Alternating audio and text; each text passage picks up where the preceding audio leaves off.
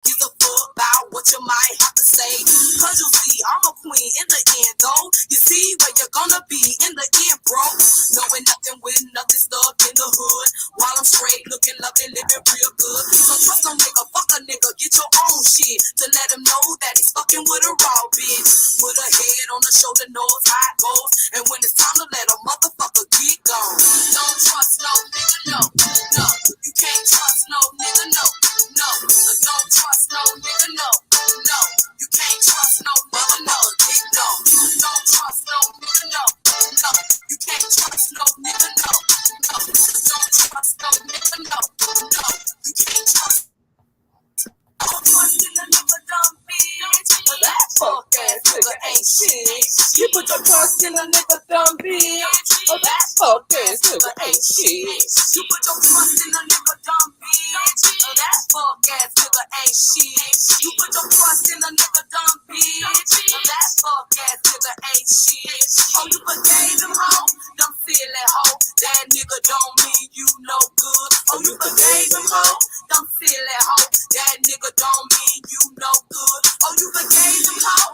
Oh, silly hoe. That nigga don't mean you no good. Oh, you forgave him, hoe? Dumb silly hoe. That nigga don't mean you no good. No, don't trust no nigga, don't trust no nigga, don't trust no nigga, no trust no nigga, don't trust no nigga, don't trust no nigga, don't trust. Mother no, no, don't trust no nigga, don't trust no nigga, don't trust no nigga, don't trust no nigga, don't trust no nigga, don't trust no nigga, don't trust no mother no, no, don't trust no nigga, no, no, you can't trust no nigga, no, no, don't trust no nigga, no, no, you can't trust no mother no, no, don't trust no nigga, no, no, you can't trust no nigga, no, no, don't trust no nigga, no, no, you can't trust no mother no, no.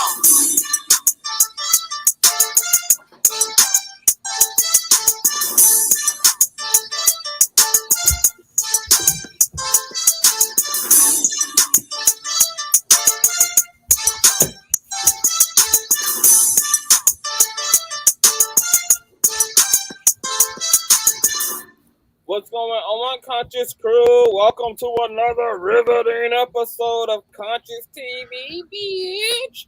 I'm so happy to be with you guys. This almost did not happen because at the last minute, bro, I just started feeling like I don't want to go live, ho, ho. I don't want to go live, ho, ho. I don't want to go live, ho, ho. I don't want to go, motherfucker, get gone. But a bitch pushed through. And of course, with my handy dandy co-host. Now, tonight's topics are his ideas, girl. We're going to be getting into some heterosexual niggerment, girl. Because as Kaya said, bitch, you can't trust these dusties no more. You can't trust these simps. I mean, these niggas got Kevin Samuels as their father, girl. So, you know, it's no hope for the girls no more, girl. Y'all better start turning gay and eating click and shit, girl. Because men, as we know it, girl, are finally on extinction level, bitch. The black men's community is in a state of crisis right now, girl. So you better develop a quiet taste, girl, for some punani. Now, before we get into the minutia of this here dialogue, if you're in the building, girl, go ahead and thumbs up this video.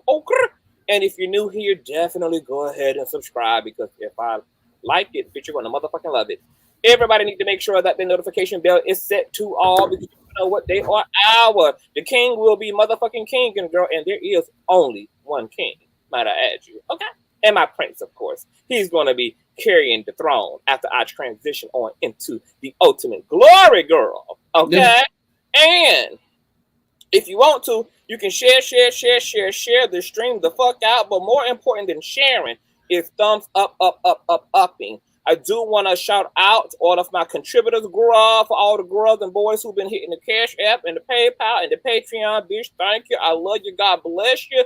You're so good to the nookie, baby. Okay? And that's why I push through for you. Now, we do have some back-to-back content. So right after this live, girl, we will be hitting the live feature all over again to get into some other things. Now, while you guys are thumbing up and getting the word out and doing all of that good jazz, honey, I'm going to go ahead and run our old nasty piece of intro, and then we're going to get into tonight's commentary.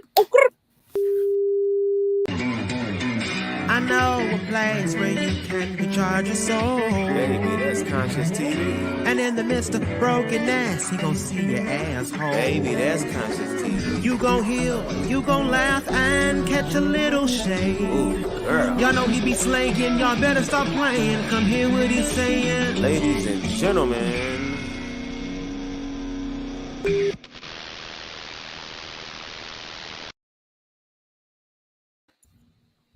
Girl, what's going on, Reckless? How you feeling tonight? Thank you for blessing the platform again. You know, the people be loving you. Oh, Lord. Jesus, fix it. Yeah. I'm so glad I chose you as a protege, girl, because, you know, the folk feel almost, you know, just as good about you as they do about me. So you continue to work with people, honey. Can you tell the folk before we even get started where they can find your platforms and your YouTube page, and then lead us on into tonight's subject? Alrighty, so my name is Reckless Logic. My Instagram name is Strictly Reckless, and my YouTube channel's name is the name that you see on the screen, Reckless Logic.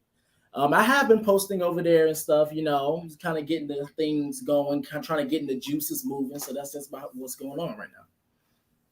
That's it. Amen. Alrighty. So, in the first part of hold on. First of all, before we get into it, what inspired you to want to talk about all this niggerment going on in the heterosexual community? You know, when I was seeing all these stories and stuff, now keep in mind, some of these stories, well, all three parts of these stories have nothing to do with each other. But however, you know, I saw a connect. I just saw them because what happened was I was on Instagram minding my business like I always do. My bad. I was on Instagram minding their business like I always do. And so when I was doing that, I saw the whole thing with Lil Baby and Jayda. And I was like, oh, okay, cool. And then all of a sudden, I saw something going on with, you know, what's the other motherfucking name? The other set of people we talking about. And I was like, oh, hold up. I was over there. I was seeing like a connect. Because, you know, my biggest thing is, you know, I love to call it hypocrisy and contradictions. So when I was seeing the contradiction train just go, I had to jump on that motherfucker so I could just stop that bitch and stop it where it needed to be stopped at. Because, bitch, they had me floored, mouth all the way to the floor. Because I was like, I know damn well some of you hoes ain't sitting up here. I wish I could be straight so I can have just as much drama going on in my personal life. You know, every now and again, I have to put a nigga in the back of an ambulance. But it seemed like straight folk end up in the back of an ambulance in the 5150 hole every damn day, bitch. Turn. Okay, what's going on? Okay, we listening. Alrighty. So in the first part of okay, hold on, wait. Before we, am I gonna need my hammer, aka my old nasty piece of gavel, girl? Am I gonna have to bang the gavel, girl? Well, if you want to be more extra, bitch. I don't know. Am I gonna need it for the night, girl? Hold up, tonight, bitch. Okay, so I'm gonna try to paint a pretty picture. Okay, all now right, do you need to share old nasty screen or? Not yet, but just give me that because I will have to do that. Okay, hold on. Who we going into first? Who we going? Oh, Lil Baby. Oh, we're going to Lil Baby because it always Lil Baby and Miss Jayda. Yes. Yeah, Miss Jayda. Because the thing, what happened was, like I said, I was on Instagram minding they business like I always do, and I saw a Lil Baby story going. I was like, oh, and oh, and oh, and then I was scrolling, and then I saw Soulja Boy, and I was like, oh. And those that contradiction those are all the F students of the heterosexual community grew up. Bitch, and then I was minding my business, and I saw something. I was like, oh, bitch, we gotta talk. We have to talk. All righty. Ready for me to go? Yes. Okay, so we're gonna start with the first part of the bigotry of the niggatry, bitch. All right, so we're gonna start with Lil Baby and Jayda. For those who do not know who Lil Baby is one of the, I would say, well-known rappers of this generation. His baby mother, girlfriend, well, probably ex by now, Jayda. Yes, her body is sickening. Now, him on the other hand, I've actually heard him speak before, and I was like, this can't be the same guy rapping, bitch. When I tell you his speaking voice and his rapping ability, like it is shocking as hell. Anyway, they have been together for 6 years. They met in Atlanta, I believe, and they've had a rocky road when it comes to the relationships. It's, of course, being young, and of course, being in certain lifestyles like hip hop, like certain things, and also having temptation around. So they've had their ups and downs when it comes down to the relationship. But this time, it's not fun when the rabbit got the gun.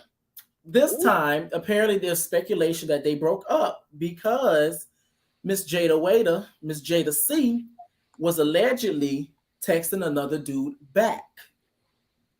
Now, let's be very clear. When she was texting dude back, now they gave speculation that this particular dude was Bow Wow. What? It was a lot of twists and turns, bitch. It was a lot of twists and turns. Trust me. I be out here in these streets, bitch. I know you fucking lie. No, there was speculation. It was alleged. It was Bow Wow. Now, when I first heard this, I was like, when I tell you, when I heard it was allegedly Bow Wow, and the first thing that came to my head was, I know this bitch did not. Bitch, you just went from bad to worse, or worse to worse, sir. That's cheating down. That's shooting down. Now, she did address those rumors. Now, she addressed those rumors and said that she don't know where y'all got that from. She basically denied I think those that was rumors. a dig. It had to be a dig. Mm-hmm. That had to be a motherfucking dig at Miss Jayda. Because, girl, if they say you cheating with Bow Wow, bitch, they're trying to say some things without saying some things, boy. But that's a little nasty piece of insult on the low, bitch. Okay, because I was like, okay, I understand Lil Baby may have some issues, but Bow Wow, that man is toxic like a motherfucker. And so that's almost like being in a lesbian relationship. You know, a Bow Wow put hands and feet on a girl's honey. He'll claw your ass up, real nasty piece, girl. Okay, little mama. Girl, Bow Weezy will put the paws on your motherfucking ass, girl. Bitch, all lives matter to me. Go ahead, bitch. All right, so the first question I'm gonna pose this question to you because this is the question that popped in my head. Do you believe that good guys come in last place? Because the first thing I was like, bitch, we going from toxic to more toxic. So who would be the good guy? I'm just saying in general, because I'm like, I'm saying in general, because do I feel like somebody that you feel last? Do I believe that good guys finish last? Mm-hmm. I would say in a general standpoint. You talking about like in the heterosexual community when it comes to women and all that shit? Both. Well, no, because it's I don't want to say for both because our shit is an entirely different. Yeah, it is. But okay, so do both. Do both then. No, well, we only talking about the straight folks tonight. Okay. I'm gonna get it to us. I'll save us, but okay. Now, you know. So here's my thing. I did not want to believe this. I honestly did not. I was like, ain't no way in hell. These niggas got black women fucked. Of course, like black women out here looking for a wholesome, good, solid dude. But yo, every motherfucking straight nigga that I know who is a good guy, and by good guy, got his credit together. He ain't toxic. He don't want to elbow a bitch just because it's a heated argument. He know how to keep his hands to himself. He don't call a woman every type of bitch and motherfucking hoe in an argument, honey. He got good morals and values. Like, you know, he's into music. He low-key, romantic. Every last single one of these niggas I met are dating non-black women because they get swiped right on.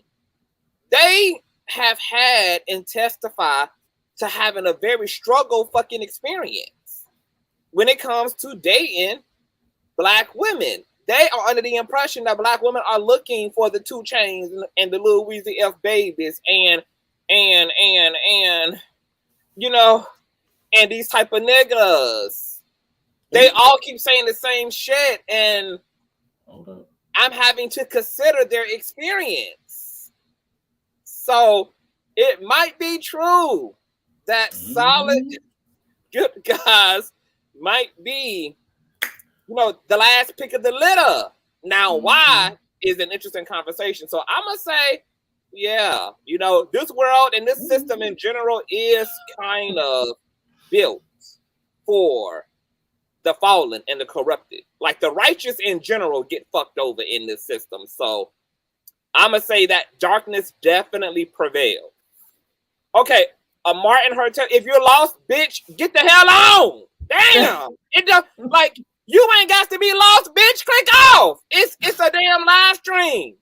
Just like you stumbled in, moonwalk your ass on into obscurity, girl. You around here tumbling around talking about you lost, bitch. Use the exit button, girl. Homie. Fuck wrong with you, bitch? You ain't blind and handicapped, bitch. So now, I'm gonna say yes, girl. Wait, hold on, wait. I want to say this. I want to bring it to somebody's attention. So you guys remember, you guys, this motherfucker clout chasing, thirsty as hell, girl. Where am I? What's going on, bitch?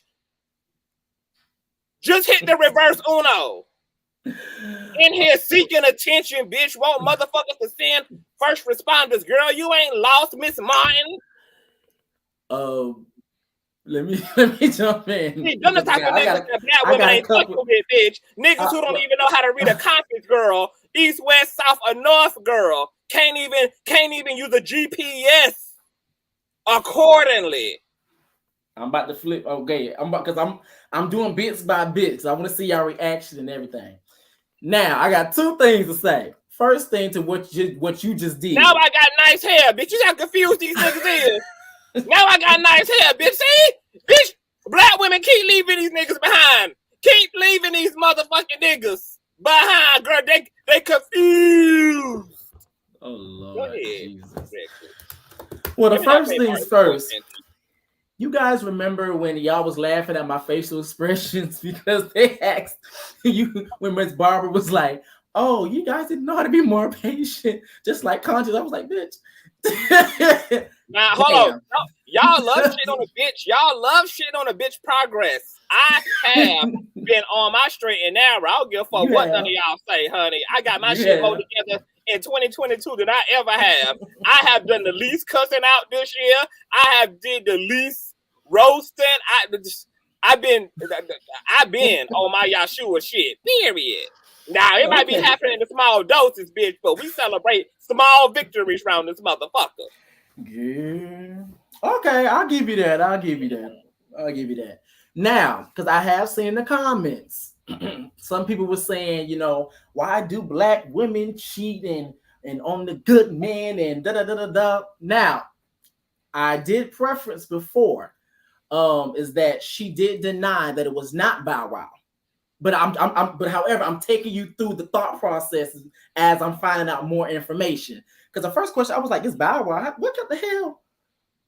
Because bitch, when I tell you I was gonna rip and tear into her ass if it actually was Bow Wow, but I was like, you know what, whatever. I found it wasn't. I was like, okay, cool.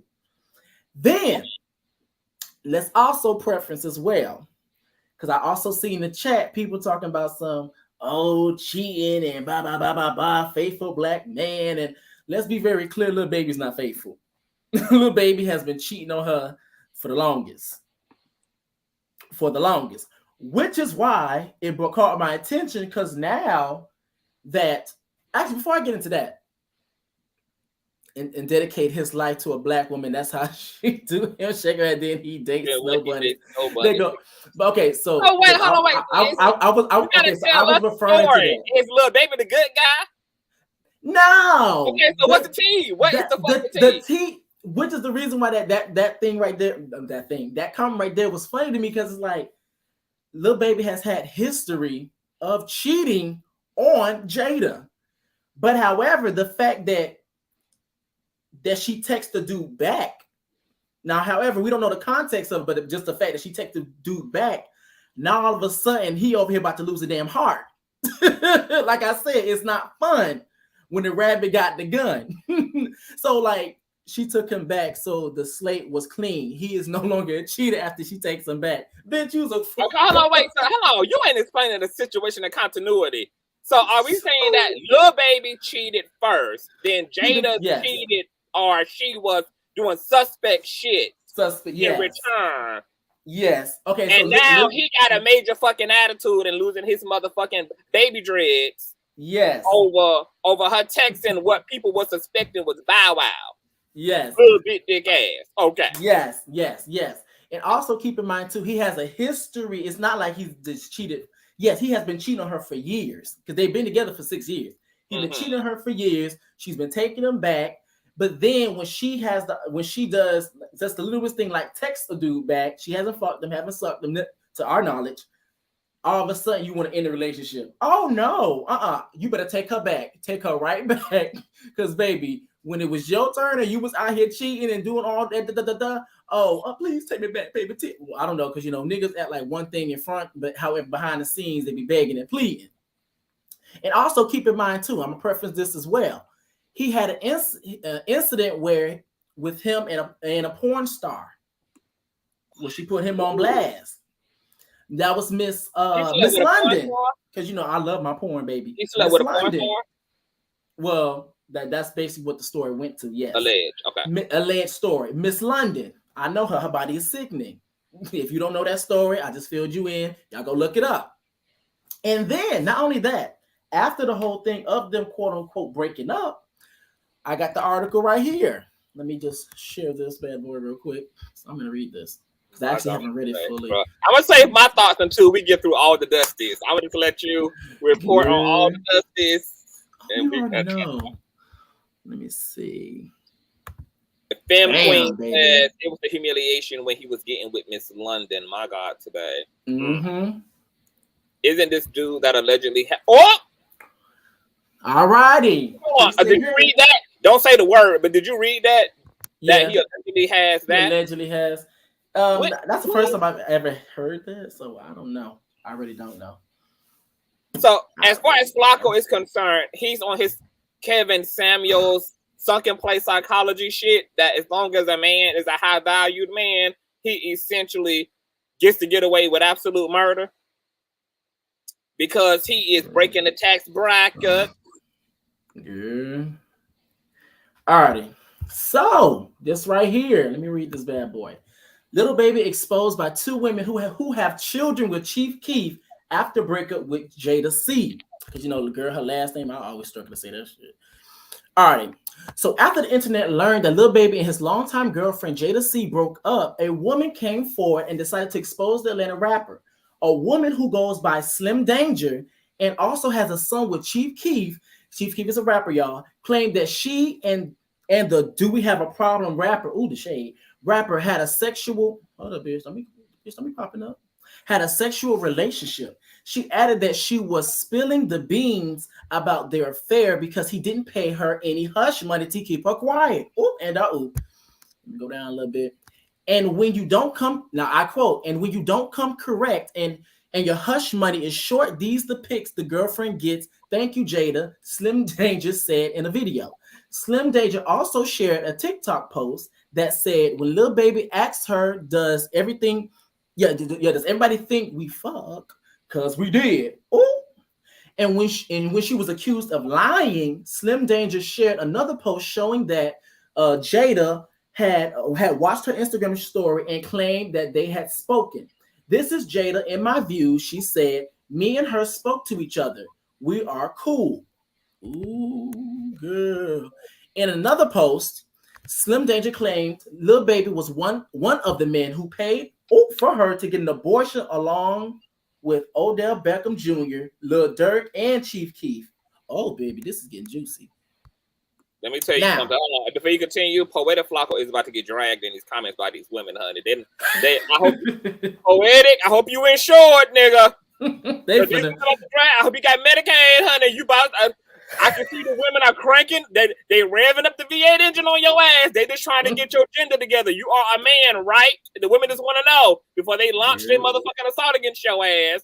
That this is a cisgendered man, baby. This a man, y'all. Girl, you can't tell by the way he's defended, baby. He finna.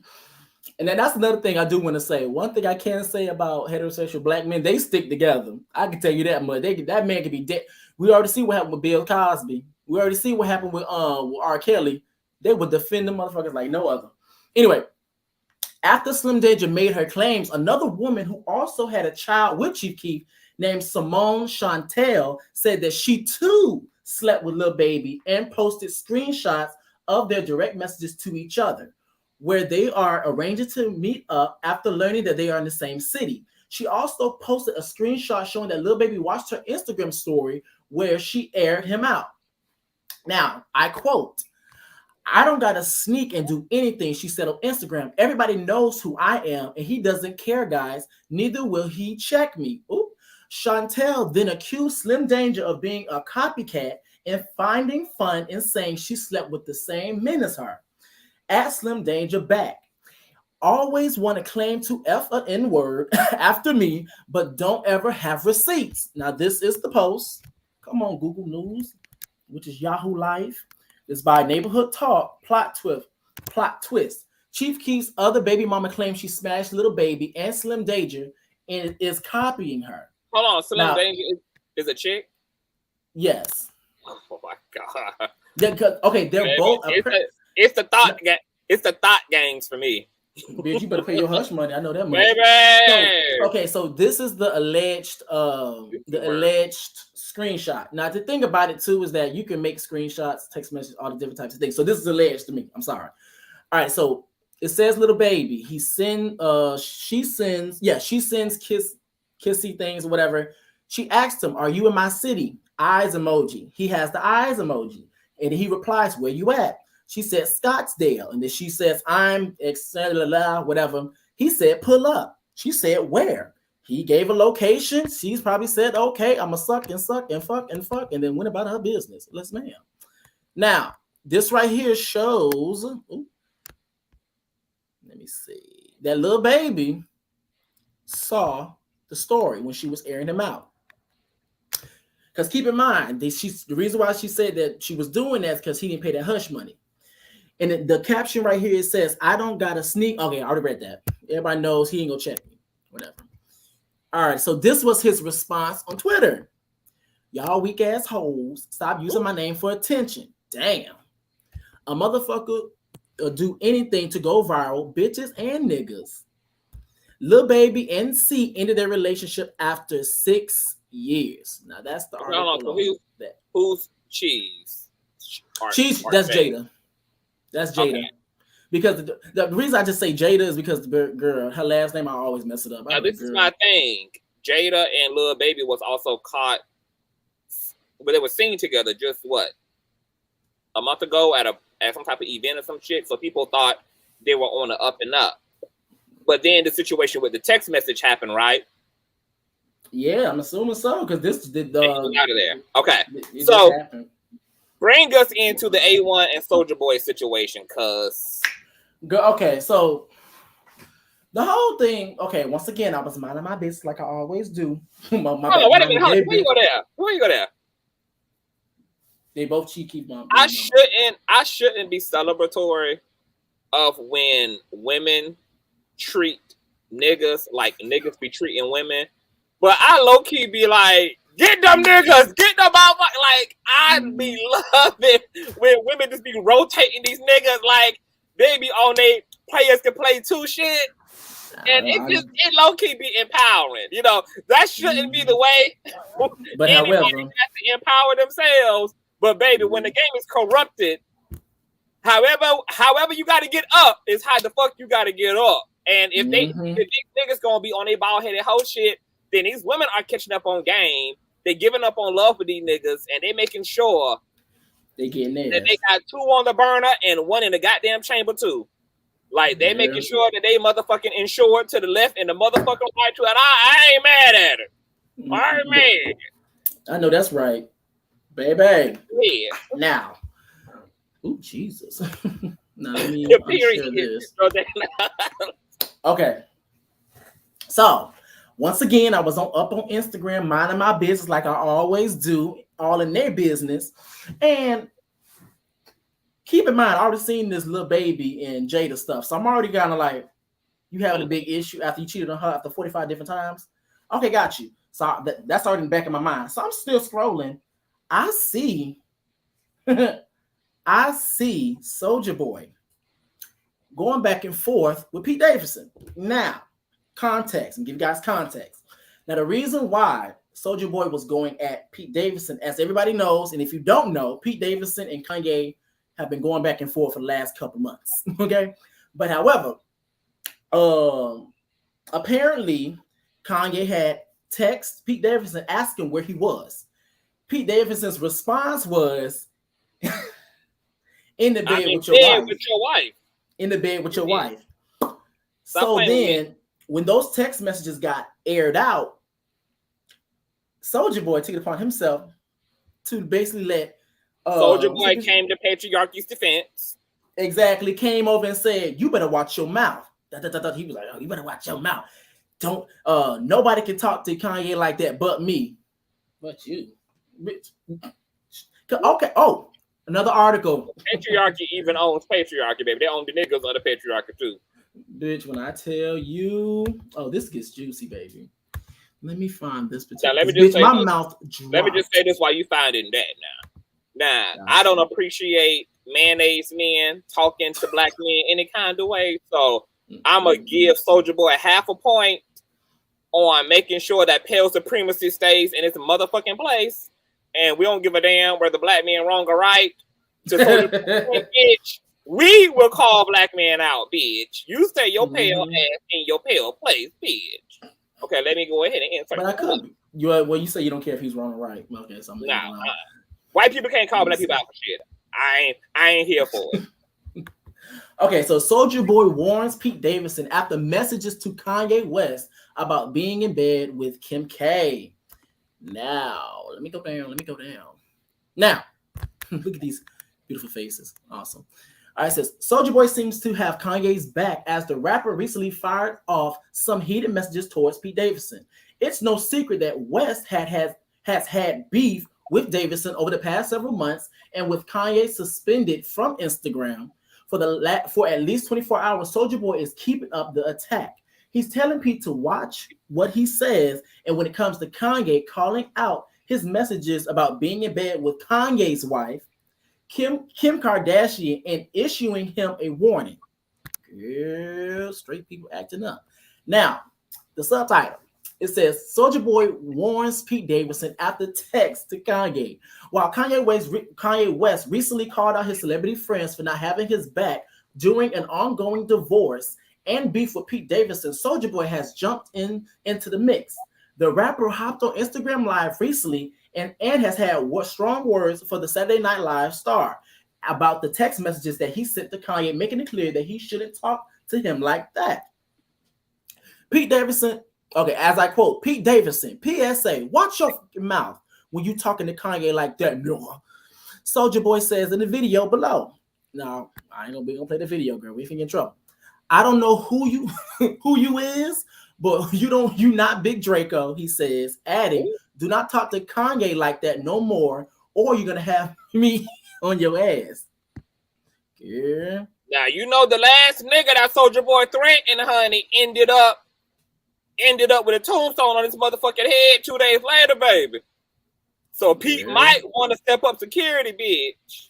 The last motherfucking nigga that Soulja Boy was on the Breakfast Club beefing with, sending shots to,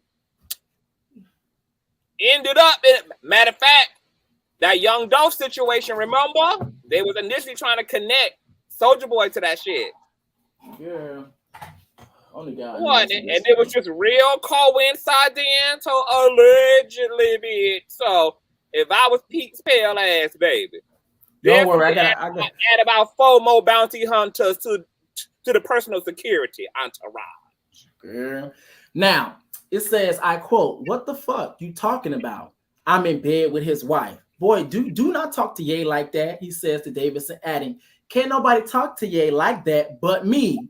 Ooh, bitch, ooh, Jesus. The recent video comments arrived several weeks after Soulja Boy delivered a message to Kanye West. In the previous video, Soulja went after West for not including his verse as part of a song on the Donda album last year. Soulja taunted Ye by talking about how he lost his wife to Pete Davidson. Oh, you see how the things have changed. In a surprising moment last month, a Soulja Boy verse on Kanye's follow-up album, Donda 2, debuted during Ye's Miami listening event. Now, it says Davidson's text messages with Kanye surfaced online. Soulja Boy's calling out of Davidson comes after the SNL star's text messages to Kanye were shared online by Pete's friend writer Dave Cyrus, making headlines this past weekend. During their conversation, Kanye asked Davidson where he was at the moment. In his response, Davidson told him in bed with your wife, also sending a shirtless selfie. Grr.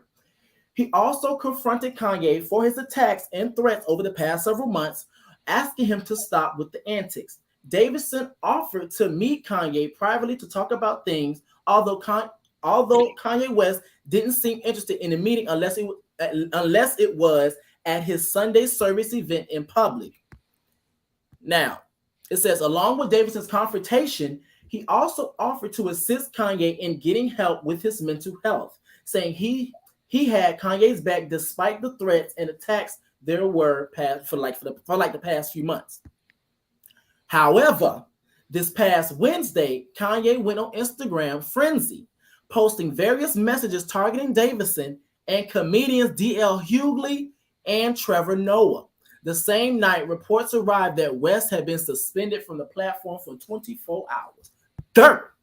And they're also trying to keep that nigga from the Grammy stage as well. Dirt. Now, here's the thing. Once again, I love that Soulja Boy is on script. He on code with Pale Supremacy, bitch. Right or wrong, girl? You stay your ass out of it. Now, setting Pete aside, Kanye West not being the people's champ, girl. Ain't he done dated like 3 mayonnaise bitches since him and Kim been undergoing a divorce? And was Kim online trolling all his hoes? Was Kim online acting a damn fool? Was Kim acting any damn body? Hell no. So why cannot Consciouztv stand the rain?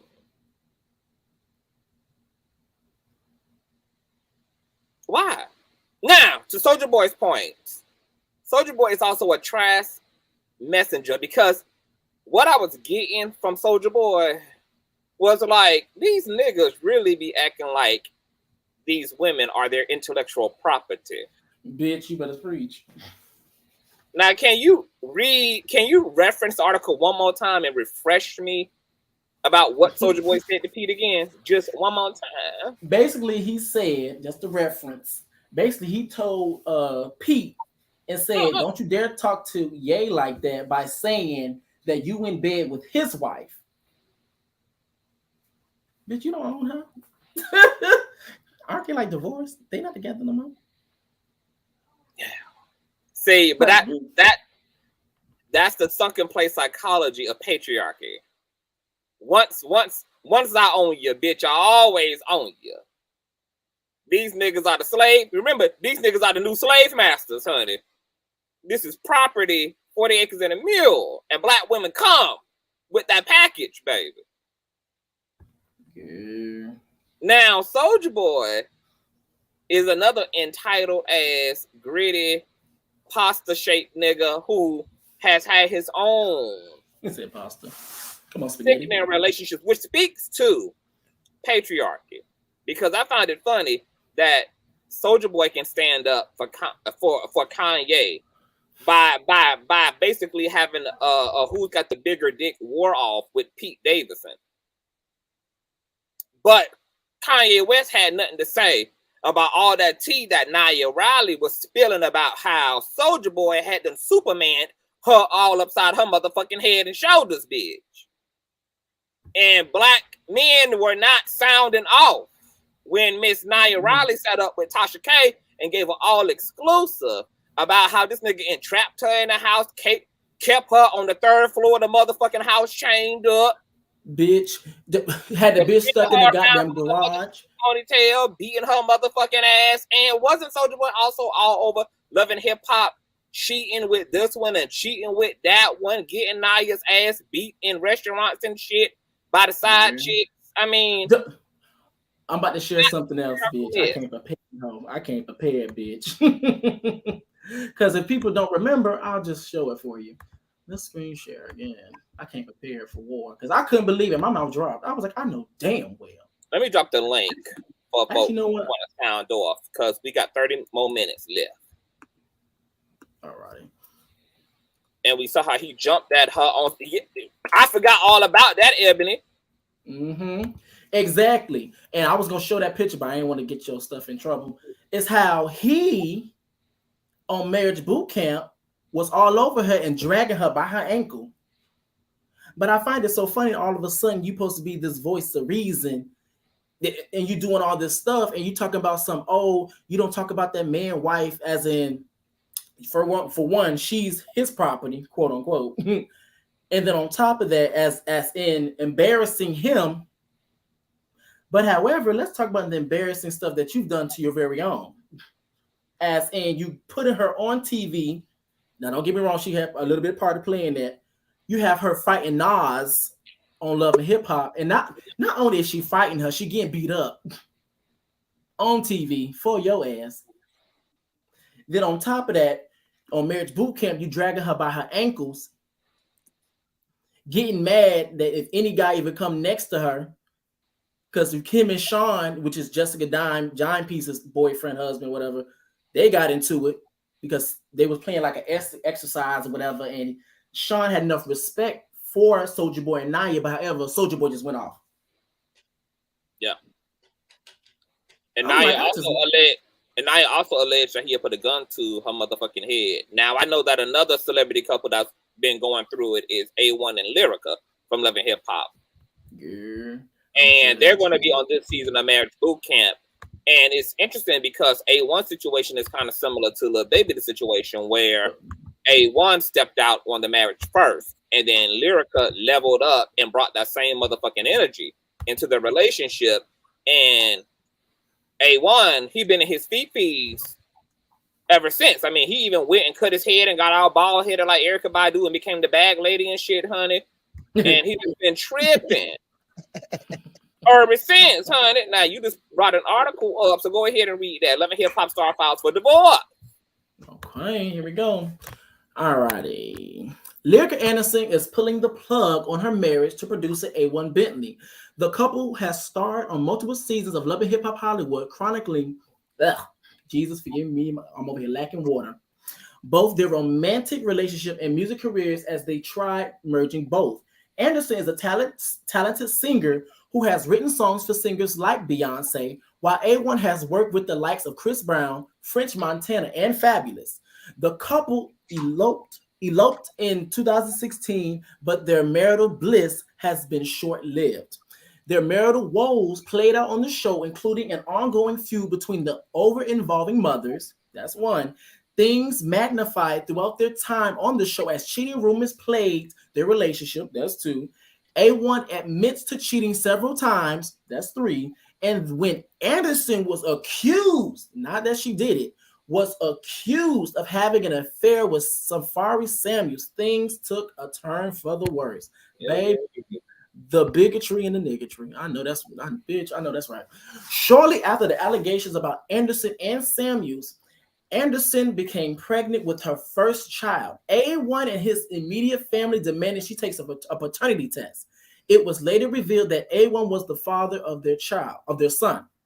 Their son, Ocean Zion Bentley, come on, Ocean, come on, Wave, was born in 2018. Anderson told TMZ that she suffered a major health scare after giving birth. The singer said that, the singer said that almost immediately after giving birth, she felt like she was about to die. Her health quickly deteriorated, with things getting so bad that doctors had to give her toothbrushes to release pain from her skin itching. Oh, Jesus. Jesus, I don't know what the hell was going on there. That's the first time I heard of that. Now, it says, outside of Love and Hip Hop, the couple tried working things out on Marriage Boot Camp, which aired on WeTV. They also appeared on Zeus Network's The Conversation, where they aired their dirty laundry. By that point, Anderson moved out of their LA mansion. She couldn't get past the infidelity. I quote, "I did nothing wrong. I made a mistake, cheated. You couldn't get over it," A1 said to Anderson during an episode. Bitch, I just know that. Continue. I just have a really hard time being with someone that I don't think is going to be completely faithful, Anderson responded. Anderson filed divorce documents in an LA County courthouse. Ooh, girl, that's all we got for it. Bitch, they tried it.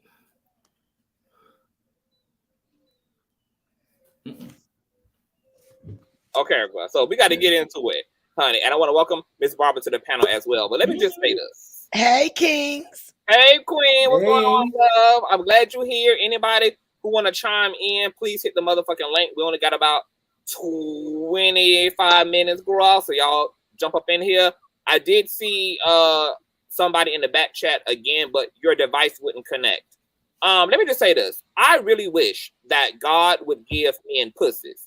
Because I feel like if God gave men pussies, men would act much better. Because when I really think about male and female heterosexual dynamics, men just get the upper hand because they don't have to emotionally labor over their relationship in the ways that women do. And I think a lot, and I think there's some physiological like unfairness and inequality here. Like, first of all, can we all admit, and I know that Reckless Logic, you are a super powerful bottom. Okay, so I'm sure you can testify, girl, to knowing that it takes more to be penetrated than it does to do the penetrating.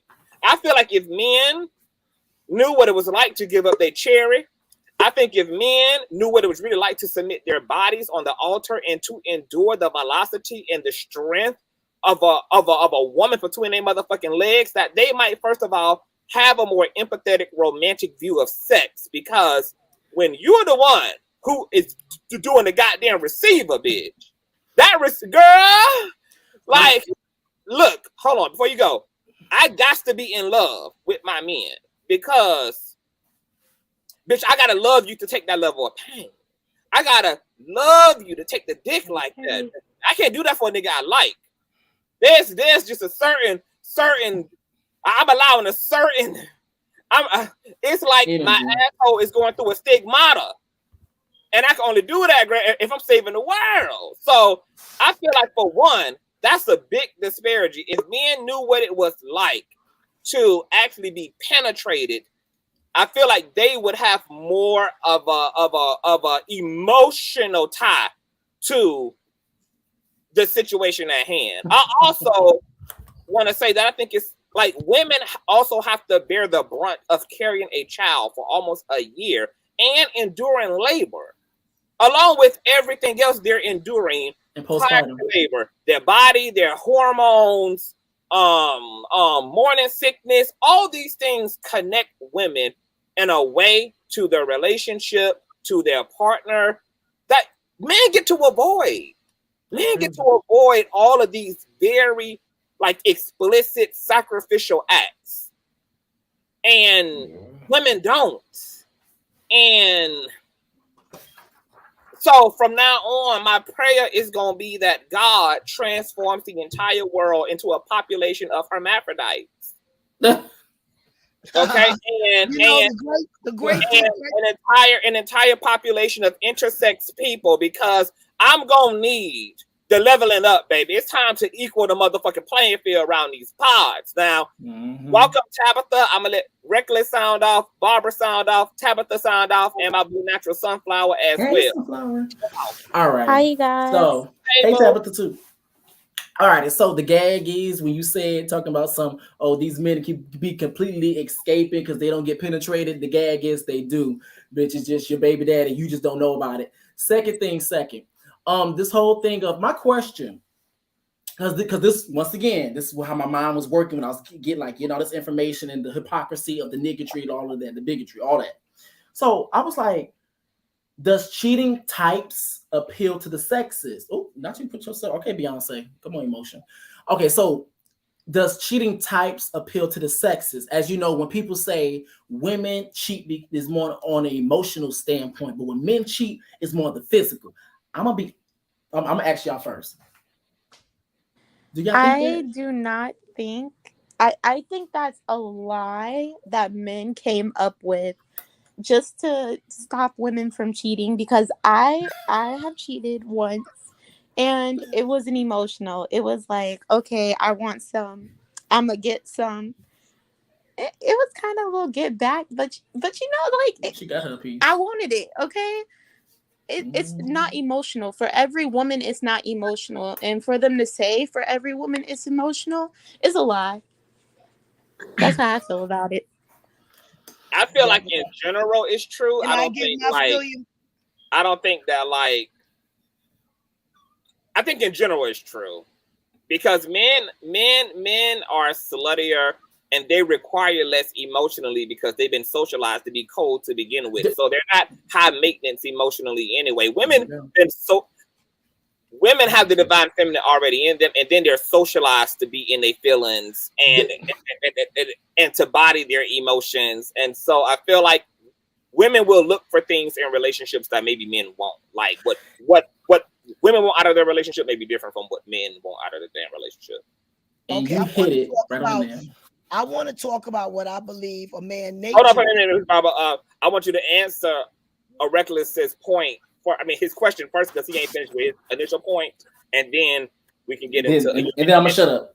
Now he had asked if you think that is true that women cheat emotionally and men cheat physically. Physically, men, because physically is on men.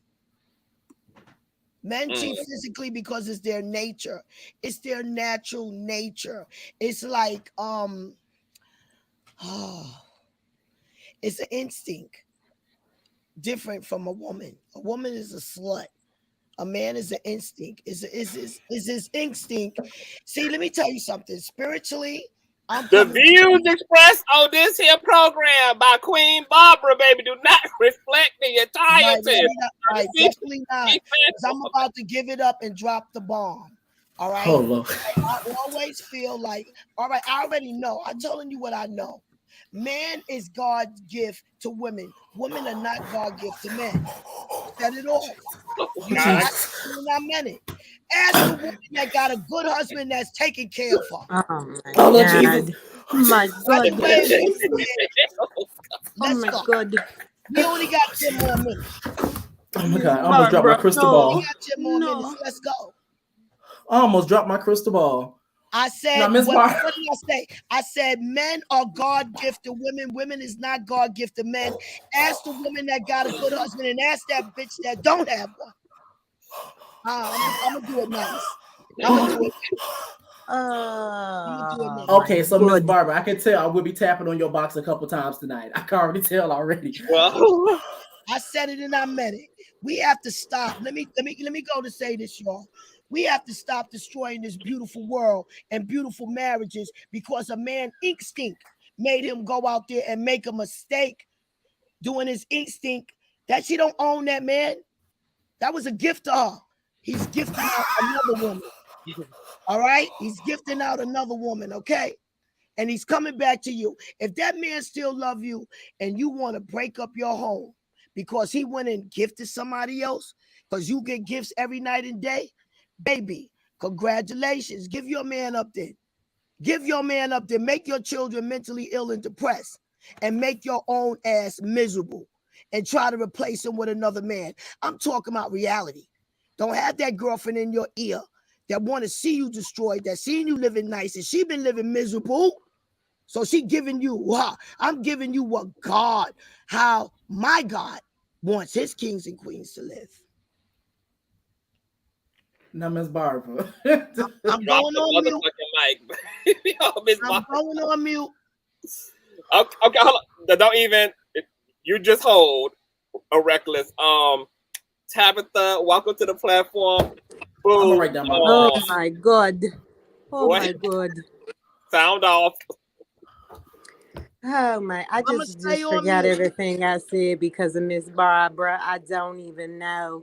And I'm married. I'm a married woman, okay? I don't even know. But what Reckless was saying, I feel like it's like a catch-22. You know what I'm saying? Because not all women or, feel like emotionally can cheat. You know what I'm saying? Women can be like a man and just do a one night stand and you know what I'm saying and just be what it is.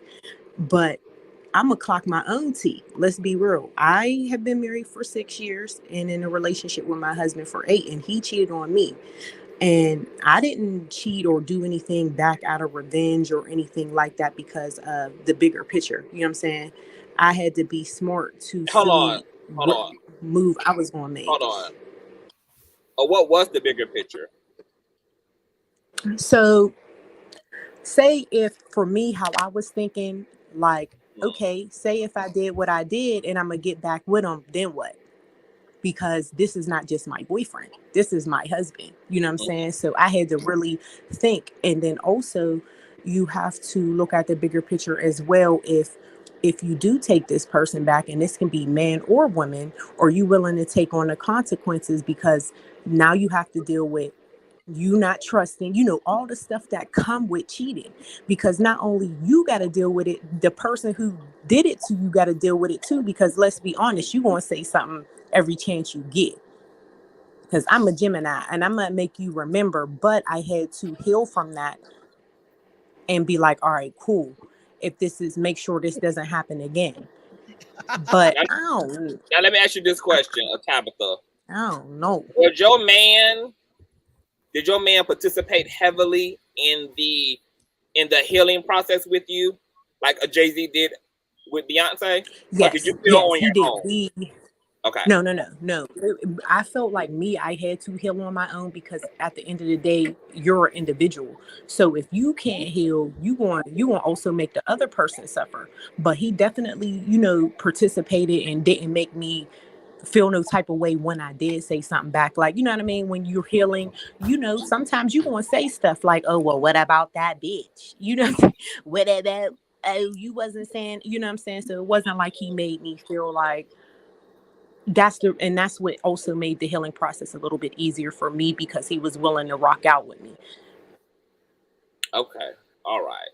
Wow. That's interesting. Okay. All right. Hold that thought. A natural sunflower seed. Are you there, love? Can you hear me? Yes, I'm here. Okay, darling. Sounds off. What are you on? I just want to say, Miss Barbara, trust me, I understand because my grandma think the same way. My grandma said, "Don't go looking in no phone if you're not ready to leave. Don't mess around with." Like my grandma, she knew her husband was over here. Oh Lord, let me not tell my grandma business. But basically, I'll say let me not tell her business. Let me tell it for you. Can I tell the story for you? And then you check me. Can I tell a story for you since you can't tell your grandmother business? Miss Barbara, hold on. Don't worry.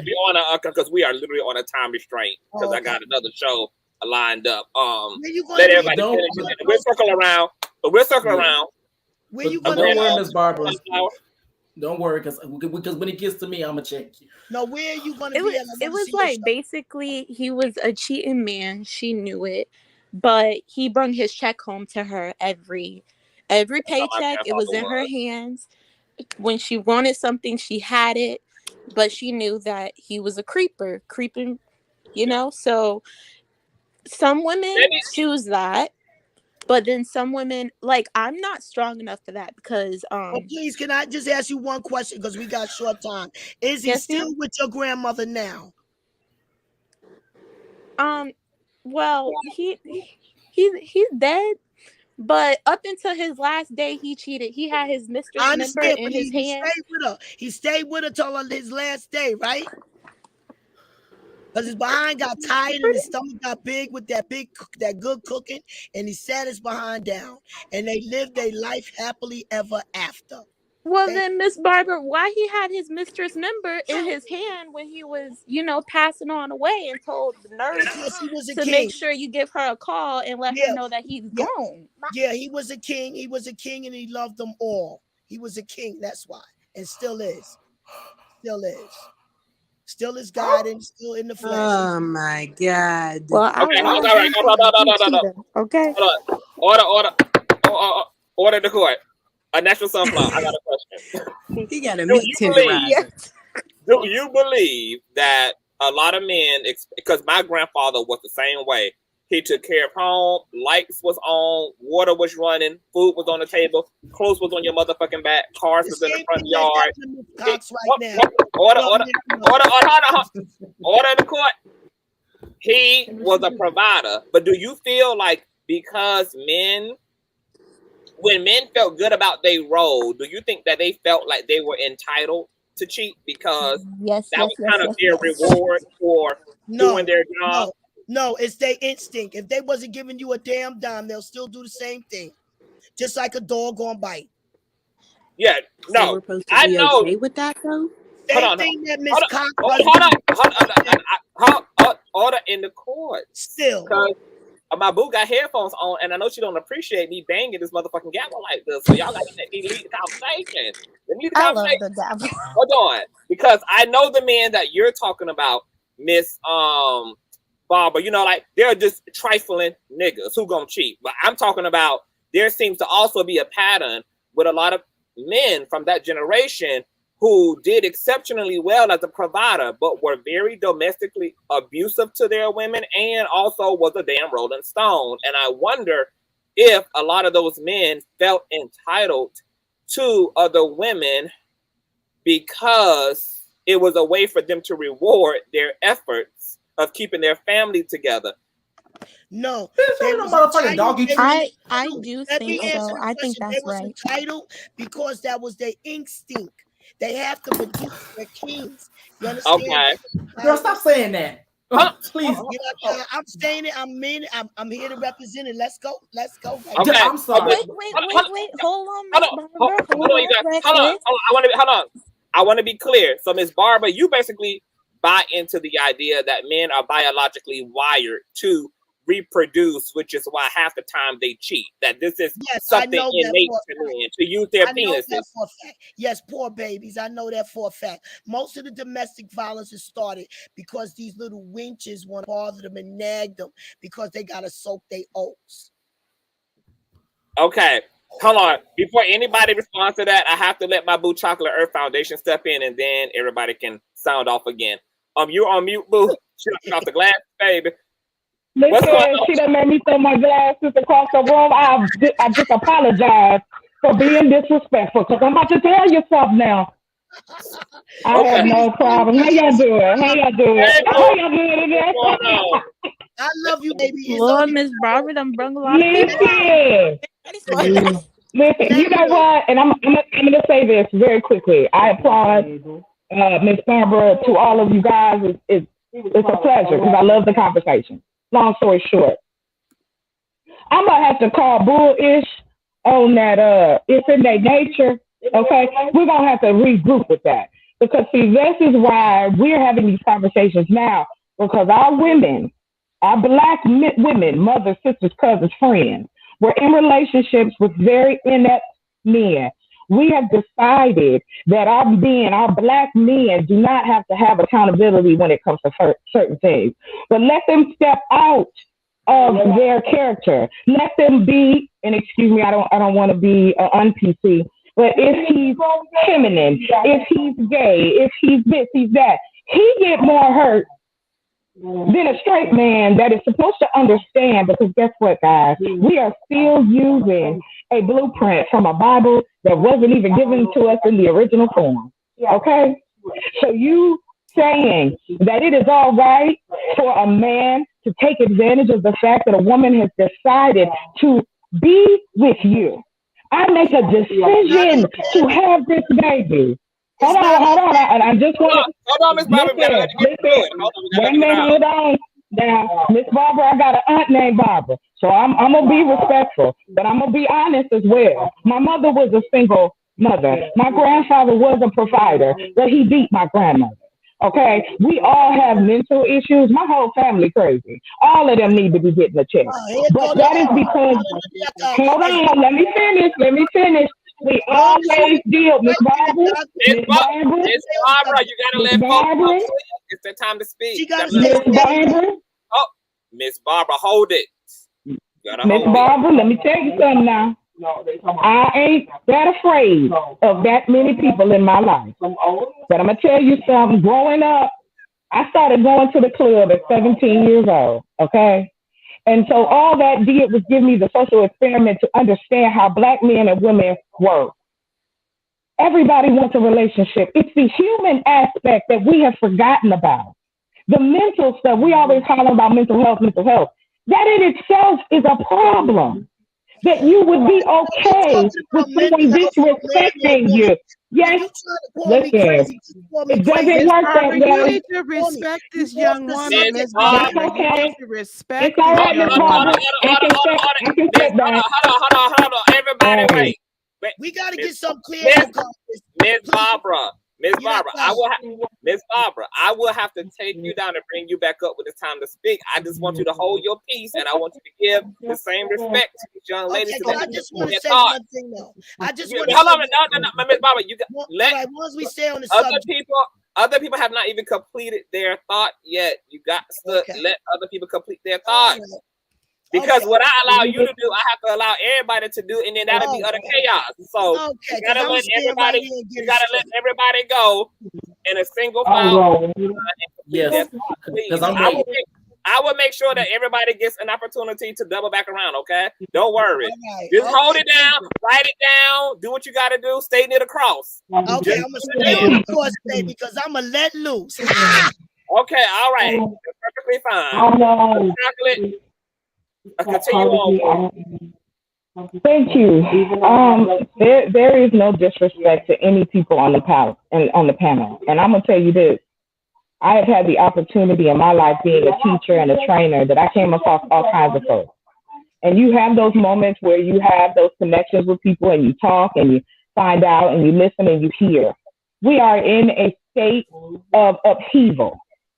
There is nothing wrong with a man having a family or being married or anything like that. But you're not going to tell me, now I'm going to use this quote and then I'm out. You're not going to sit up here and tell me that it's all right for a man to be disrespectful to his woman, but yet and still we use the same blueprint. Because what does the Creator say? Don't put your faith in man. Put your faith in me. Don't sit up and decide that we're going to give somebody a cookie because they brought a check home. Let me tell you something. I've been bringing checks home since I was 13 years old. My father walked away. There's a lot of us from this generation, Miss Barbara, and I'm saying this to you. So as the aunts and grandmas and sisters, my aunts didn't come in and do what they needed to do. I didn't get my guidance from that particular side. I got my guidance from older women who was out here standing 10 toes all the time, and their men was either in prison, they was out the door, they was with a white woman, they was doing whatever they had to do. We have been making excuses for black men since black men was black men. We have to stop. We don't teach our boys to be emotionally connected. We don't teach our men to be emotionally connected, but yet we teach our girls to be emotionally hostage to the fact that I want to be treated well and I will not take anything less. It is 2022, not 1950, and I refuse to bow down or tell any other woman, I don't care how old you are, to bow down to some man that's going to disrespect you, some woman that'll disrespect you, your children that may disrespect you. You got to send them on down the street and let them go. I bid you a good day. Mic drop. Well, baby. I know you ready to follow. You ready to follow up with the triple uppercut, honey. Girl, you better preach. Hold on, the heart of inspiration is ready to follow up with an old nasty uppercut, honey. Listen, I was looking for my organ and my it is no disrespect. It is no disrespect. Because baby chocolate earth, let me tell you something, baby. I love you. Okay, so me and Miss Barbara probably about the same age, so it's gonna be auntie against auntie versus auntie right here. Yeah, let's go. Okay, because I'm gonna tell you what God love. What we not gonna sit here and do is tell our young ladies and tell the younger ladies that it's okay for a man to go out here and cheat and do whatever he want and bring whatever he want home. We not going to allow our young women to get beat on like my mother did, to get beat on like my grandmother did. Hold up. Hold up. No. Because see, the young girls. We gotta let folk complete their thought. The young girls are going to show a level of deference. See, this is peer to peer. We're not going to sit here and act like these men are right for doing this. We're not going to sit here and act like we haven't sat here and made excuse after excuse after excuse. I just did a show on my own channel about toxic versus divine femininity. It is toxic femininity to tell these young women that we're supposed to excuse these men for their actions. It's toxic femininity for us to sit here and say that they are supposed to get upheld and uplifted, and I'm supposed to bow down to you because you brought a check home. Negro, you better come on with the come on. I don't have time for you and your bullshit. Okay, I don't have time for it. Do what you are supposed to do. If you expect me to be some submissive woman, which I am not, but some submissive woman, I'm going to need you to do what you're supposed to do. For too many years, all throughout college, I was told, my fellow melanated women, sisters were told that it was our job to uphold the whole race. But the men that were going to the same college I am could go run skiing and playing in the mayonnaise, as CTV would say. Okay, it was okay for them to go do it however they wanted to, and we were just supposed to be all right with leftovers and scraps, and it was our responsibility to make sure that the race continued. I'm not going to let these women bear that on their shoulders any longer. I'm going to call for the men and for the women to do the same, to respect one another, to be respectful, to honor themselves and honor their partners and the children that they make. Because I tell you what, if some nappy-headed boy put his hands on one of my girls, it's on and pop. I'm gonna catch a case. I'm gonna ask y'all for a GoFundMe. I'm gonna be like, I'm gonna call CTV. I need you to raise some money for me because I done caught a case because I done beat a nigga's ass. Now, okay, now I'm done. I'm out.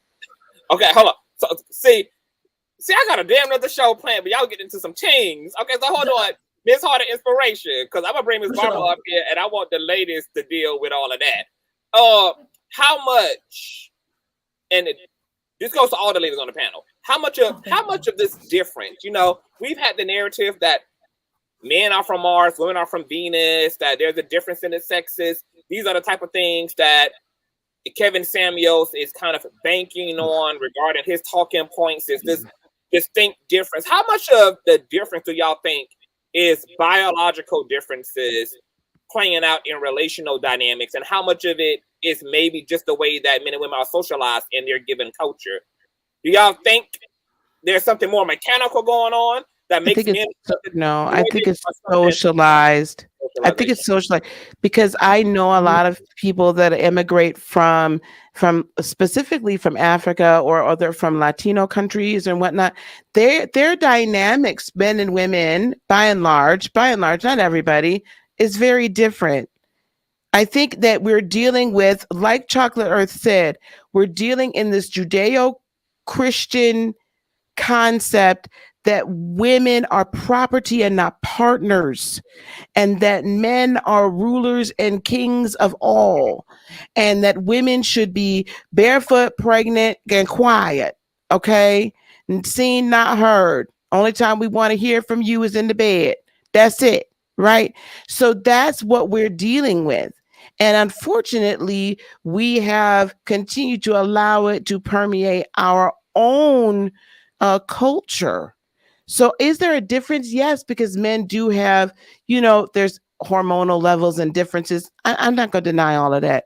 But when two people are in balance spiritually, when their divine feminine and masculine are balanced spiritually, then we have a balanced individual that can enter into union with another balanced individual. Amen. I want Tabitha. Hold on. Matter of fact, y'all, y'all hold that thought. Let me let Reckless go up because I want to bring Miss Barbara up and let y'all deal with Miss Barbara, and then I'm gonna take the man down. Take the men down. I'm a woman. Sound off. Yeah. Sound off, Reckless. Sound off. I'm a woman for tonight. I'm a woman. Leave me up here with Miss Barbara. Sound off. Okay, so Miss Barbara, I know you still here, baby. I know you seen me go get into it with a couple people, but tonight's gonna be the night I will be tapping on your box. So make sure you lace up, baby. I can't believe you just said what you just said. Oh my God. Oh my God. So, okay, let me say this. Now, we're going into this whole thing. I'm really glad because you starting to see different perspectives. Let me calm down. Because Miss Barbara is representing for the toxic men. Like she symbolizes toxic masculinity tonight, baby. So Baby. we don't need a toxic nigga up here. We already got Miss Barbara to do all that. Okay, I've been writing down some notes because girl, it's been boiling. So we're getting into this whole thing when it comes down to gender roles, and when it comes down to like when we start talking about, oh, men bring home the bacon, they do this, they do that, but however it gives them an excuse to cheat. What this I'm sorry, this nigga don't need no Scooby-Doo snack just because he doing what he's quote unquote supposed to do. So just because he brings home the bacon, but let's be very clear why women were at the time. Once again, let's keep in context of the time era. Why women at the time dealt with that, because guess what? Women weren't allowed to even have jobs. So how were they going to how were they going to survive without men who were the only ones allowed to vote, who were the only ones to have jobs to be able to survive for them and their children? So that's the reason why that was quote unquote acceptable of some fact of some sort. My bad, I just saw the little thing. I can't believe she said it, and then she said the whole thing talking about some. Men are a gift to women, or women's not a gift to. Are we reading the same good book? I thought that God made Eve because he needed help, which was a gift to Adam. Like, are we not reading the same book? I was just shocked. I'm flabbergasted. Oh my God.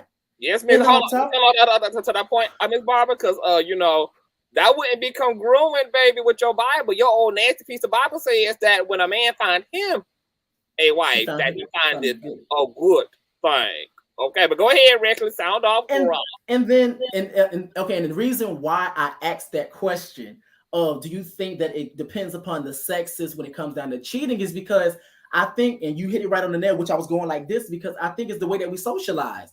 Like, and this is the reason why I get annoyed once again whenever we try to have certain conversations, because when we get in like a group setting, we try to dress it up. But I guess they forget that me and Conscious, even if the other women aren't privy to this information, being Conscious, even though we're gay, we have been around for certain conversations, like the barbershops, like locker rooms. So I know the social conditioning that happens because they try to do it with me, as in fuck them all.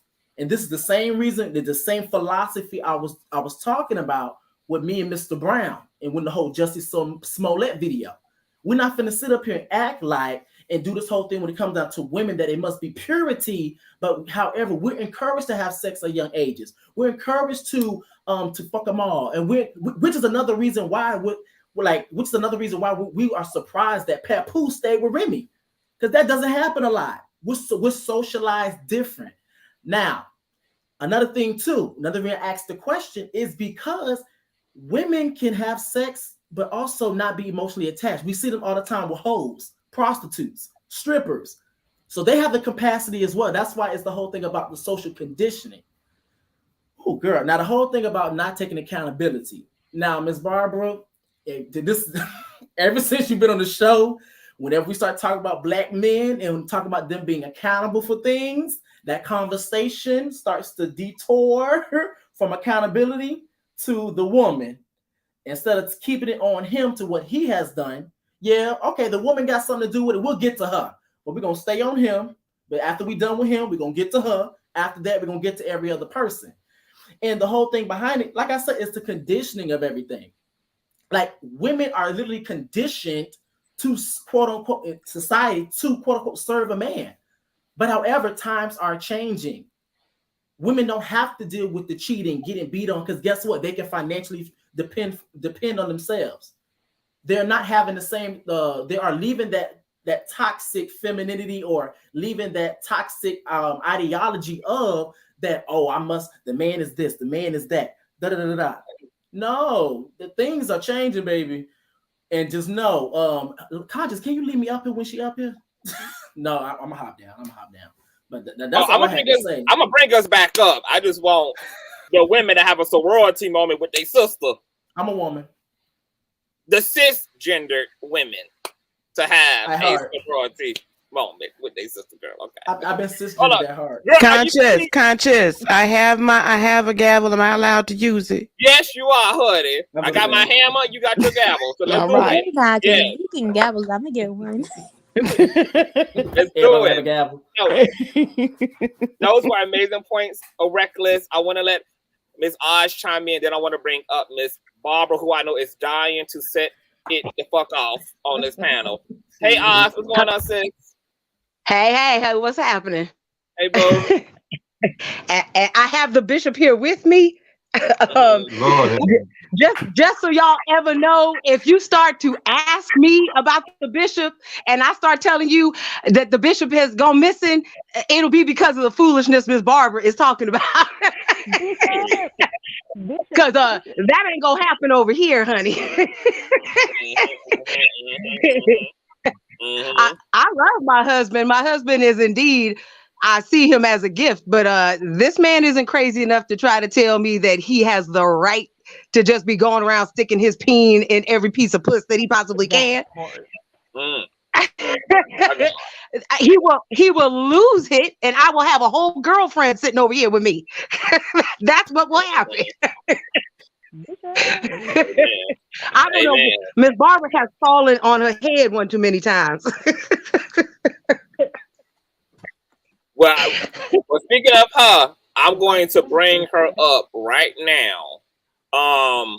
Miss Barbara, is you there, love? Are you ready?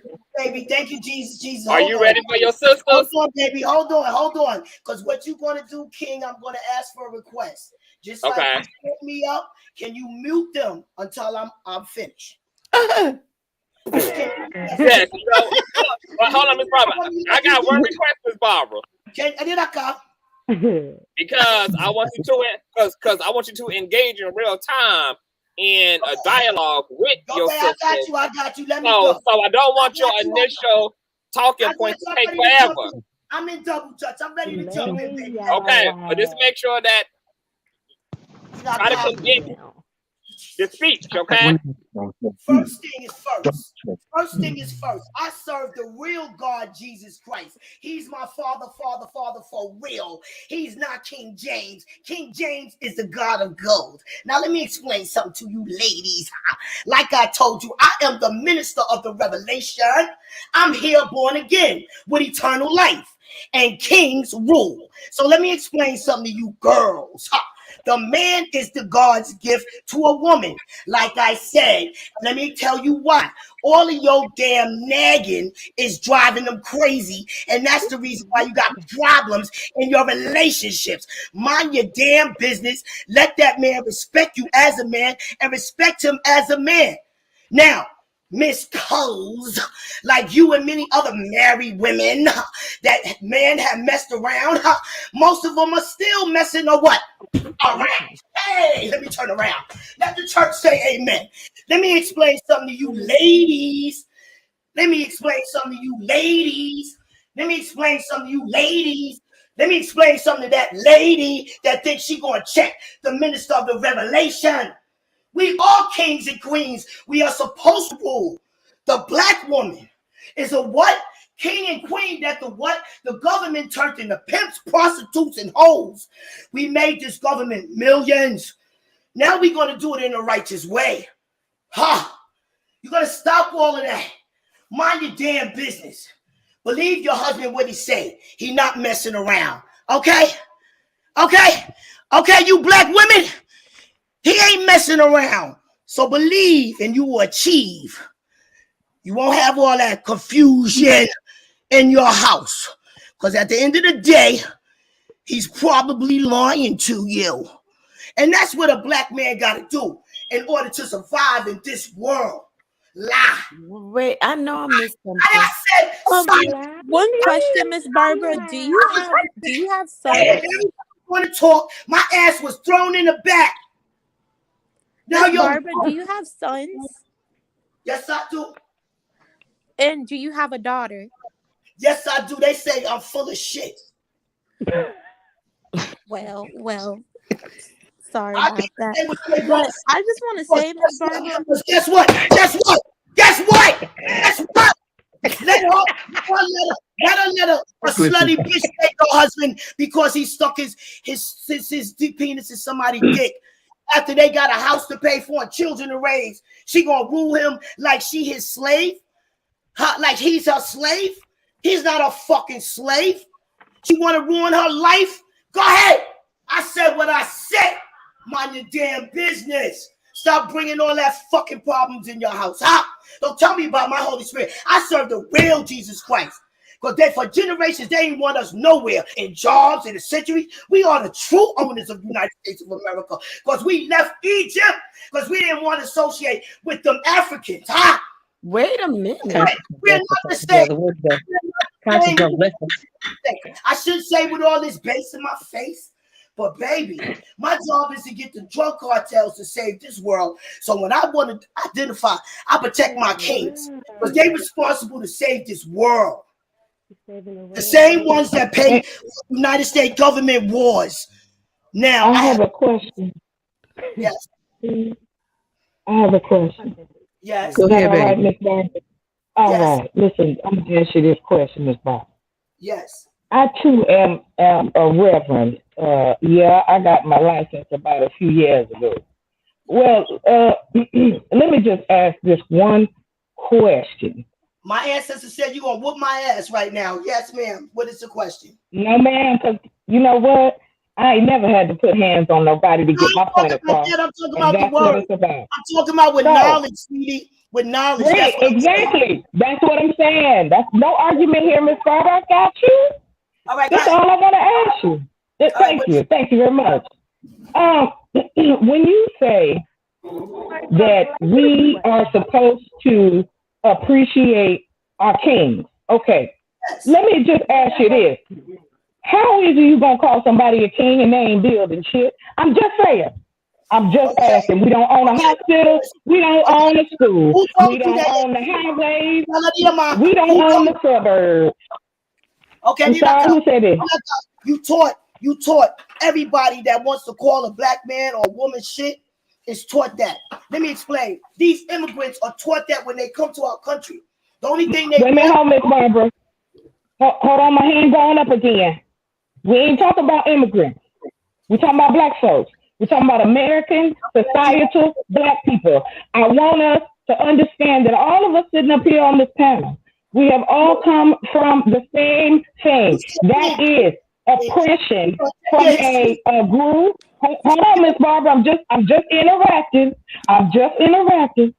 My question to you is this: when you say king and queen, my love, they had people to build their kingdoms. Yeah, we are not even building a kingdom. Where are we going? And that's my question. Black Americans built this whole United States. Let me repeat. Black Americans built this whole United States. Let me repeat. Ha ha. What are you saying, sister? Oh, okay. May I please? Chocolate, can I let me just jump in one quick second. I'm not going to. Thank you. So I too am a minister. I have been ordained. I'm double ordained since I was 30 years old, and I've gone all around the country in the office of the prophetess. I'm also a shaman. I'm also a Reiki master. Collecting money. Let's go with the question. Don't make any assumptions about me, my dear. You don't know anything about me collecting money or not collecting money. You know nothing about me. And if you did, you would not. I just want to answer. Order. We're not going to commit no slander now. People are allowed to give their opinions about other people's opinions, but please do not speak about other people's businesses, their business conduct. Do not put that on nobody else's name up here. Black people got it hard enough. We don't need to be shading each other's business practices without having no facts to verify that. So this is an open dialogue about ideology and philosophy and feelings. Let's keep it there. Ain't gonna be no slanderous ish committed. Okay, let's keep it cute. Miss Ordained, yes. I love you, minister. I love you. So Okay, my go ahead. question is this. In the Bible it says, Paul says, in fact, that the husband is to love his wife as Christ loves the church. I Yes. don't find, if you do believe in the same Father, Son, and Holy Spirit, where Jesus himself would have done or has done the church wrong, cheated on, beat on, or anything else. So I need to understand when what you may call nagging might be nothing more than a request for respect. So I need to understand where the accountability is for the man to not lie, to not cheat on, and to not steal from, and to not abuse his wife and family as Jesus does not do to the church. Okay, so let me explain this to you. The Bible was altered. They took Jesus Christ, the real black Jesus Christ, and turned his prophecy into prophet. You see me with my little thicky, spongy hair. My father is actually his child. You understand? Now, the Holy Spirit created us all, but she gave him, along with Dr. King, Malcolm X, Elijah Muhammad, she gave these men the Holy Spirit to give us rules to live on this earth. And if you live by these rules on this earth, you will receive the Holy Spirit and live heaven on this earth. You will have eternal life. I do not go by your dictated, doctored Bible. I serve. Not mine. I don't go by it either. I'm asking you because you're the minister of the revelation, right? Not the Bible. Revelation means existence of life. Then came the Actually, pandemic. that's not what word revelation means. Well, but at any rate, okay. So are you saying that then that black Jesus would mistreat the church? I'm just asking a question because I need to understand. Let me tell you this. And my Jesus made love to every beautiful woman he wanted to. Okay? He wasn't a mystical, magical man of abstinence. He made love, baby. I didn't say that he was. I'm asking a I'm question. talking about my God, sweetheart. So the God you serve. So I just want to be clear because I don't think that that's the God the rest of us serve. Do what you Wait, want. I just want to jump in. Next question. I answered your question. I do Next want to jump No, in. you didn't answer my question. I have a lot of questions because I'm trying to get clarity or try to gain some sort of understanding, right? So yes, ma'am. Who's speaking? This is Lady T. How are you? Hey, Lady T, baby. Okay, so I come from an interesting perspective because my mom, in true New York Black American fashion, was a Methodist, and my dad, in true I'm sick of the South, I'm coming to the North, and the time period he was in was 5% Nation of Islam, right? So I have an understanding in regards to, men with more than one wife and all that other stuff. I'm not, like opposed I to serve God Jesus. I'm not Islamic. or and all of those things. However, dealing with my own walk and my own spirituality and my understanding of what God has been showing me and what the Holy Spirit has been showing me, if we were to adopt that principle, I feel that in order for it to be balanced and in order for it to kind of go in line with universal law, the woman should be allowed to do just those same things. If a man is able to be with more than one person, then that's equality and balance and things being fair and even, the Ain't no woman even would be allowed to Steven. do so She's as a well. slut. But the Ain't no last time even we Steven. talked, She'll be a slut. If Can you I? but the last time we talked, How is a woman being a slut though when she do it? Can I just say one thing? I just want to address the woman's situation about being equal. Let's use a bucket. Let's put some water in the bucket, right? Let's pour some ketchup in the bucket. Can you get it out? Can you get the ketchup out of the water out of the bucket? No. That's the woman uterus. A man can scoop the holes and it can still be clean, baby. Right, but Miss Barbara, I don't know about a bucket, but I do know. I don't know about a bucket, but I do know that when I go to the store, right? I go to the store. I buy 2 cans of corn. All right. I buy 8 cans of cat food. I buy 2 pounds of chicken and I buy 2 pounds of beef. I'ma ask that bag person to put 1 can of corn in one bag, 1 can of corn in the other, 2 pounds of the chicken in one bag, 2 pounds of the ground beef in the other. I'm gonna I'm gonna split it in half because when I walk, I need my arms to have the same weight on the left and the right so I can be balanced. So I'm not off balance. So I'm not having a whole bunch of weight on one side and trying to overcompensate with the other. Okay. So stop trying to take his business on your side and stay balanced. Hold on. Let me get there. Let me get in here, sweetheart. You the one that want to talk about balance. So now I'm going to tell you about balance because I heard this from King Consciouztv and I hope I get it right. Depending on you got to swing this way and that way, to the right and left, right now. Now, if you want to try to do your job and try to control him and try to tell him what he got to do and be all in his business, you're going to be off balance. Now, no, can we go back to the, let me finish. I'm almost finished. Okay. Because this you won't understand. Because I'm trying to show you where I'm balancing this situation. See, if y'all talk amongst one another, if a man is beating you, disrespecting you, bringing you diseases, you must leave him immediately. But if this man steps out and you got a beautiful house and a beautiful home, and he loves you, he's saying to you he loves you because everything for you is good. All of a sudden you get a phone call. Bitch, you think you happy? I got a baby. I got a baby.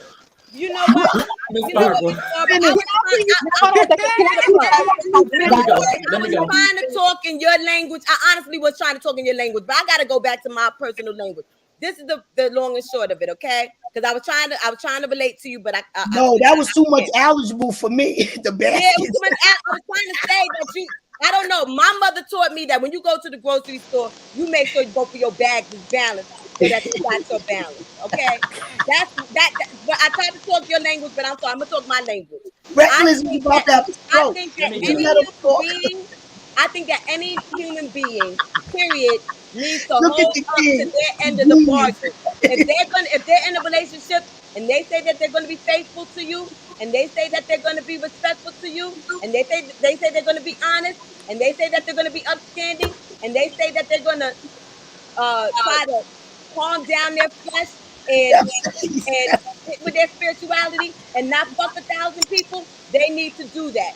And if they don't want to do that, they need to say it up front.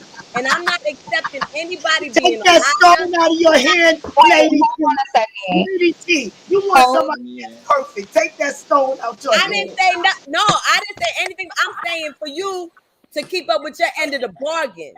And if you don't, then you are not by loving you and cherishing you and treating you like a queen, because he can have more than one queen. I could treat myself like a queen. I just finished being offline buying myself something nice. Wait, hold on a second.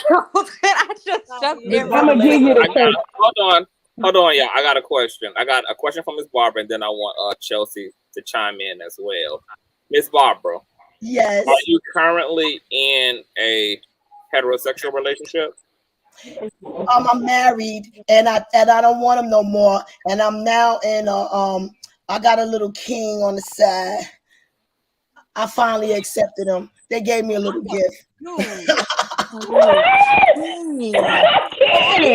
the side, Miss Barbara. Let me get her. I have a motion when you get done I'm not because I shit. think everything I'm should be not shit. I'm stricken just a from the messenger. record at this I'm not point. shit. I'm Hold just on a a second. messenger. It That's should what all y'all be gotta stricken from the understand. record. We all gotta get out Hold on. something. Can I just jump in, It Miss should all I'm Miss not be shit. I'm Barbara? stricken just from the a record. messenger. I'm Miss not here to Barbara. convert you to a God. Hostile I'm here witness. to give you a message How from Conscious the gonna Holy leave and he have Spirit. the Hostile gavel? witness. I do want to. Order. Order.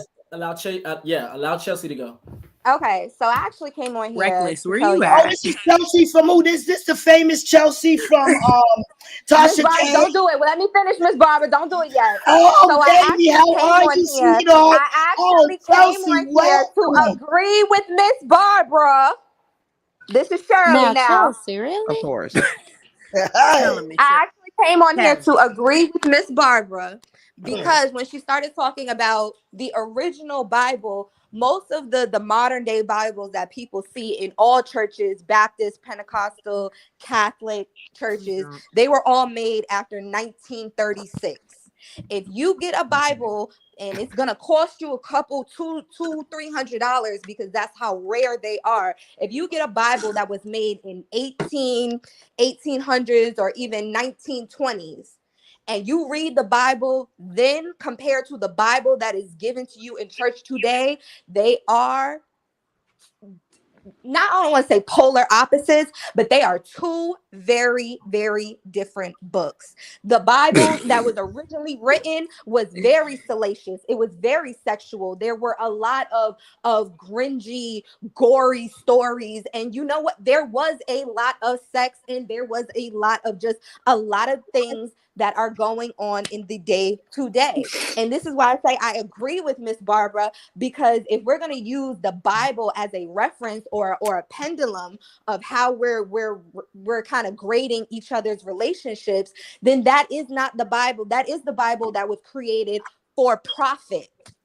That is not the Bible that you need to compare your life to. You need the grim and the gore and the realization of who is cheating and who is having sex for money in the original Bible. So that's why I really wanted to come on here and kind of tell you guys I do agree with Can I ask one question? Can Barbara the is judge? saying.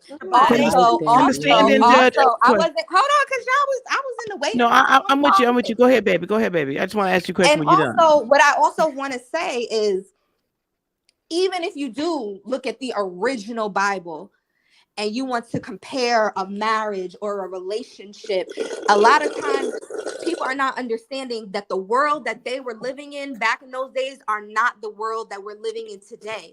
Women, I said this on my YouTube. I said this on hold on. But I said this on my YouTube. People make fun of Kiki Watts because she's having 13 and 14 children. They said that's abnormal. Back in those days, that's all women were built to do. Now you look at women nowadays, they got to get IVF and they got to take daily vitamins and they're having all these fibroids and all these issues. This is not natural. This is not normal what is happening. So I don't know. Miss Barbara, she be losing me sometimes and then she be bringing me back. And Well, don't Can worry. I ask one question though, Chelsea? but listen, but what I'm saying, I'll bring you all the way when you're there. talking about a relationship with a man, I Okay, think people need to take okay, in Reckless, tell 'em. consideration. I think people need to take in consideration what we're dealing with on a global scale. Our birth rates are low. Our mortality rates are low. We're not repopulating the earth the way Can we I say are one thing supposed about to. that, And a Chelsea? lot of Then that you can is come for back in. financial reasons. A Chelsea, lot I of just that is want for to say one emotional thing. or Chelsea, I mental want to say reasons. just one thing, and I want you to just finish about the population and the growth. Now, I got it. Notice how people are going to laboratories to make and produce, right? We are in the revelation. There will be no production of certain situations of people not supposed to be having babies. That's what's going on with that. Because innocent souls are being destroyed every day. I just wanted to speak on the population growth. Okay. I wanted to say something else. I'm not shit. I'm a piece of shit. We are in the revelation. God is going to turn every piece of shit into a step stool and a foot ladder. Oh my God. And make This a way whole. moving in this Okay, I'm finna. Make Hold up.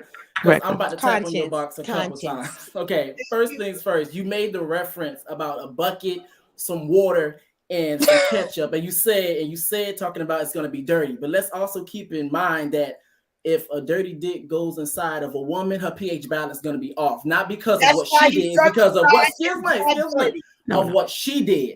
That's now, why also it's the whole thing. It's the whole thing of it's not the other way around. Well, I got a vagina, so I can describe a vagina to you, son, because I have one.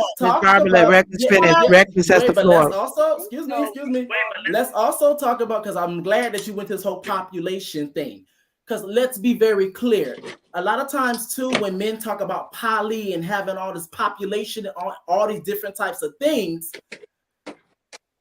I really, like, at one end, I get it, but on the other end, it doesn't make any sense, because let's be very clear. Every time that a motherfucker have goddamn sex, they not impregnating a woman. So it was strictly about population. Every time you bust that nut, it's going inside you. But at the same time, hold up. We're not on the right page. You're talking about Reckless, you have the floor. Reckless has the floor. Reckless, please continue. And also keep in mind too that yes, you can have all these kids, but are you taking care of all these kids? That's the thing about it. They have all these kids with all these other women, but however, let's be very clear. Are you there for motherfucking Christmas? Are you there for goddamn Halloween? Wherever the hell your goddamn holiday is. Are you there? Are you there? Because once again, it's so no wait. Because it's so funny. I literally just said this. Conscious. Move up for a second. I really have to get this out because this right here is serious. Is that I find it so funny, because I literally said this on my platform like 2 days ago, is that we talk about population, we talk about all these different types of things, these gender roles, all these different types of things, but however, we never talk about what are you feeding your child, and I don't mean food. What are you feeding your child emotionally? What are you feeding your child spiritually? What are you feeding your child mentally? Because a lot of times, too, a lot of people think they just feeding their child and being there physically, I provide. What else that mean? What are you feeding your child? Yes. Can I answer? No. Can I answer? Because let me explain. Because a man doesn't have a job, he gets depressed and fickle-minded in all kinds of situations. That's a whole different subject. Right now, we are talking about one thing, because I could talk about it all. You understand? So no, I don't understand. Elaborate. Okay, all right, let's elaborate on it. Okay, the United States government has stripped the black man out of jobs, gave him drug institution and made him pimps. Let me explain something to make this very clear. We have supported all of the wars in the United States of America. Make no mistake about it. It was supported by drug money. We are the one that got it. Miss Barbara. Miss Barbara, you're blowing me. I'm gonna tell you the reason why you're blowing me. I'm gonna tell you the reason why you're blowing me. Because whenever we talk about the government and talking about when it comes to black men, we talk about them being stripped away from jobs. We talk about them being stripped away from opportunities, not having the same privileges as some of their white counterparts have. And we say it with such a tone that sounds like it has a whole bunch of empathy and sympathy that we want them to do better, but we understand the situation. But however, whenever, and you said this before, actually a few minutes ago, like probably 15 minutes ago, you said that the government has made black women pimps, hoes, tricks, but that same tone was not in when you talked about black men being stripped away from opportunities. It's like you so quick to shit on black women, but yet when it comes down to black men and holding them accountable before all the concubines, they gotta stop all the open, before all the broken homes. You always want to detour that conversation. Because these women got to understand that men are God gift to them. We are not God gift to men. You understand? That's not the most patriarchal thing I've ever heard in my life. This is actually very sad that we can't. You know what's sad? The people a wheel of what's sad. Right now, in our house. Can I interject for just a second? Breaking up you didn't let me finish my sentence. You didn't know if I was agreeing with. You gotta let the young lady speak, Miss Barbara. And if you guys don't mind, I want to say something after this. what I'm Yes, trying I to, will. and I mean, you were right, because I was going to say that it's sad in regards to something that you were saying, but at that point you didn't really know for sure. But it's sad to me that women have been beaten down so much that we're at a point where we see ourselves as something that's subhuman. That's what it feels like. It's like when I hear you, that's what it sounds like to me, because we're talking about two human beings. Like everybody's like, when I say equal, I mean we're both human beings. There's both Men expectations and of women both. are not equal. Just Wait like a that minute. transgender that Yes, want to do we the are. sports of Like swimming, to me, want to as be much as equal you to a say, woman in the Olympics. to No. me, as much as you want to sit there and say that you don't believe in the Bible and everything like that, and or it sounds like everything that you say is straight up out of it, because No, you can't say words like I don't believe. I said they altered the Bible. if So God when you wanted us, say, if God I wanted said us that to they be bumping altered the idiots, Bible, we then would you not can have quote a me. brain that I don't operates like people the same way. quoting me with wrong quotes. Everybody can't be screaming at once. That's too much. Order in the court. The godmother is presiding. One at a time. T But Lounge. Constance, when they quote me, they have to quote the right statements. Don't quote idiotic statements out of my mouth, because I'm not an idiot. I swear to what I said. Order in the court. I didn't quote you at all, Miss. Queen Barbara, you can definitely clarify and verify afterwards. We just want people to complete a sentence. All right, I'm a little nervous. I'm not going to get my chance. So I'm going to shut up. Thank you for correction. And the reason why it's important for you guys to allow each other to speak is because literally when everybody gets to speaking at one time, nobody can hear what either of you saying. So it's really fruitless to speak all at the same time. It's fruitless. So please just try to allocate time to let your computer thought. Okay, go ahead, T. Lounge. Yeah, I wasn't quoting anybody at that moment. I'm just speaking from what I'm hearing in general, like the whole context of this conversation. I just feel like it's sad to me because in hearing what you have to say, I see so many people's sentiments like expressed through you. And it was sad when people found out there was no Santa Claus when you What was did Conscious just say, Miss Barbara? So I'm gonna take Miss Barbara down and let her up. You don't have to say let folks complete their thoughts, because we got to get through this. I'm just in a place, Conscious, and listen, Conscious, I was getting ready to try to type in the chat, and when I went to go to your channel, I almost put this too much instead of Consciouztv. Like that's where my head was at. Getting ready to search you as this too much, and no, your name is Conscious. Like this is sad to me because you're a whole human being with a brain. If God wanted us to be bumbling idiots or bubbling or whatever they call that shit, we wouldn't have no damn brain. Like we have a brain to be used the same way a man does. Like we both, like, I don't understand. Like I get that perhaps men are physically stronger than women. Some women, because some of the women I see, they child. Anyway, but no, I agree. I was going to say that this whole men and women are not equal thing only has to do with biological function. Men and women are equal in humanity. They're equal in value. We require both the feminine and masculine presence in the earth to cultivate a balanced and healthy society. We cannot do one without the other. We literally need both to have sustainability. Like we need to. This is what the universe is even symbolically like representing through the union of the man and the woman and the production of life and the furthering of family. We require masculine and femininity together. And I think one of the reasons why the West is deeply out of sync is because we don't have the consciousness of femininity at the table. We have men running the world. See, I don't believe that effeminate consciousness would produce nuclear missiles.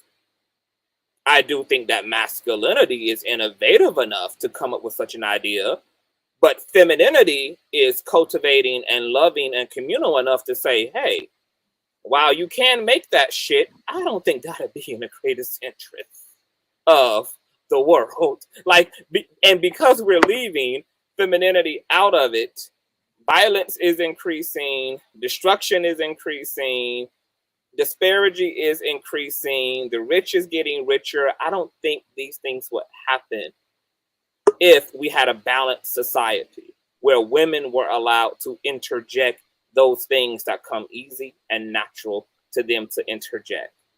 Matter of fact, I've always vouched that I don't know why our governments are mostly men, because when you really think about who has the capacity to lead, we can see easily that women historically have been doing that. That's what we're seeing when women are left on their own with 8 children and still have to be the breadwinner and have to come home and lick the wounds of her baby and make sure that they are emotionally and spiritually and mentally intact, and then find some way for mama to get band-aided along the way of taking care and carrying a nation on their motherfucking back. We need this. Now, to Miss Barbara's point, because I know Miss Barbara is Christian and she loved the Bible. But she at the same, I want to know, I don't, this is, I'm curious. I'm not asking her to answer it for sure, anything, but I just want to know, was her dad around? Like, that's what I want to know. We're definitely going to bring her up. Person out there, if she wants to answer, she's welcome to, but I'm just wondering, like, where's like this coming from? Like, I don't. Okay, so let's bring Miss Barbara up. Miss Barbara, are you there, love? Queen Barbara. People trying to answer the chat too. This might be her trying to get back in. Hold on. Oh, Tabitha back? Okay, hold on. Let me kick Miss Barbara, come back in. I think that's you trying to come in. I think her connection might have. Miss Barbara, come back in. So I have all, like, when I even think, because my family is a matriarchal family. It's a woman-led family. The women own the property. The women stay behind to raise the babies, even when daddy was out here fucking and lipping and laughing on everything and on drugs and on alcohol and doing everything. I watched the woman body both the male and female role and did it nicely. So I think, because I've said this before, I think women like were forced to tap into their masculinity because of pale supremacy.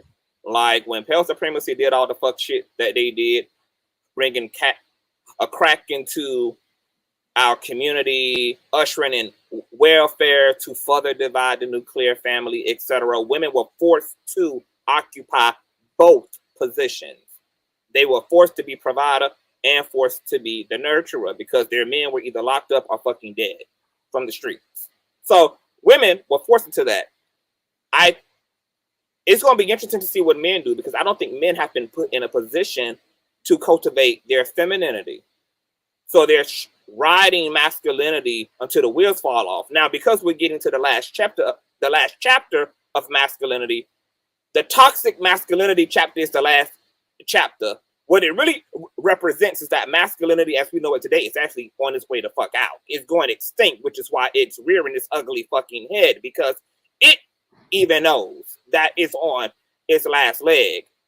The difficulty that the Black male community is going to have is acting out of the bravery of their own hearts and taking the opportunity to redefine masculinity, but also to welcome in their own innate divine femininity that's present in all souls. They're going to be given an opportunity to come into completion. Now, I think men are going to wrestle this thing out before. Matter of fact, I don't even think men are going to willingly do it. I just think that they're going to have to be forced to come into harmony, and that's sad, because this is going to require Black women making a grand exodus from Black men and getting it how they live, dating and divesting outside of their communities. It's going to require Black men to lose a lot of footing in this society. And I hate that black men want to get it beat in their fucking head. I hate that black men want to get that ass paddled terribly before they submit to ultimately what's in the best interest of themselves and the rest of us.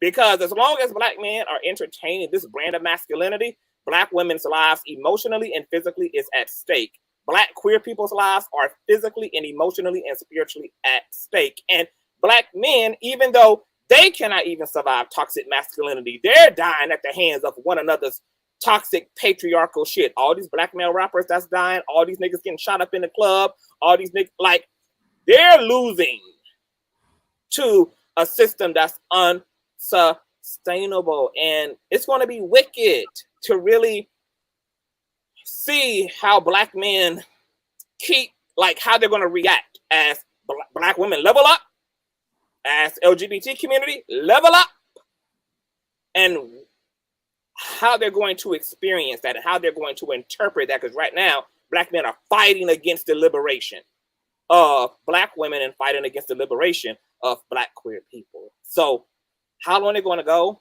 and how apocalyptic they're going to go, I don't fucking know. But the shit. And what you're saying is 1,000%. I just started a new job. I'm working at a middle school now. And today they had an assembly. The principal speaking to them.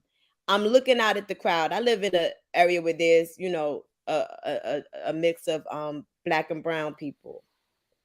All of the black boys had their hoodies. Some they were asleep, they were zoned out, tuned out, was not paying attention. And I watched everybody else's face alert. I said, look at I just was looking at it like, this is wild. Like, every single one, except for one. I saw one out of the whole sea of kids who was alert. Because I was starting to pay attention. I was like, this one sleep, this one sleep. You know, at first I was just seeing sleep ones or people, you know, with their hoodie on. I wasn't really looking at who they were. Then I started to pay attention. I'm like, wait a minute, every one of these black boys is tuned out and everybody else is alert. Everybody else is woke. And I couldn't get the picture out of my head for the whole assembly. I'm just looking at them like, wow. Yeah. It's a wild thing. So let me ask all of the women on the panel, all the women, including Reckless, who is identifying as woman for now, just so that he can have access to this damn space.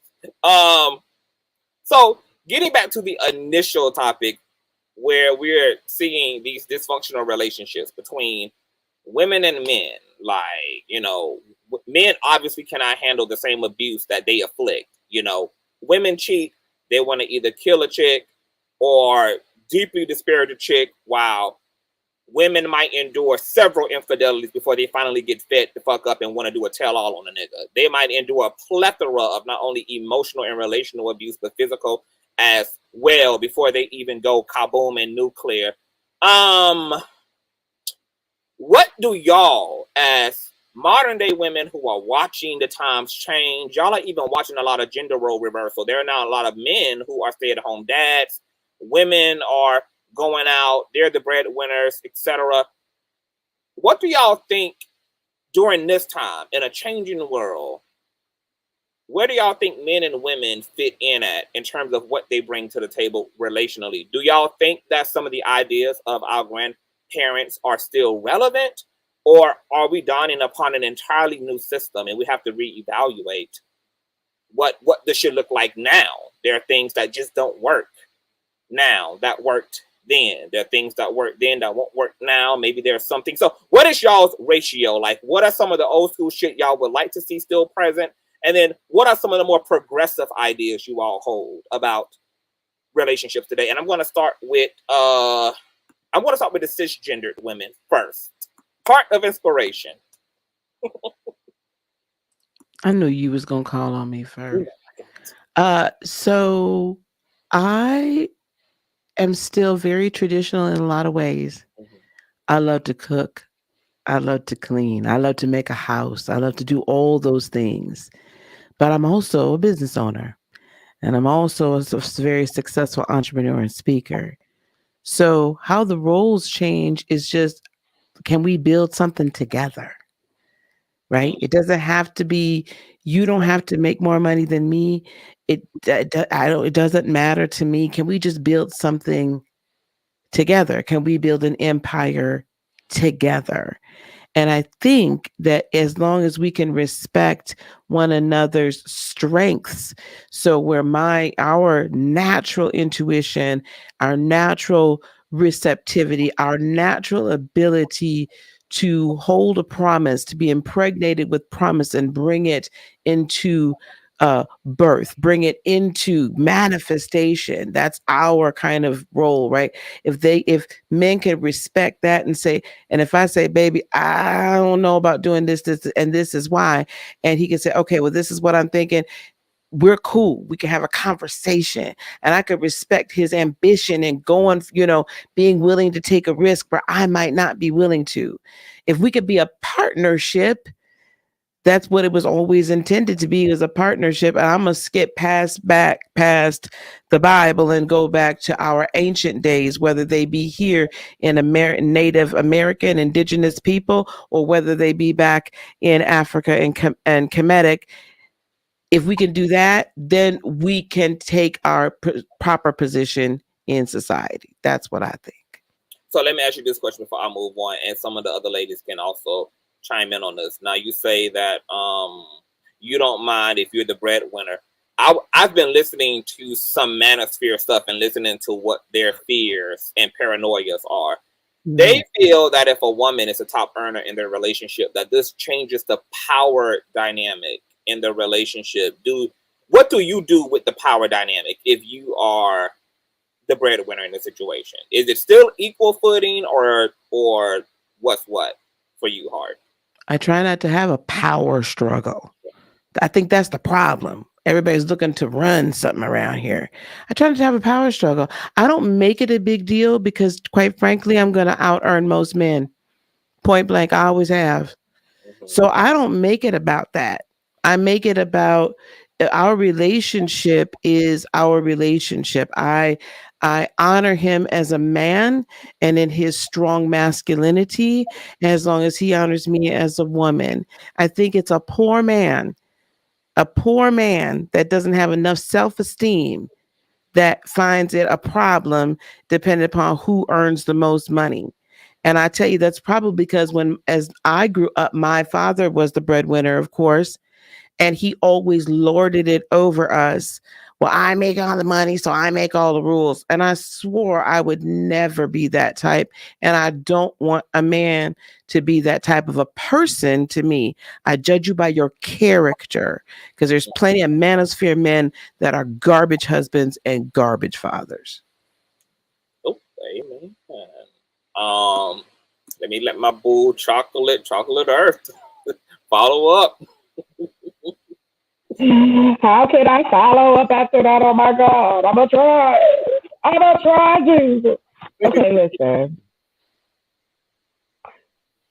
Whew, child. I truly had a lot going on in my brain. Like as you were talking, and then everything that I've heard, and I appreciate everyone's view of this. I'm super pumped about it because I'm a complete social geek in that regard. When you strip titles away, let's start there for me. And I'm kind of going to go backwards.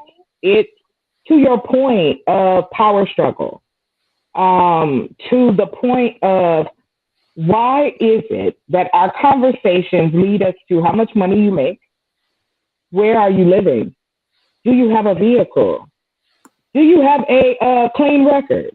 Is your credit bad? How many kids you got? How many felonies do you have? We've gone from that whole list of variables, and we're not even done. I don't have enough fingers for the variables living in our society as far as power struggle. We're imitating what we were taught. You know what I mean? Like, nobody chooses to come here. Didn't nobody show up and go, you know what? This is it. Here, I'm here. I'm ready to wreck it. Nobody knows. You're given all this information, and you're told that Because if you see a person or a human being that has long hair, initially that's a what? That's a woman. If you see a man with long hair, what's wrong with him? We've been taught these really backwards idiosyncrasies that we hold on to. They stuck back there. When we talk about material things, but then we carry so much pain, and I think that's why there's always a power struggle. We carry pain from whatever our home life was. We carry pain from the successes and failures in our lives.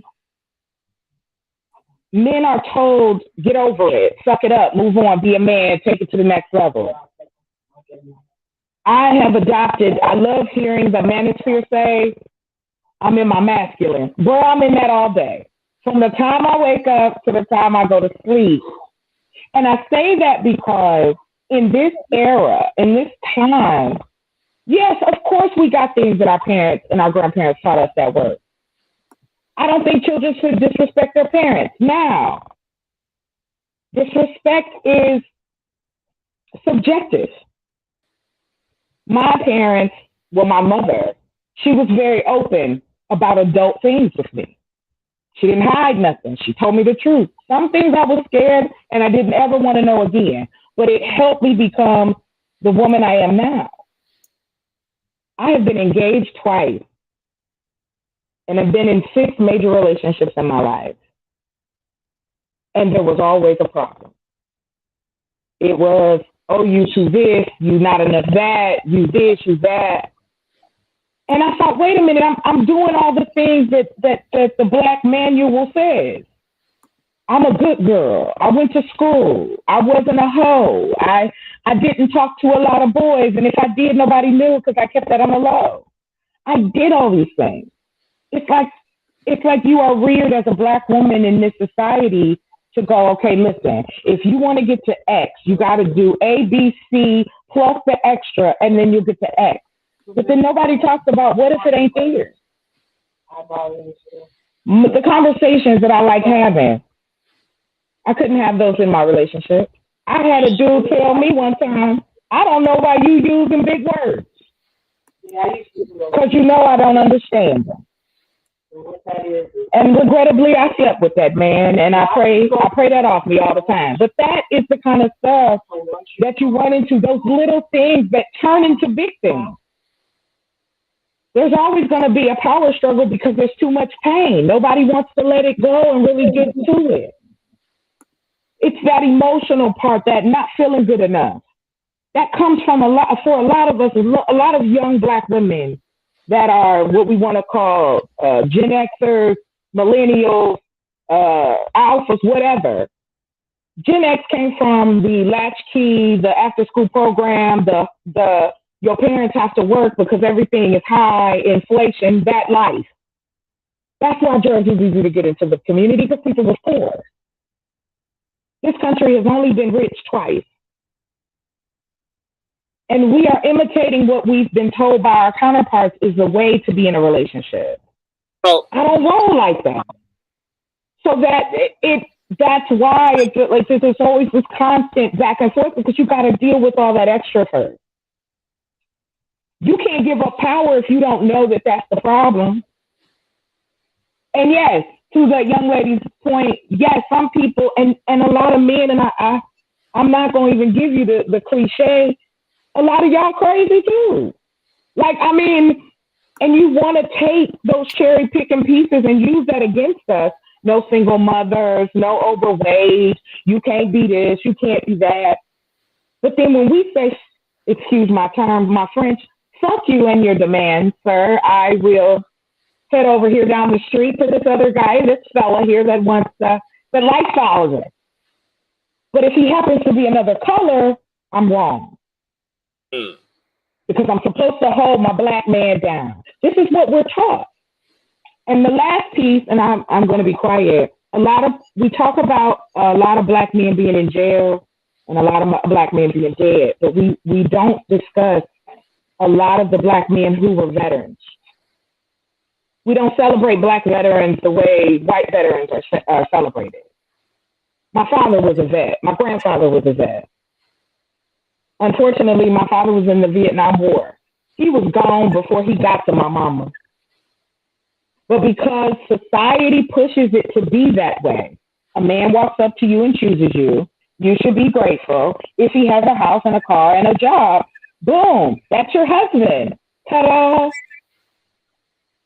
And now that it's not there, and it's not about equality in the sense of, I don't have a member in that regard. I don't know what that's like. I'm not a man, but I'm raising one. I'm raising my younger brother.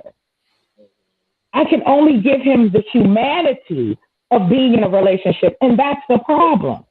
We don't even look at each other as humans. We look at each other as objects, as things, as colors. You can't get to none of these questions, these answers. We can't get knock the tip off until people want to be true about the emotional, damaging society that we grew up as young Black people. Even if you made it out and got an education and all that, you still got some issues. That's why I said we need a coalition from the educated to the ratchet, because that's the only way. We gotta listen to everybody. But I'm begging you, we get around that table. I put all the money I don't have. We ain't that different. It's just the outside. I know for a fact that, excuse me if I'm incorrect, please correct me, within the LGBT community, even Black men don't date Black men.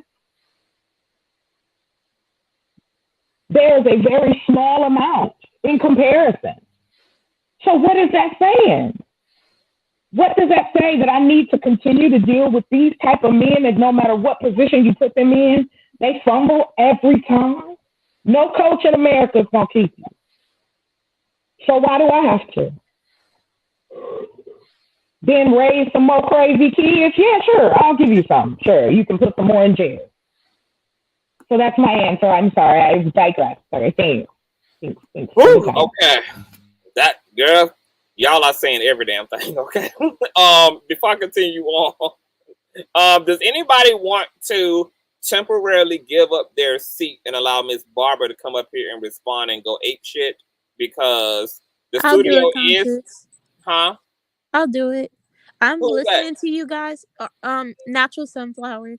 I'm listening to you guys and just saying y'all are spreading some wisdom tonight on here, and I'm intaking it. Thank you guys so much for that. Thank you so much for your graciousness, a Natural Sunflower. If you are going to accommodate a Miss Barbara, I don't want anyone to hit this link but Miss Barbara. And soon as another opening opens up, Sunflower, hit the link, boo. Okay, and reclaim your time and your seat, in the words of Maxine Waters. Miss Barbara, here's the link below you. Click it on a limited time only, honey. Let me ask y'all this question, because see, y'all talking a good, sweet R&B, progressive, free, liberated, equal opportunity shit up here.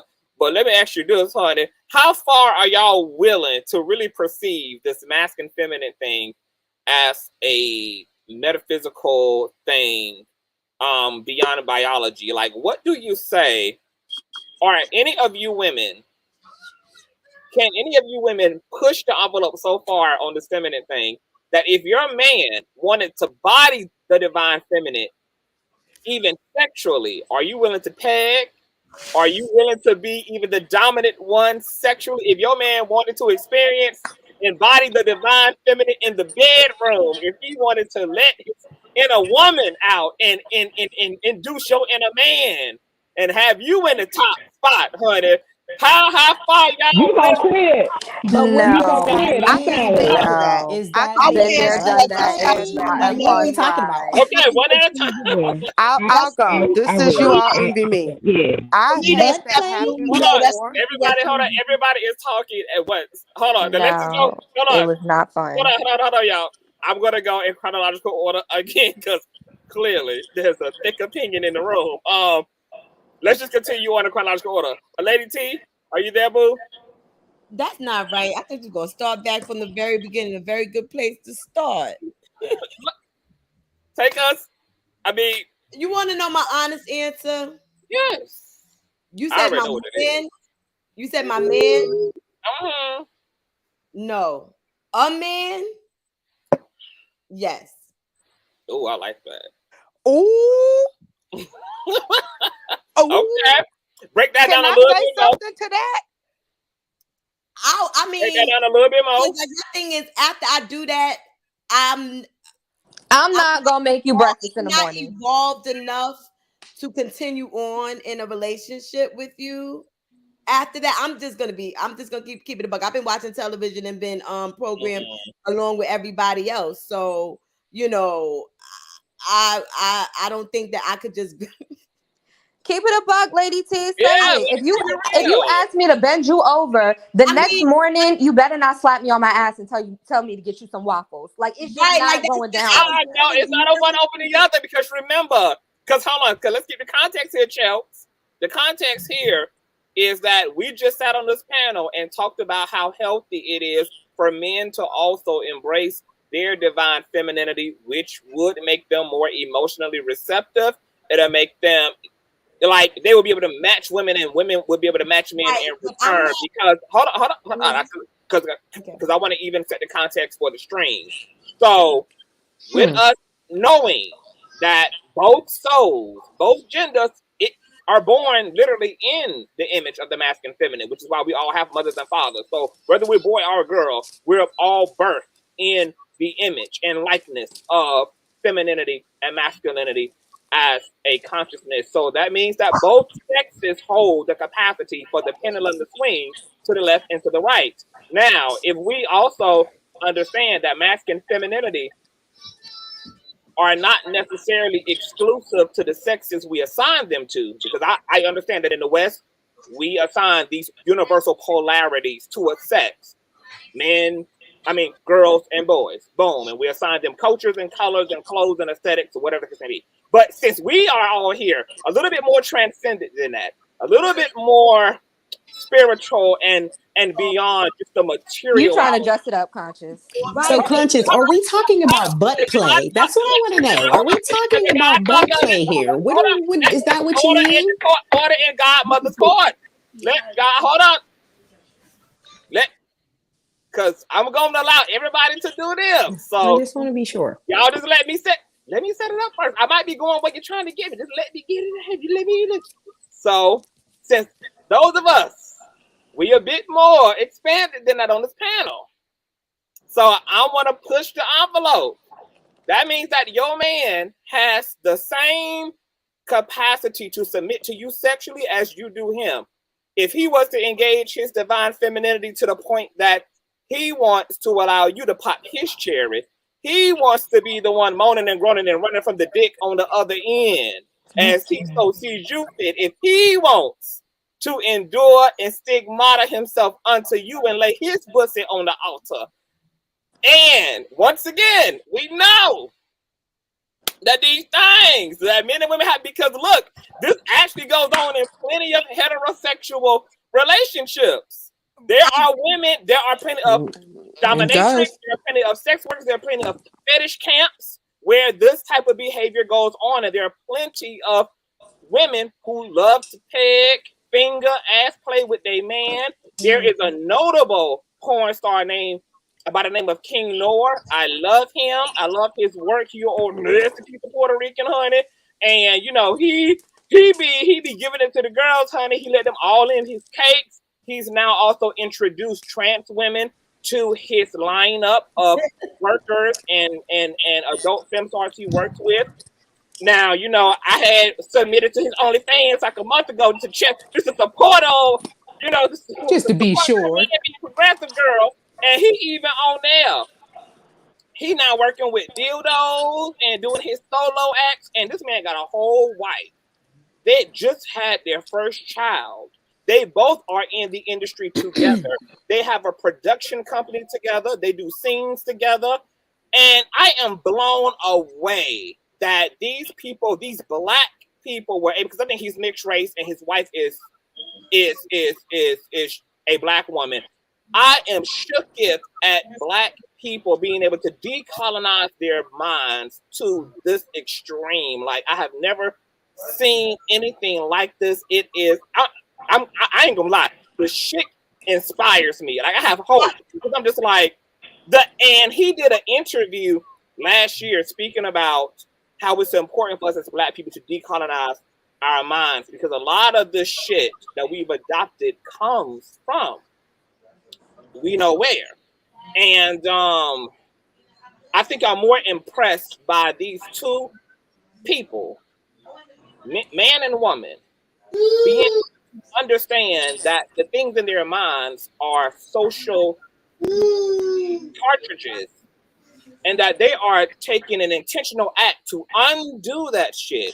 They're taking they're making like proactive effort to unpack it all, to reintroduce new data to their minds, to restructure their whole fucking perception. And that level of autonomy over your own fucking mind is sexy as fuck. Like a motherfucker who can be a mad scientist on themselves and undo the beliefs, undo the thoughts, undo the criticisms, undo the conditioning in their brain. That is the true salvation that Jesus is talking about. Work it out, because when you got to get into that shit, the shit itself, oh, it's gonna be long nights and longer winters, baby. When the scriptures say, "Let every man work out his or her own soul salvation in fear and trembling," that level of autonomy and agency and liberation comes at the price of you bringing your own self to your knees by emptying out your motherfucking brain and going against the goddamn grain. I mean,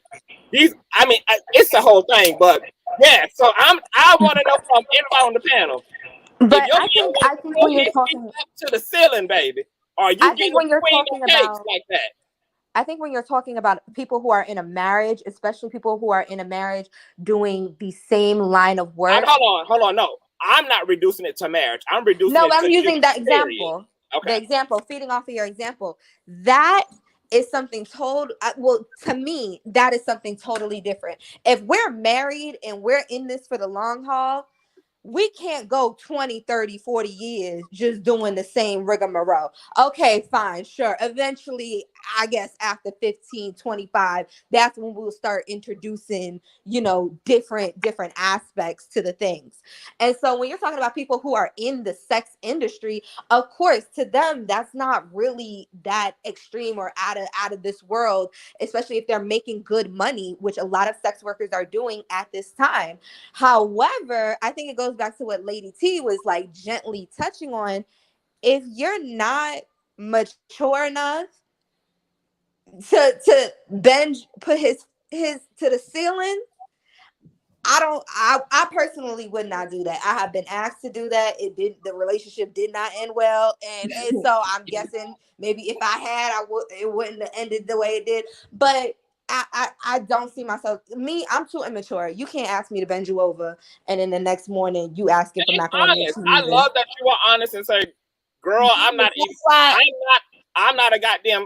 superwoman in that way, child." Mm-hmm. Maybe a few years from now we revisit it, but I do want to make sure too, because I said that there are regular smuggler couples who practice this. It's not something that just happens in the confinement of marriage. There are people who like to even hook up this way. This is what they look for in their sexual lives. And of course, everybody doesn't even believe in the construct of marriage. So just relationships in general, hookup culture in general, I'm just saying, just to the generality of transcending this thing that we do in the West and really allowing men to body their femininity and really allowing women to body their masculinity and living in a world free of discrimination against each other's capacity for these polarities. Like, could y'all do it? And I like that Chelsea is honest enough to be like, hell nah, bitch. Like, I ain't ready for that level of power in my motherfucking. I'd like to add my 2 cents this is if the I thing, could. Conscious. And I know this is I'm gonna tell you, the women on here are going to gag, maybe even the men on here are going to gag, but I will tell you that cisgender men find this attractive in me. I don't own any apparatuses, if you understand what I mean. Mm-hmm. Or anything. I'm slow. I don't know. I work with what God gave me to get what I need to get. Okay, I ain't spending no money. I don't need no stuff. I don't like all of that stuff. I don't like plastic and things. I'm of the that. same way. Okay. No, no, no little So, zip zip. No, huh? Now, do I take no little vibrations. No huh? nothing. No No apple. little vibration. No nothing. Nah, it's not for me. I mean, I think just from being around other cultures like Asian women, white women, I do notice that Black women are a little bit behind the times as it becomes more apparent that men are more sexually perverse. We call them perverse and we call them all kind of names because they express themselves in a very open way in different segments of our society compared to how we women can be more reserved. But I call double standard when you flip and look at what Conscious TV is talking about. We see men doing the same thing he's asking us, are we willing to do? And instead of us looking at this with an open mind and saying, can I do it? We're automatically throwing that idea to the wall. If you think about it, men want to have those relationships with the women they're with, in my mind, more than often. But what they find is they're Hold on. judged. One moment, let me finish. Hold on. I've Yes, been go ahead, waiting, please. y'all. Yes, you But have. they're judged and they're looked upon as if they're nasty or they're wrong for feeling that way. Or So then gay. they go out and they buy a prostitute, or they do have a trans woman on the side, or they participate in fetish. But in my lifetime, I have had men who have wanted me to do R. Kelly kind of stuff to them. I have had men who have wanted me to penetrate them. I have naturally had more of a dominatrix type of energy, even though I'm not a sex worker. So I have had men feel comfortable expressing that. But had I been a little more closed minded, it would have been, you got to go. So I was more explorative. I want to know, what is this and what does it do to you? So when I explored those different avenues, it actually gave me pleasure, even though it was from the masculine perspective of who I am. Do I like to be dominated? Of course. Choke me up, put me up against the wall, whatever you got to do. Get it while one leg in the air, put your kids up. I'm talking. But then on the other hand, do I want him to be able to feel what that feels like? Absolutely. Because in my mind, I feel like every male that is born male wonders what it is like to be penetrated. I could be wrong, And you but know what? somebody as I male, please let me know. I want to say something about the Hold on, penetration situation. hold on. Wait a minute, because everybody else has been up here forever now. Please allow you all and me to get at least her initial thoughts out. Okay. So one thing I noticed is, and this is just, from an experience, right? There was a gentleman that wanted to court me. He really wanted to find out who I was. He had been seeing me. He had pursued me to the point where I finally gave in. He had a different, past relationship, kids, like Consciouztv is talking about the different types of people, whether it's normal couples, married couples. This gentleman did not work out with his previous relationship and was looking for somebody new, obviously. But when he explored that avenue with me, I brought it out of him. He didn't ask me for it. But I kept asking him when we were in that setting, what is it that you want? And because most men would pursue a woman and they would touch a woman or they would kind of go after what they want, and he didn't do it, I did it to him. And I also added more aggression to it. And he melted. It was like watching caramel or chocolate melt on some damn ice cream.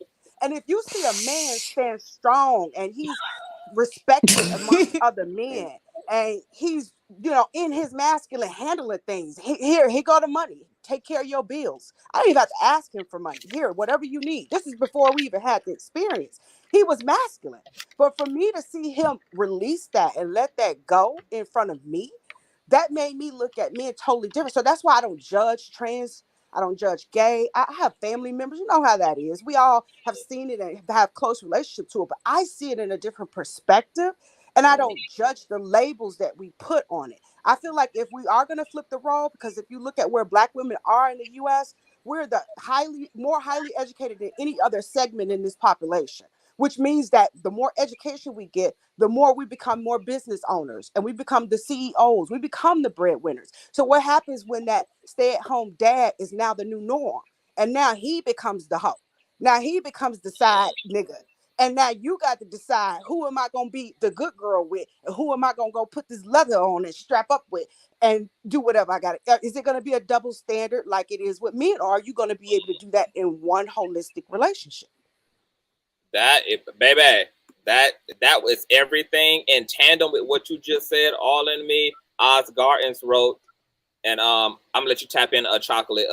You see that thought process that a man can't be sexually vulnerable to you and then be masculine with you is exactly why you get emotionless assholes. And that is to the question. We do have to question what space as Black people in our society are we cultivating to encourage Black men to open themselves up and be true and authentically them, because we cannot uphold this judgmentalness and this bigotry, and we cannot uphold pale supremacy in this way and criticism in this way, and then also think that Black men are going to like self-initiate or to show up in their nakedness, which they should be just as afforded to do as Black women are afforded to do. We welcome and we normalize sexual fluidity amongst Black women. Black women can get out here and talk about how they ate coochie in the college days and how they've had bisexual experiences. They can articulate those things. They can express those things. They can even engage those things without thinking too much of that and not really receiving that much critique back. And yet we don't provide Black. I don't even like, to be honest, the gag is we really don't know who the fuck Black men are, because we haven't really cultivated a society to know that really has shown us who Black men are without all of this conditioning, without all of this oppression, without all of this defensiveness that they've had to muster up against pale supremacy. Like, and I think that, I mean, and the burden is on us to be mindful of the space that we create for Black men if we want to assist Black men in making a mass exodus out of this very starch, suppressive existence that they're all living. And I watch Black men get dragged under the microscope. I remember when Young Jock from Love and Hip Hop started doing his hair and he was like doing all the different colors.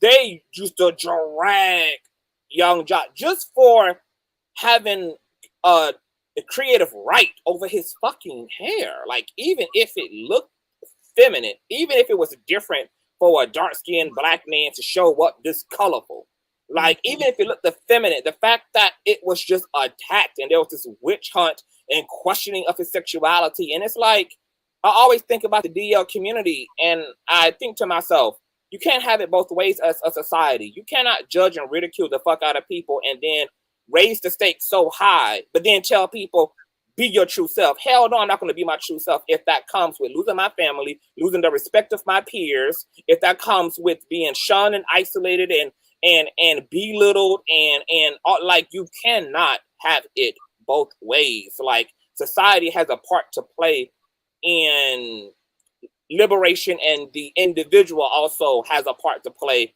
as well. And so I wonder how much Black men are keeping from Black women. Black men might be in relationships and be like, yo, I do like this and I do like that, but can I talk to this Black woman about that? Can I share that with her without her dismissing me from the relationship? Like Chelsea said, you tell me you want your ass pegged, this relationship gonna end horribly, nigga. Like, it's, Titanic is sinking, bitch. And so, I'm just like, Conscious, can I get in the queue after whoever? Yes. Oh, I'm sorry. I just had a question. Okay, hold on. Before y'all go, do not block people, you guys. Let Jack do his thing. As long as he's not being explicitly disrespectful, let him disagree. Let him be sarcastic. Let him talk shit. As long as he ain't doing the absolute extreme most, just please let it be. Okay, go ahead, you guys. So I had a question. Are we saying that men can't tap into their femininity without being tapped in the ass? Okay, and you are also welcome to moonwalk on out the door, Jack. Or just hit the link and actually come up here and do what you got to do. Like, you got all those options. I don't know why do people announce that they're leaving? Okay. Anyway, I'm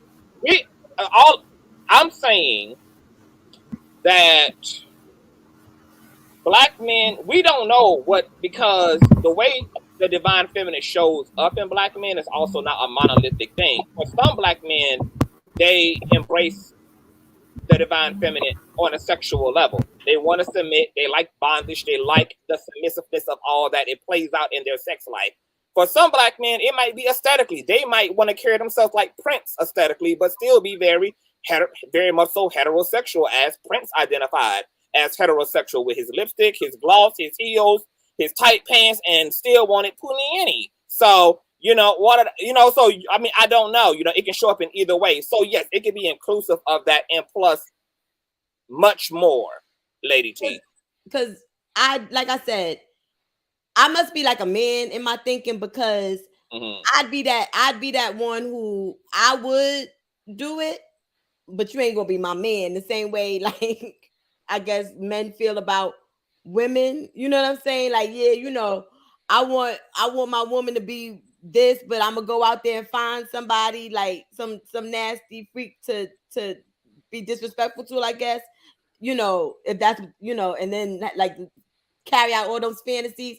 I think I would have to be like a man in that regards, because when I'm in a relationship, I just want to get a chance to be feminine. Like, I just want, it's only but so many hours in a day, and I really don't need those hours. Like, Can I respond? Yeah. Yes, I've been waiting a while. And I think what you're describing, Lady T, is nothing wrong with feeling that way, but I think that's the issue in our community. Like, I feel like we try to blame a lot of things on the quote unquote supremacy, when really we are the ones that are pigeonholing ourselves in our community. Because even with the titles masculine and feminine, I just feel like we always try to box each other in and put roles and labels and titles on one another. Like, I just feel like in our community, we don't accept one another for who they are. Like, why do you have to be considered feminine because you like a certain thing sexually? Or like Conscious was saying, you're a male and you want to color your hair, or you're a female and you want to act this way. Like, some people even tell other black people, like, if you don't act a certain way, you think you white, or you a coon, or you're a sellout. It's like, in our community, we just can't be ourselves. And I think that has been and always will be the biggest downfall and the biggest segregator in our community. Like, just let people be themselves, because I don't understand how you could say, I would do this, and I'm not judging you, I swear, Lady T. I don't understand how someone could say, I wouldn't be in a relationship with someone I did this with sexually. If you're in a relationship with someone and you claim to love them, you should love every part of Right, them, but right? I'm a female. I do not have a penis. I do not want to use the Can I finish? apparatus to try to live out this fantasy that without that apparatus, I would not be able to do. Like, I don't have the equipment to give you, except for my fingers. I don't have that a equipment. strap on, Lady T. Baby, you got And fingers, again, toes, like, if you let me elbows, finish, what I tongues. You was got trying to everything you need. explain was that it's okay for you to feel that way. So you should just not date somebody who, you know what I'm saying, wants that sexually. Right. So like, that's I'm not what saying there's I said. anything So wrong with you I feeling don't want to feeling date that way. a man. I don't want to be My point is let people be themselves, but you also have to be real with yourself and know, like, I can accept this from a person and I can't accept this from a person, but I'm not going to judge them or look down on them because they do like a certain thing.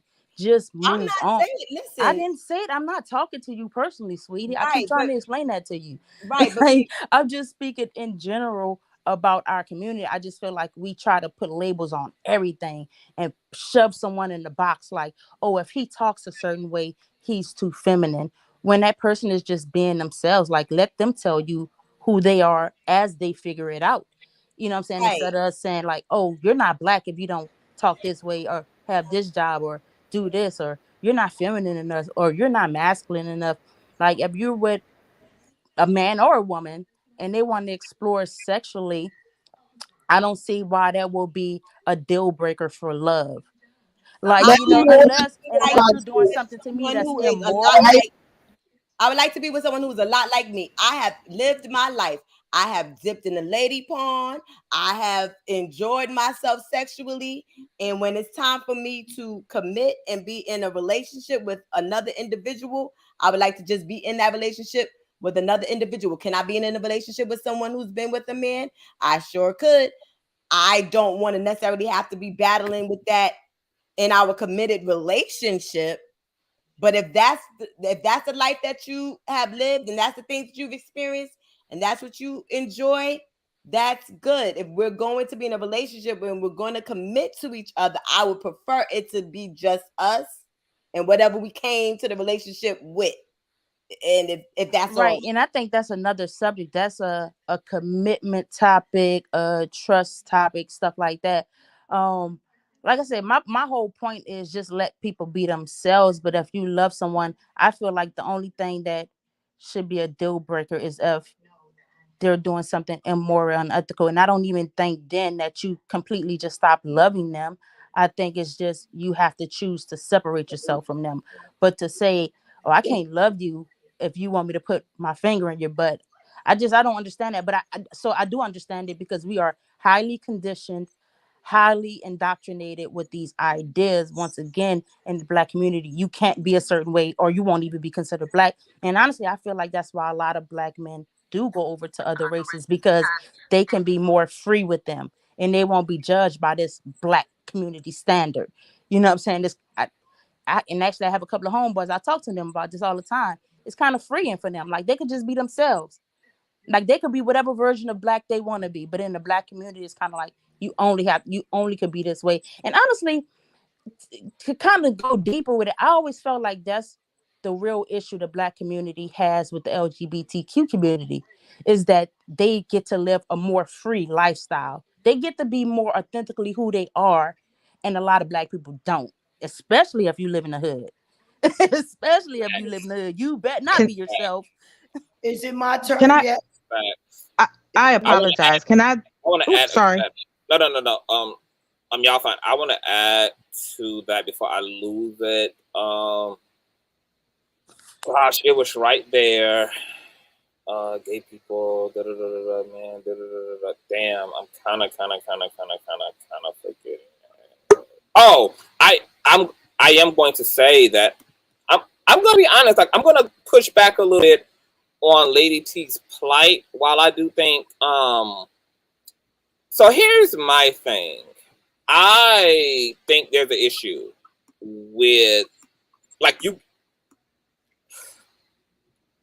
some of the stuff that we're calling love is actually not that. It's more like lust and material. And by lust, I mean, like, it's more rooted in superficiality and idealism and materiality. Like, I think there's an issue with not preferring, like, disqualifying somebody over an aspect of their humanity that is a part of our humanity. Like, we're literally discriminating against our humanity, our sexual conduct, our sexual orientations, our sensory pleasures are like a part of what fundamentally makes us us. Like, yes, most of us, like, we know that asexuals do make up the population, but they make up probably less than 1 or 2% of it.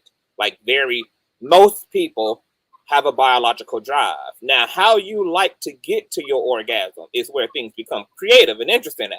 You know, we all want that orgasmic experience. How we all go about achieving that may vary from one person to one person. And I don't understand. It almost honestly feels dehumanizing to say, yep, I won't love you or be with you because of the way you like to experience sexual pleasure. I don't understand how that large of a decision over like, we're talking about, I don't like, because there is nothing inherent about discrimination. Like, that's self-taught. Like, there's nothing inherent, because if you didn't know better, these barriers wouldn't even be up in place. Like, there's other things informing us to put and the whole blue pill, red pill is about exploring that Take the blue pill and explore where the comes from. Why am I just saying no? Why I got my hand up against that? Like, what is that about? Like, You want to know why, not a- Conscious? Okay, can I answer now, Because Conscious, being that Hold you on. speak? Can I answer my opinion on it about Yes, this? go ahead, boo. Okay. Uh, My opinion is that is not the way kings and queens is supposed to make love. And the reason why, I am a woman that was out there, a little piece of little scrambling shit. Okay. I have been turned out by one of my partners with anal sex. You understand? It was never something I felt to do. When I was turned out, it always was a lustful desire after that. It was something that was put upon me, that lustful desire. I was turned out. And that's what's happened to the kings and queens. We have been turned out to adapt sexually because we have been altered to appease certain entities sexually. You understand? I said what? The kings and queens have been altered to appease these entities sexual. Fellatio is a no-no. That's not the way kings and queens make love. Anal sex is not the way kings and queens make love. And that's what I said. And I explained from the bottom of the pit to the top of the pit. And because I have experienced both sexual, anal and vagina, because I have both, they are two different sexual feelings. The vagina feels no way at all whatsoever to a woman as it feels in her vagina. Now, I don't know as a man, because when doctors do a certain examination on a man, he could touch a certain part, and a man through his anal will be erect. What's that all about? I don't know. But the great Dick Gregory told us that at one point on this earth, the great Dick Gregory, not me, the great Dick Gregory said there was only real men on this earth. All right. Now, I just want people to honestly, Mrs. Lady T, I was a little offended with you when you were saying how sad it's sad that I'm not doctored by a Bible or government education. I am so proud of that. I don't know what to do. I am so proud of that I don't know what to say do. either one of those. I didn't say anything about you with the Bible or with your formal education. None of that came out of my mouth. What I said was, it's sad that women don't feel as if they are as human as a man. Like, we both have brains, we both have genitals, we both have a heart, we both have, like, we both embody the same things, and they're both just as valuable in the eyes of the creator. Okay, in the eyes of creator, we are not equal. And in terms of dating and men having more than one woman, you want to know why my last relationship ended? Because I tried my best for years to have an open relationship with this individual. However, he was lying to me, saying that he was in a committed relationship, he wasn't seeing other people, all of those things. And then to find out he was lying, I ended the relationship. Why? You said you was down for an open relationship. What was the control, master? And you didn't let me finish my sentence. I was right. I had 2 words left. I ended it because he lied, not because there were other women involved. I told you before, I grew up with a father who was Muslim. So I'm not opposed to a man having more than one woman. What I'm opposed to is a liar. And I'm opposed to somebody who does not live in their truth. So, okay, so let me tell you what he was doing for you. He was respecting you as a beautiful woman, not wanting you to know your feelings, because really that wasn't your business. I'm not one of those women that have an issue with it. So why would you lie? I'm telling you why. Because as a man, he's still thinking different. He feels disrespectful. He's thinking like an idiot. I don't do idiots. If I'm looking you dead in your eyes and I'm saying to you, I'm open to that. If you still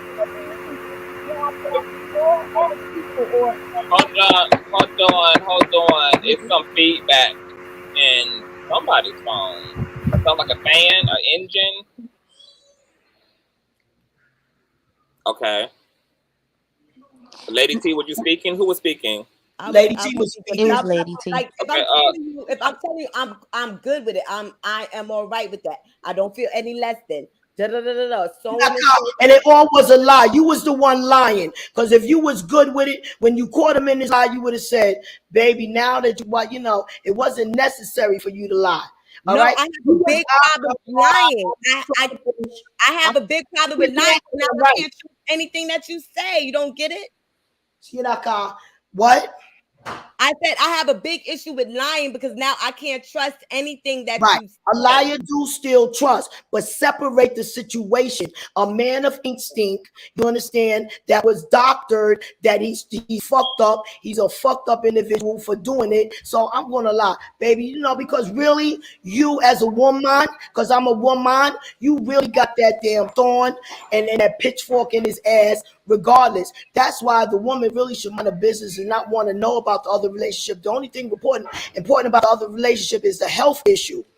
Are you being safe? Exactly. That's my point. So if you're lying about that, are you like you could be lying about anything, and then I gotta literally walk with you into the doctor's office. I can't even just wait for you to bring the paper back home. I gotta wonder, did you get this paper to somebody? Let me tell you what you women have been doing. What you women have been doing is pretending that you want these relationships. Pretending. Y'all been pretending. I have not been pretending, girl. I have been looking for this open relationship for the longest. I look at open relationships. If I could get a Monique deal, I would jump on it. Okay.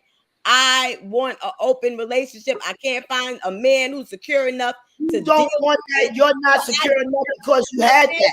You had that open relationship. And in them open relationships, that's the first problem to tackle. Are you really honest with your jealousy? Because if you're honest with your jealousy, when you caught in a lie of saying, well, I didn't sleep with her a second time, you know, these are problems that come up. Oh, you lied. You wasn't supposed to fuck her twice tonight. I'm leaving. No, you wasn't supposed to lie at all. You were supposed to tell me the truth because then that means we have to do certain things to make sure that I'm safe. I'm not dealing with it. I do not deal with liars. You never want to deal with an open relationship. Stop lying to yourself. That's not true. An open relationship means that you're being honest about it. I hate to tell you this, but that people is ain't gonna not they're not gonna that be is not honest. I'm sorry. that is not a healthy. It's a lot of hold on, you guys. Hold on. That's why I keep hold on, you guys. Hold on. Miss Barbara, it's a lot of women on the panel, and it's a lot of women in the stream who are saying, "Speak for yourself, honey. Stop speaking so monolithic and universal for all Yes, because we're not a monolith. And you're ignoring men and women who stay on their square and do what they gotta do. Everybody's talking at the same time. Who wants to speak? I just want to say something to someone in the comments. I didn't say I wanted to have more than one man. I said I wanted an open relationship to where I'm dealing with a dude who is willing to say up front that they see other people if that's what it is that they're doing. Okay, I'm okay with that because I've been already dealing with that. The problem is I can't find someone who is genuine enough and sincere enough and honest enough and godly enough to admit what it is that they're doing because they're trying to protect me like I'm some fragile. I don't want to get into all the different. No, what you are is a queen, a princess, and he wants your heart to be at ease at all points. You're not But then if you want my heart to be at ease in that man, and then be the one who does not go around cheating.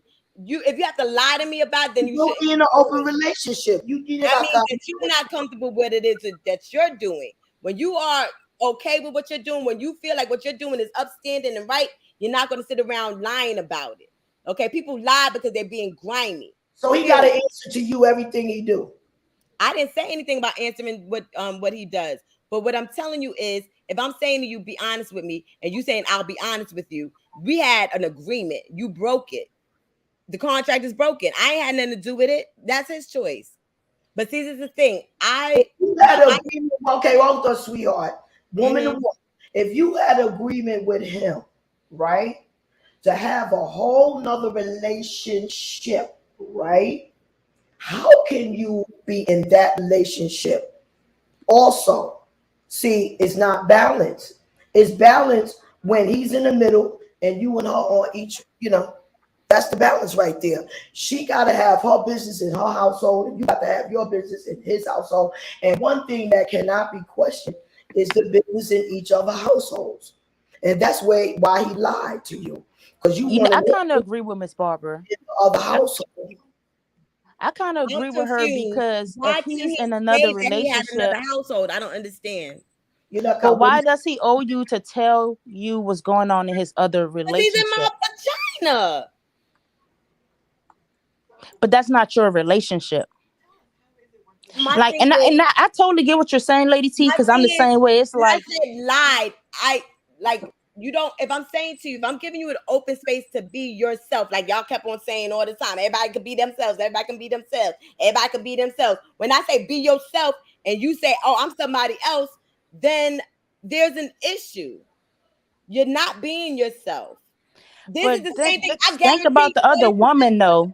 What if she doesn't want him to tell? You go to a guy and say, I'm open to pagan. They're gonna be like, oh, I don't do that shit, and they be over there pagan with Peggy.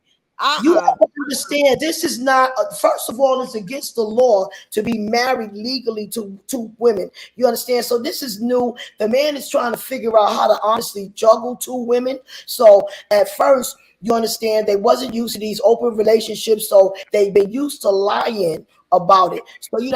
So he's saying, damn, if I don't lie, I'm gonna mess up this relationship. So being that you are his beautiful queen, he lied because he didn't want to get rejected because he know you. And what did you do? The very thing that he didn't want you to do. You rejected his ass. He wished. What if it's not that though? Hold on, you guys. The God mother needs the mother real quick. Hold on, real quick before we move even further. Let me ask Miss Barbara. Can you re-clarify to the women in the stream who are asking you if you are with your daughter's father? Like, what is your relationship status? Like, people are inquiring. I know that you've answered this earlier in the show. Can you re-clarify? And then I want people to a Lady T's point, to Lady T point. Can we define open relationship? Like, what exactly is open? Because I know that kind of does take on a different meaning. But Miss Barbara, clarify your relationship status again, please. My relationship status is learning how to become a woman. I listen to Minister Jack that points out the sluts and hoes. I listen to Red Supreme. My relationship status is becoming a woman of virtue, treating my body like a temple. Not having sex, not being promiscuous. That's my relationship status. Okay. Nah, I know you fucking right. Miss Barbara, just real quickly, let me re-clarify the question again. Are you currently with man or without man? Listen, and you answered it already, so just re-clarify what you said earlier. You have a husband that you don't love, and you have a young testimony now, right? All of my men that have ever entered my vagina are still my men. Let me clarify like that, even in the spirit and even in the flesh. Girl, you said you had a man and a side nigga. That what you said? She got me hollering over all of my men that have ever entered my vagina are still my men. I got me some popcorn. In the flesh. Okay, so I'm sorry to say you say you got community vagina then. Is that what you're saying? Excuse me? No, I don't have sex with nobody. I make love in the mind. Reckless, I cannot with you. I make love in the mind. Oh my God. Okay, can we just get to the define the open relationship part? Pulled it up. What the hell does that mean? I made a mistake. I pulled it up and I made a mistake. What I'm talking about apparently is a polyamory relationship. So it says an open relationship is an intimate relationship that is sexually non-monogamous. The term is distinct from polyamory. Oh no, I was right. In that it generally indicates a relationship where there's a primary emotional intimate relationship between two partners who agree to at least the possibility of sexual intimacy with others. So excuse me, I was correct. An open relationship.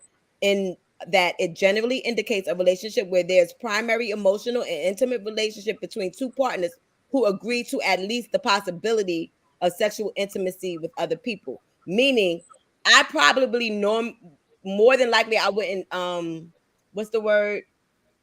I wouldn't take them up on having another sexual partner, but I want the relationship open to where that if the possibility arises, it's okay. I typically like to have sex with just one person, so I probably wouldn't take it up, but I don't want someone lying to me if they want to be with other people, considering I don't have an issue with that, because I do feel as if men can compartmentalize sex. You understand? So what happens if he tells you he is with someone else or entertaining that? What is your next step in that open relationship? Then that's what it is. You getting the boot. You getting the damn boot. If I find out about somebody else and you've been telling me I don't want that, I don't want to be with other people, I only want to be with you. If I would be with somebody else, it would be because of this, and then you're doing it. All of what you just said. Okay, I understand now. So he was saying he wasn't with anyone else, but he was with other people. Right. Got you. I said Okay, he lied. okay. Well, I don't know. Yeah. I said he That's lied. a bald-faced lie. You know what? This is what I thought you meant. I thought you meant you knew he was with other women, but you wanted to know what was going on in their relationship. No, I mean Okay. he Thank lied. you. Okay, And got saying you. that he was only with me, and I wouldn't want to be with somebody else, and I don't want that kind of a relationship. And da da da da da. But then when she found out he was with another woman, she cut his ass off. This is the woman that said she wants an open relationship or whatever. Because she lied. I want an open relationship, not a lying one. Right. That's not an open relationship. He lying. But I wait, speak I for a agree with moment? Miss Barbara on this one. And the reason I agree with Miss Barbara is because Hold on, you guys, hold on. Somebody has that sound in the background again. Whatever that vacuuming sound is. Okay, there you go.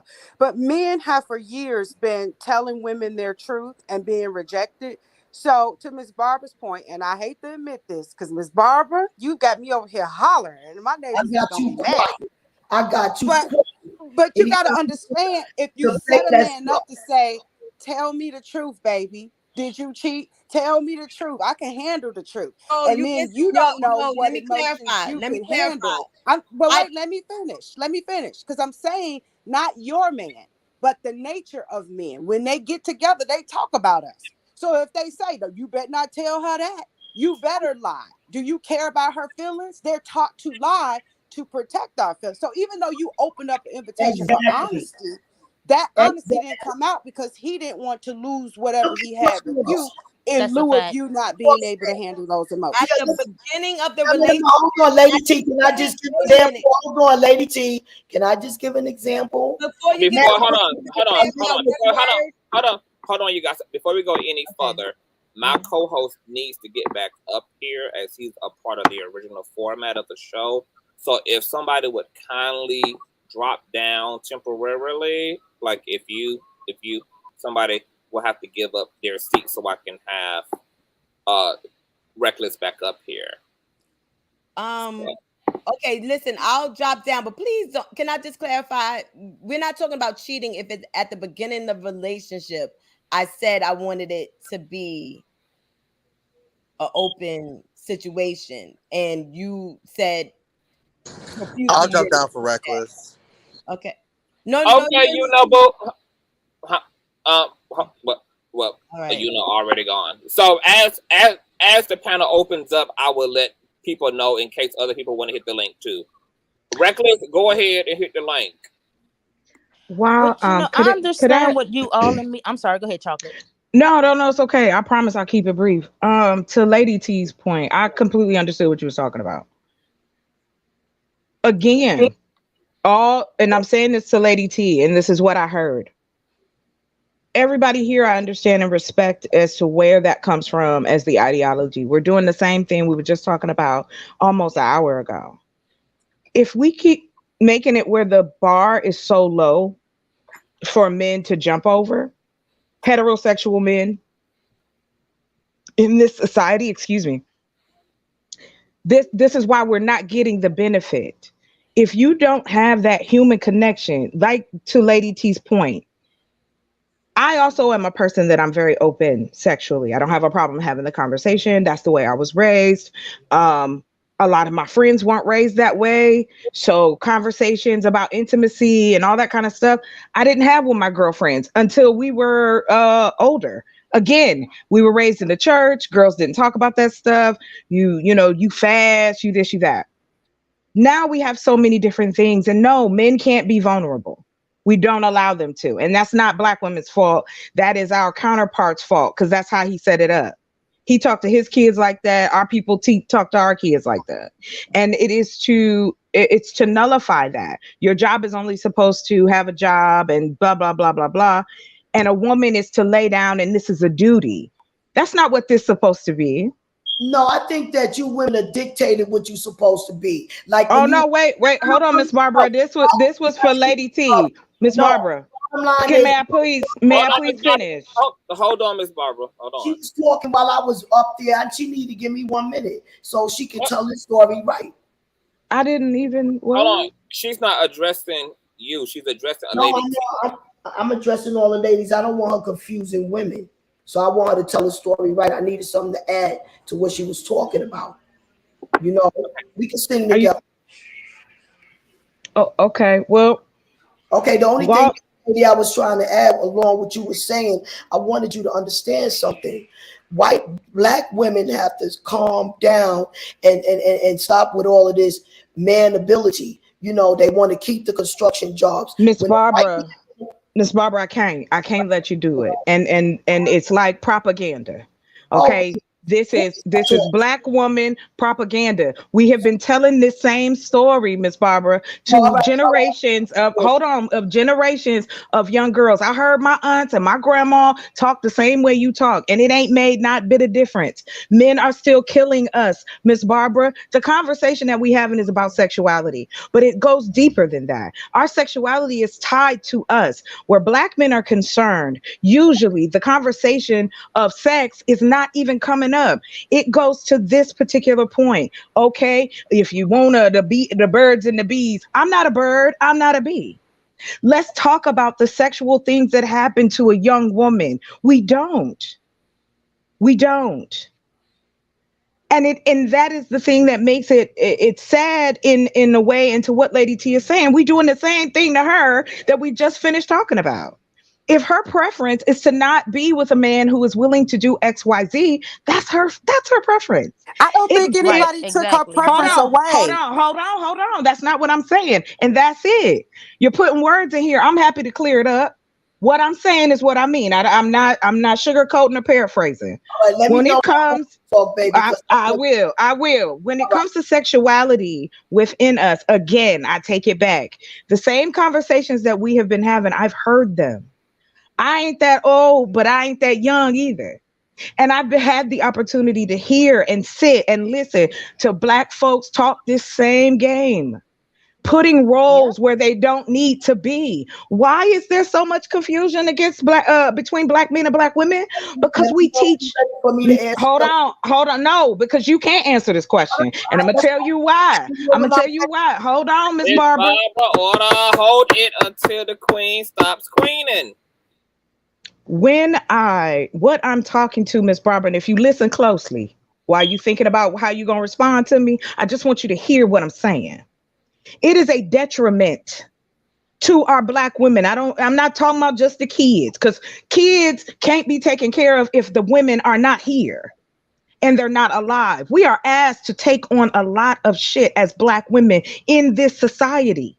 So I'm supposed to stroke his ego, suck his dick, take care of his kids, go out here and work. Hold on, Miss Barbara now.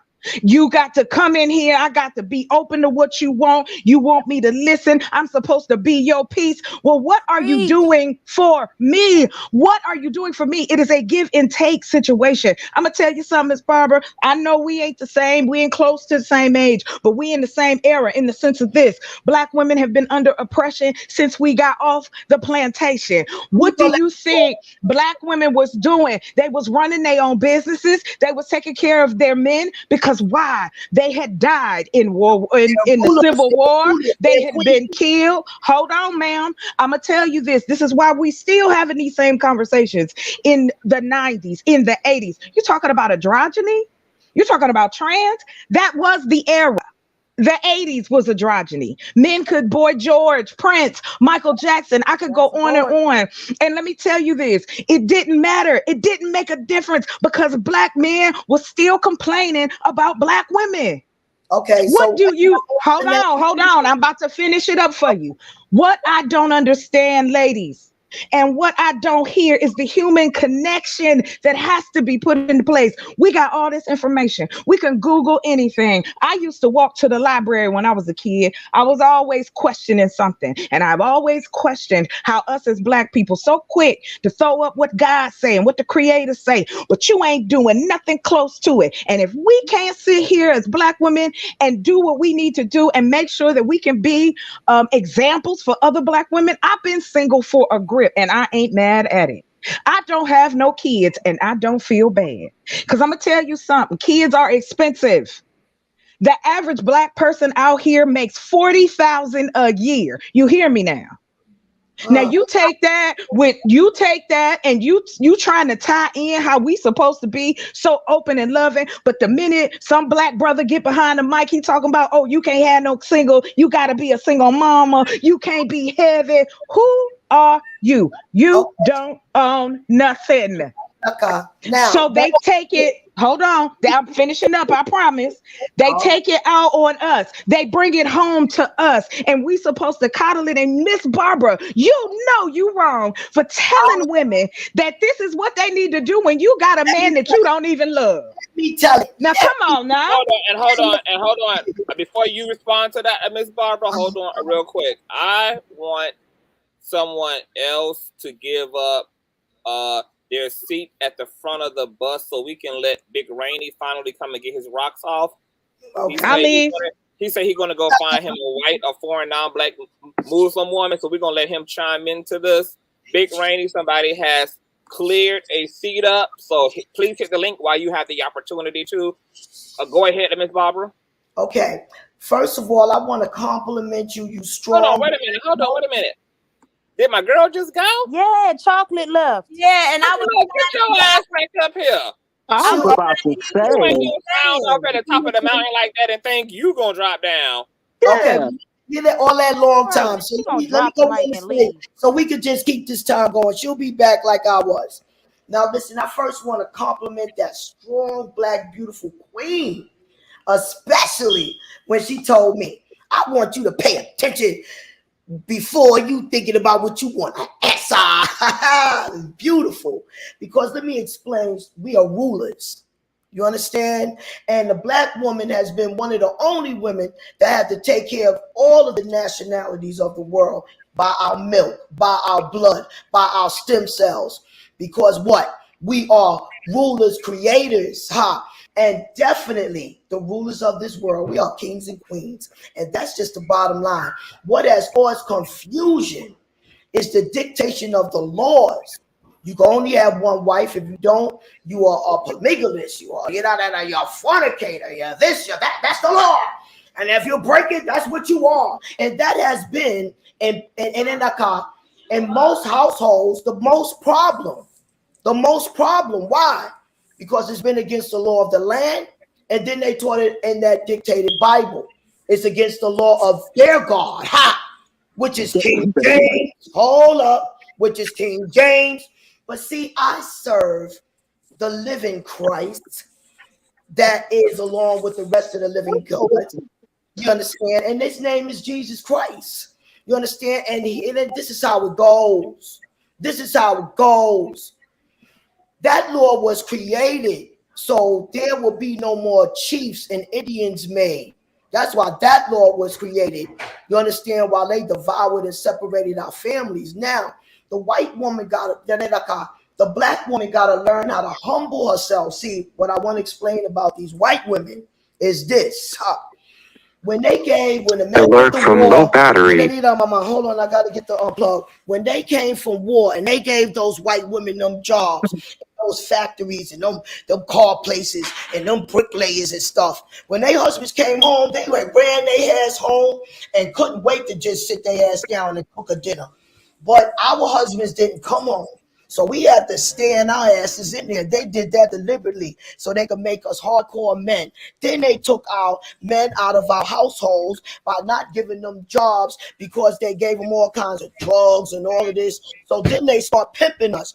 Then they said, They took themselves out of the household. I know what to do with these niggas. I'll make them support wars. I want y'all to be very clear to know this, that the United States of America wars was supported by us.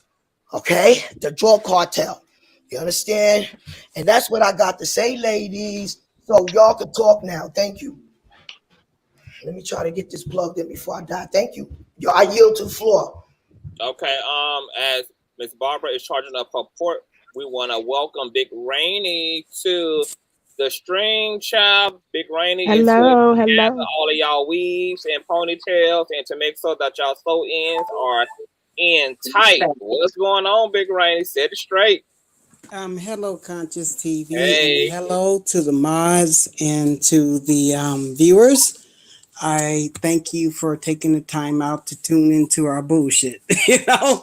I just want to say, when do we calm the hell down and learn to surrender our egos to our God self? I'm an atheist. The only God I serve is the God that walked with me in my mother's womb. That's the only God I serve. And the God that created all this majestic beauty and all the laws of science and nature. That's who I serve. I don't know about the God of religion. I'm done with that. But what I can say is that religion has caused great division amongst Black people and psychosis, where we are just at each other. And another thing, slave mentality has caused psychosis amongst each other. The field Negro versus the house Negro. Well, the house Negro versus the field Negro. Let me share something about my past. I was raised as a slave, literally as a slave. I was the house Negro, and poor little undescript person, I'm not going to say their name because I'm going to protect their privacy. They were the field Negro. And we were played against each other. Like John Lynch or whatever some little pamphlet that was written, that was the same law that was applied to her household. This woman was a Cherokee Indian who hated Black people, but she took in scores of Black foster children and she made thousands each month. A lot of people Hold on. It's Barbara. Just giving us a household. So she played us against one another. And I'm going to tell you, I don't trust women because of the abuse that I experienced at the hands of indigenous women and Black women. Now, hold on. What I do, because I distrust people and women generally, what I do, is just give people a chance. I am not going to judge you based on some asshole. I'm going to give you a chance to be yourself as God intended you to be. And then I'll go from there. Because for a long time, I didn't want anything to do with Black women because they were always so angry and hostile. And because I'm a very gentle person, they treat me as if I'm a punk or a sissy. And I ain't talking about a gay man. I'm talking about a ballless wonder. And then when they see me man up and come through for them when they need finances paid, bills paid, for me to get rid of niggas bothering them and all that shit, I come through. Because I make a motherfucker disappear. Don't fuck with me and mine. So they needed me then, but they didn't need me any other time. Because unfortunately, women depend on men when they feel endangered. But when they don't need us, we're nothing. And I'm not saying all women, it's just some women. And what I hear in this dialogue is here that Black women need to be able to find a safe place in which to have open, honest dialogue with Black men. Because we need to understand, where do our Black sisters come from? Because they have been egregiously wounded during slavery. I understand that. And I'm not a sex fiend, I'm asexual. Now, if my wife wants, my future wife, should she want sex, fine, I'll give her sex. But personally, I'm asexual. I don't see women as sexual objects. I see women as my equal and as my guide. There is wisdom that only a woman can give. There's an ancient wisdom that only they know. Because women walk with humility. I'm talking about Black women. I don't know about the other races. I'm talking about my Black queens. There we go. According to the Miami Wata, Mama Zogby, Mama, and then Zogby, Z, G, B as in boy, E as in echo. Look her up. Black women started civilization. Black women taught us how to be civil. Black women taught us how to wipe our asses. Black women taught us how to abide in peace. We must not ever forget that. Ever. I'm tired of this fuck shit that we overlooking how Black women played a role in our society. The Miami Wata is the true gospel, not the King James Bible, not Islam, not Christianity. Preach the Black woman is God. Because we come from the Black woman. We don't come from a Black man. We come from a Black woman. She chooses to give birth to us. She chooses to allow that man to impregnate her. Okay, can I ask you one question? Hold on, Miss Barbara, because I want a Reckless to jump in after Big Rainy. Okay. All I'm saying is that we as Black people, we need to know who and what we are. We are powerful and we are mighty. And I am tired of this YouTube beefing fuck shit. That's why I got out of it. That's why I had to own up to my role in the fuck shit to get free. Get free, God damn it. We Black people need to be offering tips on how to keep each other healthy as we survive this COVID and the Omicron and all these other white man-made diseases. We need to be here for each other. We need to be on this panel discussing, oh, you know what, try some lavender if you're sleepless, or try some mullein if your lungs have issues. We shouldn't be here fighting each other. I'm sick of it. But nobody is fighting each other on this panel. But it's subtle. But here's the thing. It's subtle. But here's the thing. Here's the thing, Conscious. It's subtle. Hold on. Hey, the godmother and his mothering. Hold on.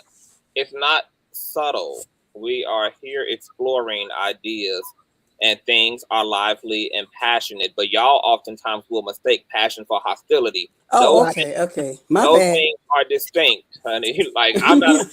We are a lively people. This is what we do when we are doing what we do best, which is evolving, exploring, challenging, and pushing dialogue into the bounds and these to be in. So after Reckless speak, I have a very important question to ask you. Yeah, you. Okay. I do want to let Reckless speak to that. Go ahead, Reckless. I'm confused. Okay, wait, do I sound clear? Do I sound muffled? You are clear. I'm clear. Okay. I'm confused. I'm confused about a few things. I'm keep in mind, I'm about to tap on two boxes. Sir, actually, I'm gonna say Miss Barbara first. Miss Barbara, I'm confused because while he was saying what he was saying, you was cheerleading, but yet your sentiments have been nothing but allowing Black women to be disrespected by Black men, and Black men are a king and you are not a gift. So that contradicts everything that he said. And sir, I will be, excuse me. And sir, I will be tapping on your. Hold on. It's Barbara. you will have a chance. Hold on. You will have a chance to respond, Miss Barbara. Like people, one at a time. Let people complete. And look, if y'all have to write notes, pull out a damn notepad. Write it down. It's no need to keep interrupting folks. Do what y'all have to do. Like we all too grown to be out of order. Get in line. You got your ticket number. I will let it be known when it's time to jump back in. Hold your horses. Y'all been up here forever. Let some of these people who have not spoken have their opportunity to speak, please. Yes. Go ahead, Reckless. And another reason why I'm confused as well, not only because of Miss Barbara. Now I was going in and out, so correct me if I'm wrong. You said the whole thing, sir. You said the whole thing about the black woman is this, the black woman is that, right? I want to make sure I'm because I was going. Okay, but didn't you just put in the chat that you wanted to be with a white woman or a non-foreign woman? I need for you to make it make sense because right now you don't have $1, so I know you ain't got no sense. So I'm trying to make So let the me math say ain't this to math. you. Let me say this to you, young man. The Yes, sir. reason why I said what I said after 58 years of existence, which you don't have, I chose to choose that. Well, I would probably may have to resort. Well, black women have been treating them like a piece of shit. That's why. However, hold on. I Miss said, Barbara, I'm gonna mute due to what I Please, have Conscious. experienced in the last 58 years, I may have to end up marrying a non-black woman. Now, hold on. I love black women. They are beautiful. They're sexy. They're intelligent. But unfortunately, because of the aggression and the anger from many of them, not all of them, I am forced to take a consolation prize. The consolation prize is a non-black woman. Do you understand what I'm saying in English? Okay, because apparently you've been you kind of tapping on my box, so I'm gonna continue to push back.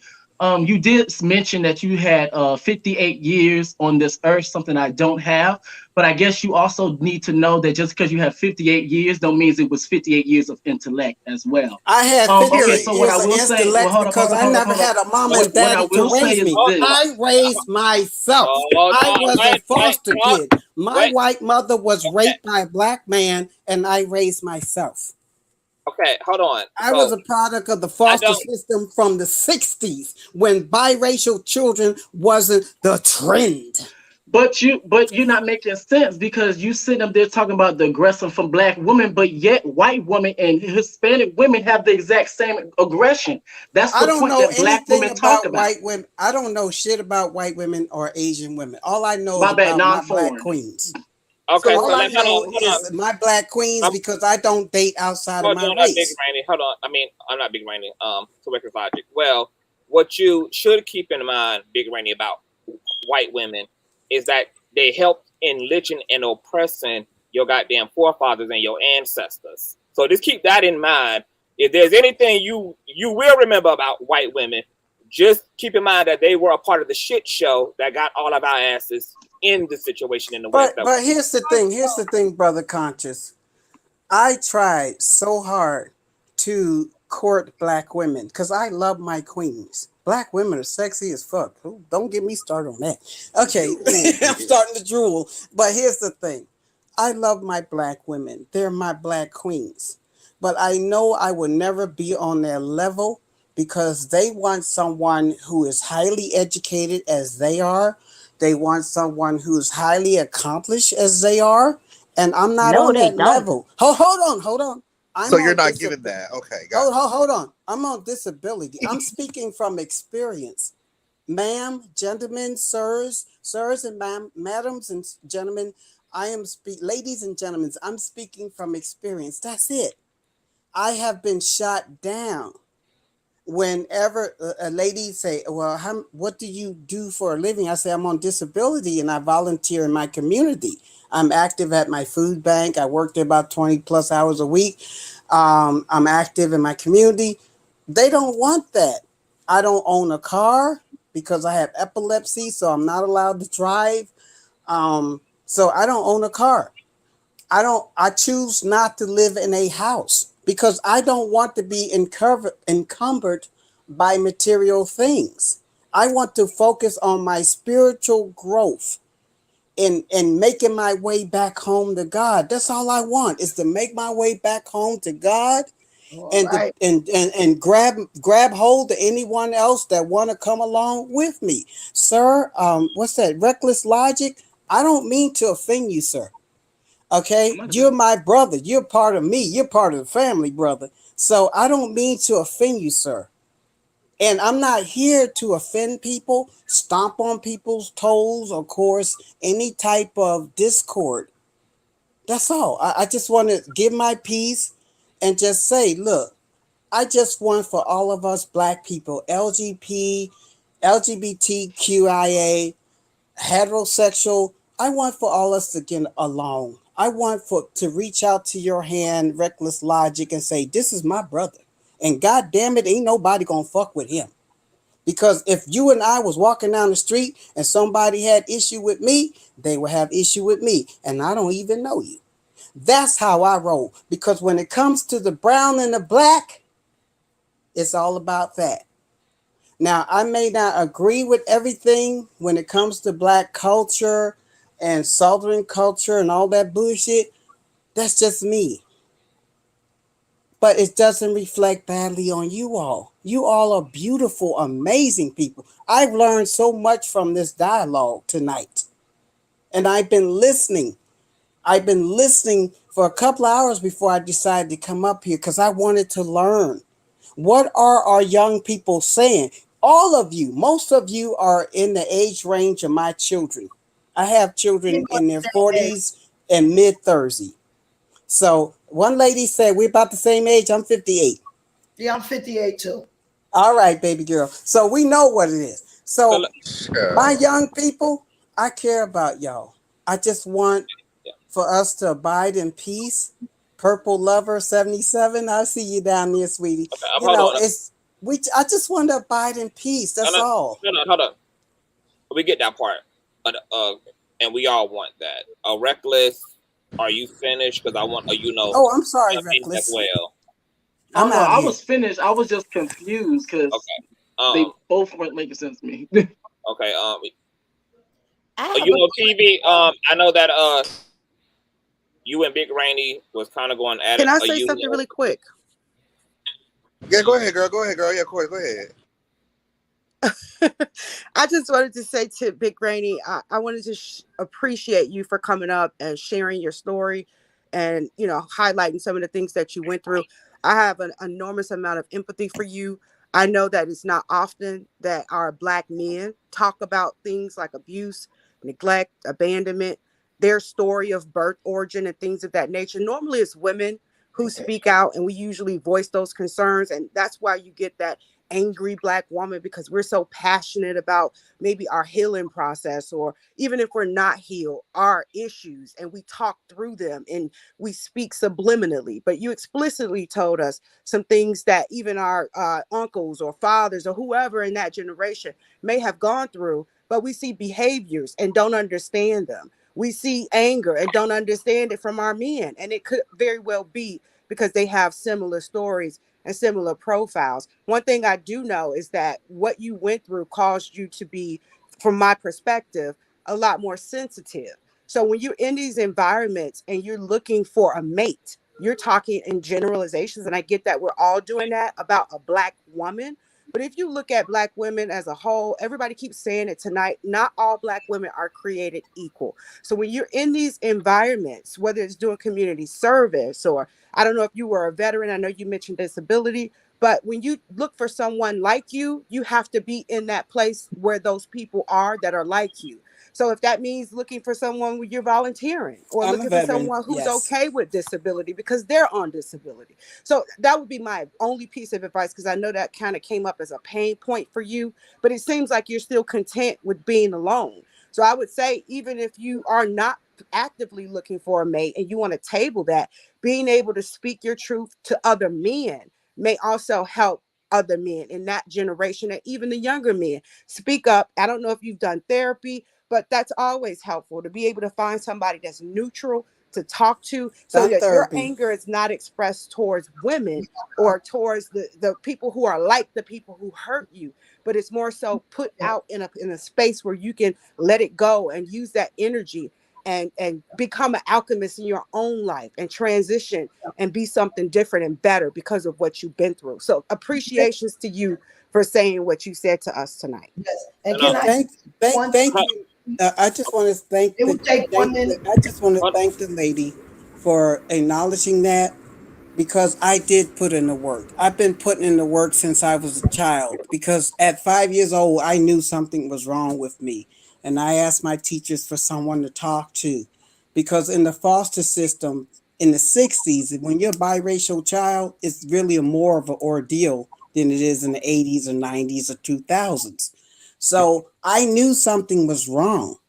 And since then, I've been continually putting in the work to rectify the wrongs that society has committed against me. There's nothing wrong with me. There's something wrong with society. There's nothing wrong with you.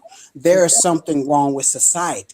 That's how I see it, because I am going to navigate this world on my terms, not on society's terms. However, I need therapy to navigate it in a healthy way that is helpful to myself and to everyone whom I encounter, because this is not about me. Pardon me, ma'am? Can I say one thing to him? Yes, ma'am. I gotta ask Constance. Constance, can I say one thing to him? Miss Barbara, if you have to interrupt somebody to speak, it means no. And you do it every time. You cannot ask for permission. Like, you can't interrupt someone to ask, can you speak? Like, No, I was wanting to chime in on him, what he was saying. No, we're all wanting to do that, but that does not require interrupting, Miss Barbara. Okay. We all want to chime in. I want to chime in right now. Well, it was just a Holy Spirit feeling. I just, wanted to share. Well, the Holy Spirit has gifted us with patience, boo. So, that's a virtue of the Holy. That time you gotta say it. Good. All right.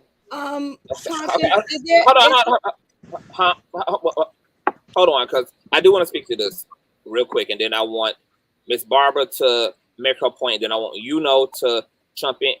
Lady T, y'all know how it goes, but I want to say this.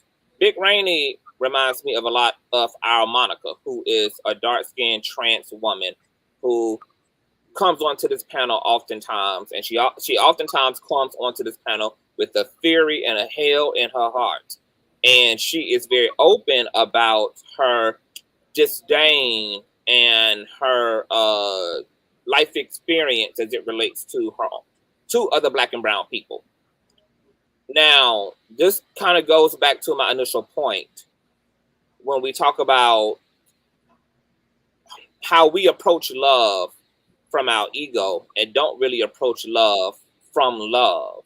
Like the social constructs we've created in this world that, unbeknownst to us, make us ableists, which is discriminating against people who cannot operate in ways that we consider traditional or standard. They may be missing limbs, they may have mental illness, they may have a birth defect, whatever the case may be. When we're talking about these issues regarding masculinity and femininity, and we have men, Black men like Big Rainy, who are heterosexual, want Black women, but does not march to the beat of the masculinity that's oftentimes perpetuated in the Black community. Big Rainy is on the more laid back side, on the more gentle side, on the more romantic side. And so this is why I always try to bend our minds on this platform, because the systems we're creating from our egos are oppressing other people. They are disqualifying other people from a dignified and loving experience on this planet. They are disqualifying people from relationships that they should be qualified for on merely superficial, materialistic basis. And if we don't reach deep down in our damn consciousness and start pulling up the bones of the indoctrinations that we've been induced with through religion, the ideologies we've been induced with through pale supremacy, if we don't get down to the nitty gritty and empty this shit out of our fucking heads, we are going to, unbeknownst to us and indirectly, reinforce the oppression of other people's lives while calling ourselves good guys and good women. The burden of other people's freedom is also contingent upon the work we do in ourselves and using our privilege and our own life experience and taking ownership and autonomy over our own minds and challenging ourselves to see the world different, but more importantly, to see other human beings differently from the way we've been socialized to see them. Like, yes, I know that shit is tough and it's wild.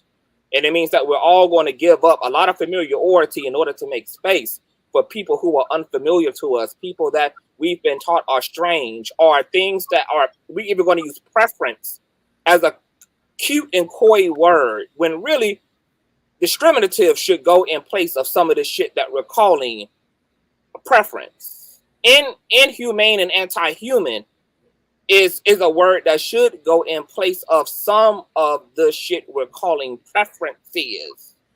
Like, we are literally denying other human beings over fucking nothing when you boil it down. So I think that Big Rainy's story and experience, yes, it's anecdotal. Big Rainy's experience is not universal. It does not speak for every Black person and every Black woman.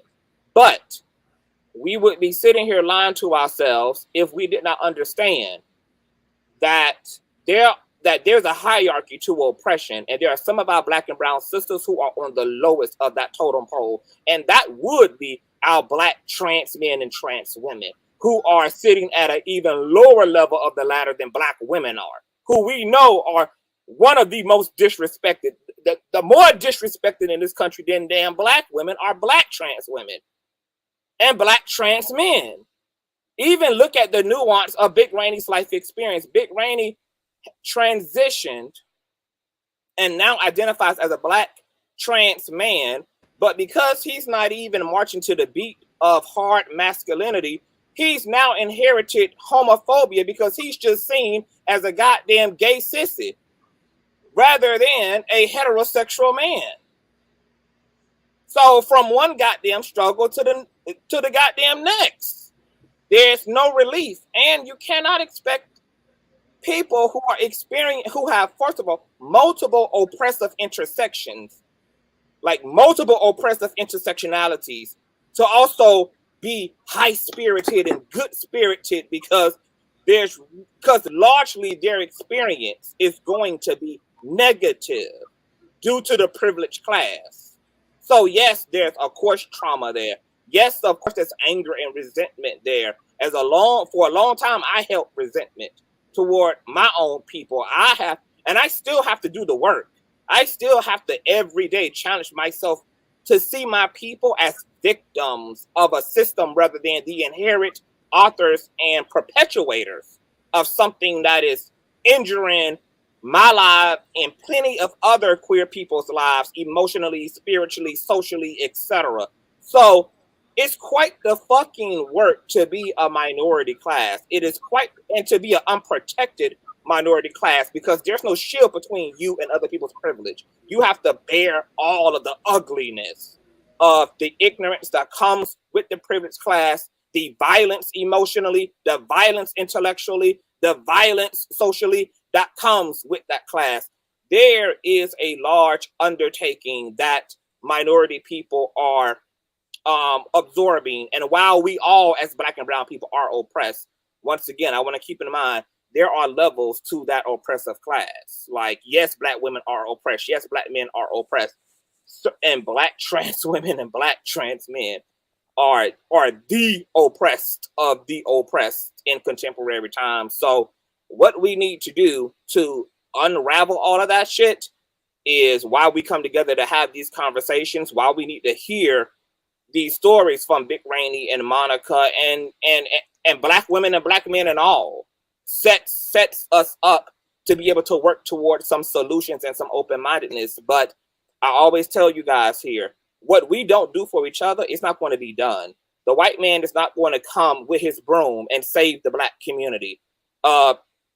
other ethnic groups outside of our own are not coming back to save us. White Jesus is not coming back to save us either. What we don't burden ourselves with in terms of making sure that we all provide the highest quality of life unto one another just won't be quality that we're all afforded. So we have the burden of cleaning up mess done to us by other motherfuckers, but it now is our burden, and our own lives are deeply dependent upon the level of responsibility we all take to do just that. Can I say this? That for a long time, I'm gonna just come out with the truth out here, because this is a cleansing moment. This is a spiritual moment for all of us to get it right. For a long time, I despised feminine men. I hated them because I hated the femininity in me. Because I, as a trans man, I have some feminine traits. But I was trying so hard to be a Paul Bunyan type man that I lost track of my own spirituality. And in doing so, I drowned out I lost connection to my godlike femininity. Because what you doing on your phone, Conscious? I'm about to block Designer. You texting your boyfriend? I'm about to block Designer from the chat for You on that phone? I like he focused. But what I'm saying, her there. I'm just yanking your chain. Can I get something clear? Did you say you are trans? Did you say you are trans? I'm transgender. Yes, yes, yes. Who's addressing me? I'm sorry. Me, Barbara. Yes, ma'am. I'm trans. Yes, So ma'am. you wasn't naturally born a man? No, ma'am. Wow, you look like you was naturally born a man. No, ma'am. Because you know what? I would have never known the difference. Miss Barbara. That's God is my witness, and I wouldn't have judged. I'm still not judging you no difference. I still got to tell you what I got to tell you. But I'm still going to tell you what I got to tell you. Tell me.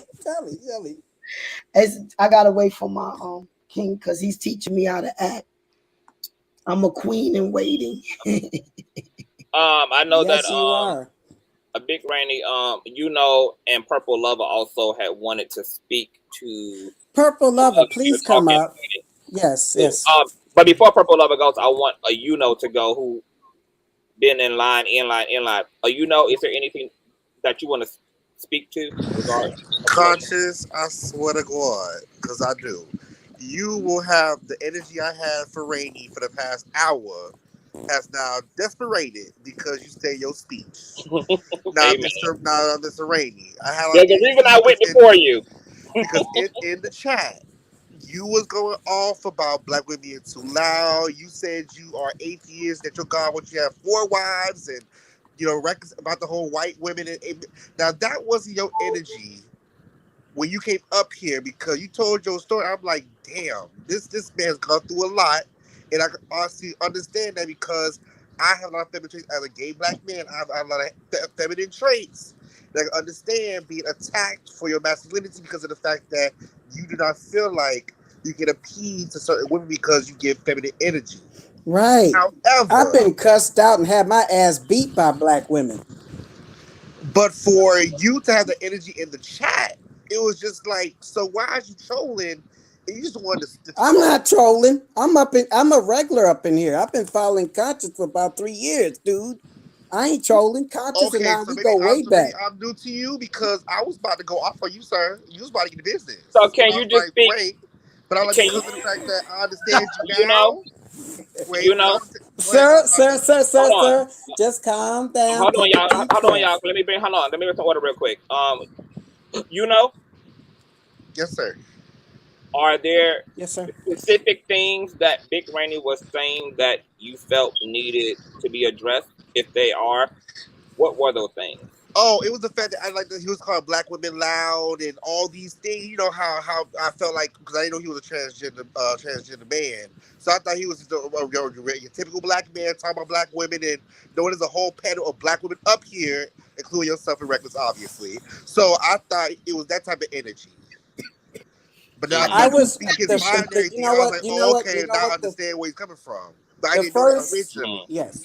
The first 8 the first 17 years of my life was spent in a place with only Black women and indigenous women.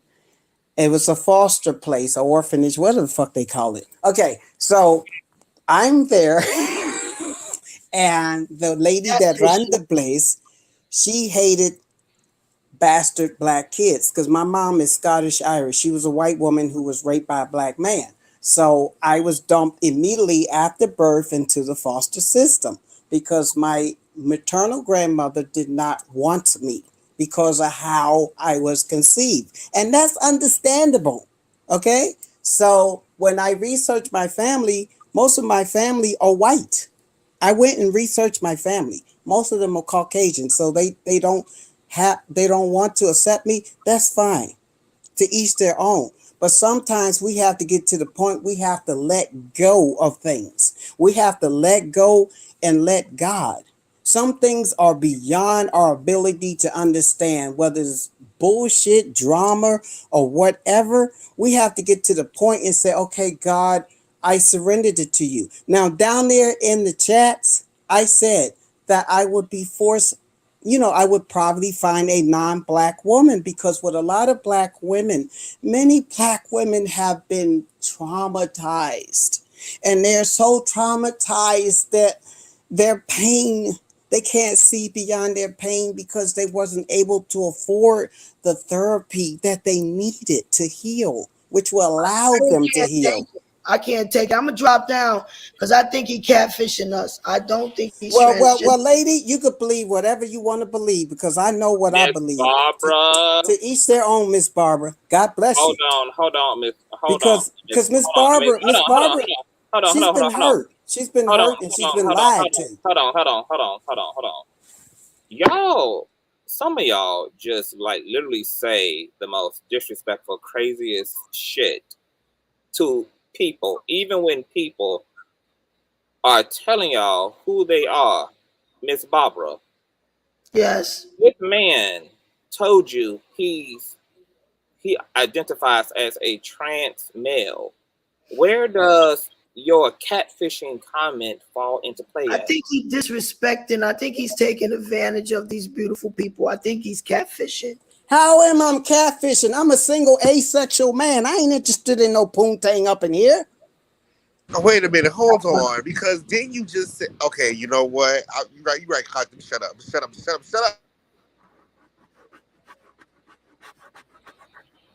What I'm saying, maybe I'm using the wrong word.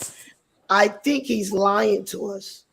That's why all. Why are you worth my effort to create and formulate a lie, which requires me to remember the lie? Because hold on. When one is lying, one has to have a good memory, and my memory ain't shit. Okay, I stand by the truth. Now, Miss Barbara, I don't know what you experienced. I apologize if you went through some type of horrible pain that causes you to hate transgendered people. Oh no, I could never do that. Here's the thing. I don't owe anything. I don't like liars. I be goddamn if I'm gonna argue. I be goddamn if I'm gonna argue with a woman. I know I'm man enough to take my exit. See ya. No, I was going to do that. Yeah. I mean, hold on. What is the lie? Like the lie is all due respect. You know, first of all, let me lay this out there.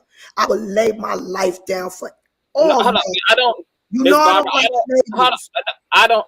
Miss Barbara, where's the lie? Like you don't got to. The lie is he's not a transgender. So the lie is he's not a transgender. He's lying. Miss Barbara. Now, in the word of conscious. Hey, hold on, cause something about to happen. In Reckless, please, let me speak to, in Reckless, speak. You go first. Okay. So because I already had this energy of I didn't know where he was if he was trolling or not in the conversation from how he was in the chat. If he says he is transgender, and again, We're in a time right now where people lay with themselves. And as a gay man myself, if you say you was this, I'm not gonna question a damn thing. However, someone in the chat just said, "How you gonna mention God?" But you said you were atheist. Then he said he wanted a wife, and then he said he was asexual. Now, anybody know what asexual is? That is the lack of not wanting to have any sexual intercourse with anybody, man or woman alike. Then he came up here and said something about Pootie Tang in regards to Miss Barbara's commentary. I don't know what the hell just happened. And because he said he been dead for 3 years, that's why I said, is y'all sure this man is who he said he is? Now, for Barbara to say that he is not transgender, I don't know what the hell going on. Yeah. Listen. Wait, you know what's the last thing you just said? The last thing I said? Yeah.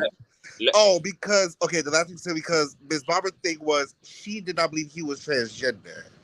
Now, I said that because we're in a time right now where people are allowed to label themselves as whatever the hell they want to. If this man said he's a transgender male, me as a gay man, it's not my right to contradict what the hell he said. But he said a lot of contradicting things while he was up here. Can I be honest? If you don't mind, Conscious. Yeah, but hold on.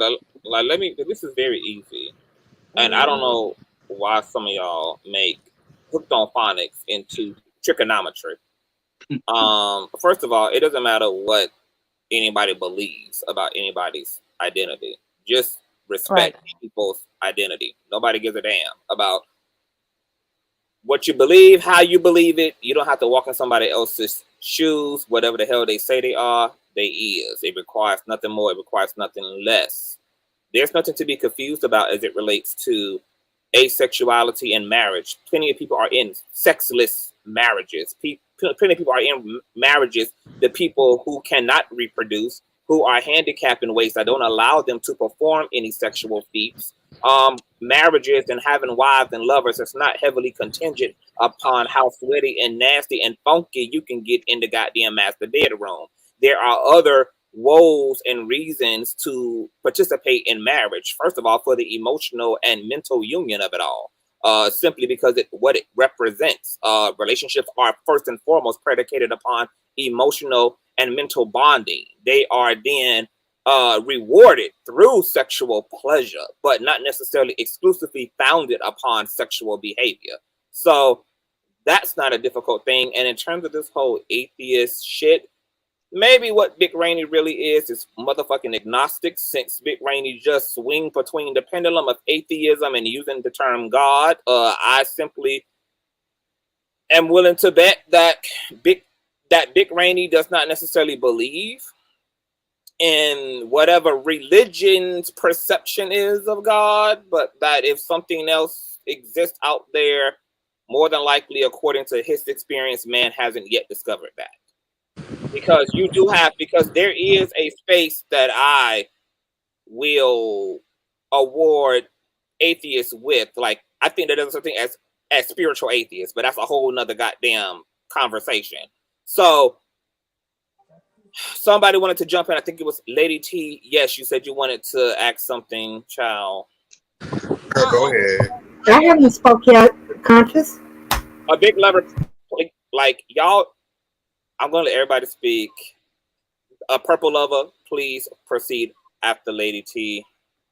I just wanted to come up with a word, like if we say pineapples, that means we're done speaking. Because I think sometimes people are mistaking long pauses for someone being finished, and we keep coming up against that issue. So that's all I've been wanting to say. Okay, a purple lover, I yield the floor to you. Thank you so much. As a Black Aboriginal woman, I would like to apologize for what you went through. To Miss Barbara, what he's talking about in our community is not uncommon. There's a lot of internalized racism that's going on in the Aboriginal community. So his whole story. Beautiful. Can I just ask you a question? Are you trans? No, ma'am. I'm just asking you a question because, baby, you look like a woman. She's not Miss Barbara. Oh, I just don't know. I'm just telling you. No, Lyrica, it's not. I don't want nobody to feel I'm disrespecting them. Please, I'm just saying this individual person, I believe, is lying to us. That's all I meant. I'm sorry Is a if y'all. what? Hold on. Is a what? No, this individual's person is lying to us. That's what I was saying. That's all I was saying. I, because I respect everybody. Love is love. I'm just saying this individual person. I believe that this person is It's lying to Barbara. us. You just told Dick, and once again, it doesn't matter what one believes, but you literally said when he identified as trans that wow, he does not even look trans. You thought he was a cisgendered biological male. So what? Right, and I So still there's do. nothing. So you can't unbelieve what you see. He's No, I living as a still male. do. I still do. I still do. I believe he's a born male. Okay, he's not a born male. I have seen. I don't. I don't even want to explain that because Well, it just baby, he was. Well, then it will undignify trans people. Then they could. Then they fixed him well, Then they fixed him well. Then he's on this earth what he's supposed to be because they fixed him well. Miss Because Barbara, my that is not spirit a did not compliment. see him. Well, for Yeah, you. Miss Barbara, that is not a compliment. Hold on. For I'm you. sorry. Hold on.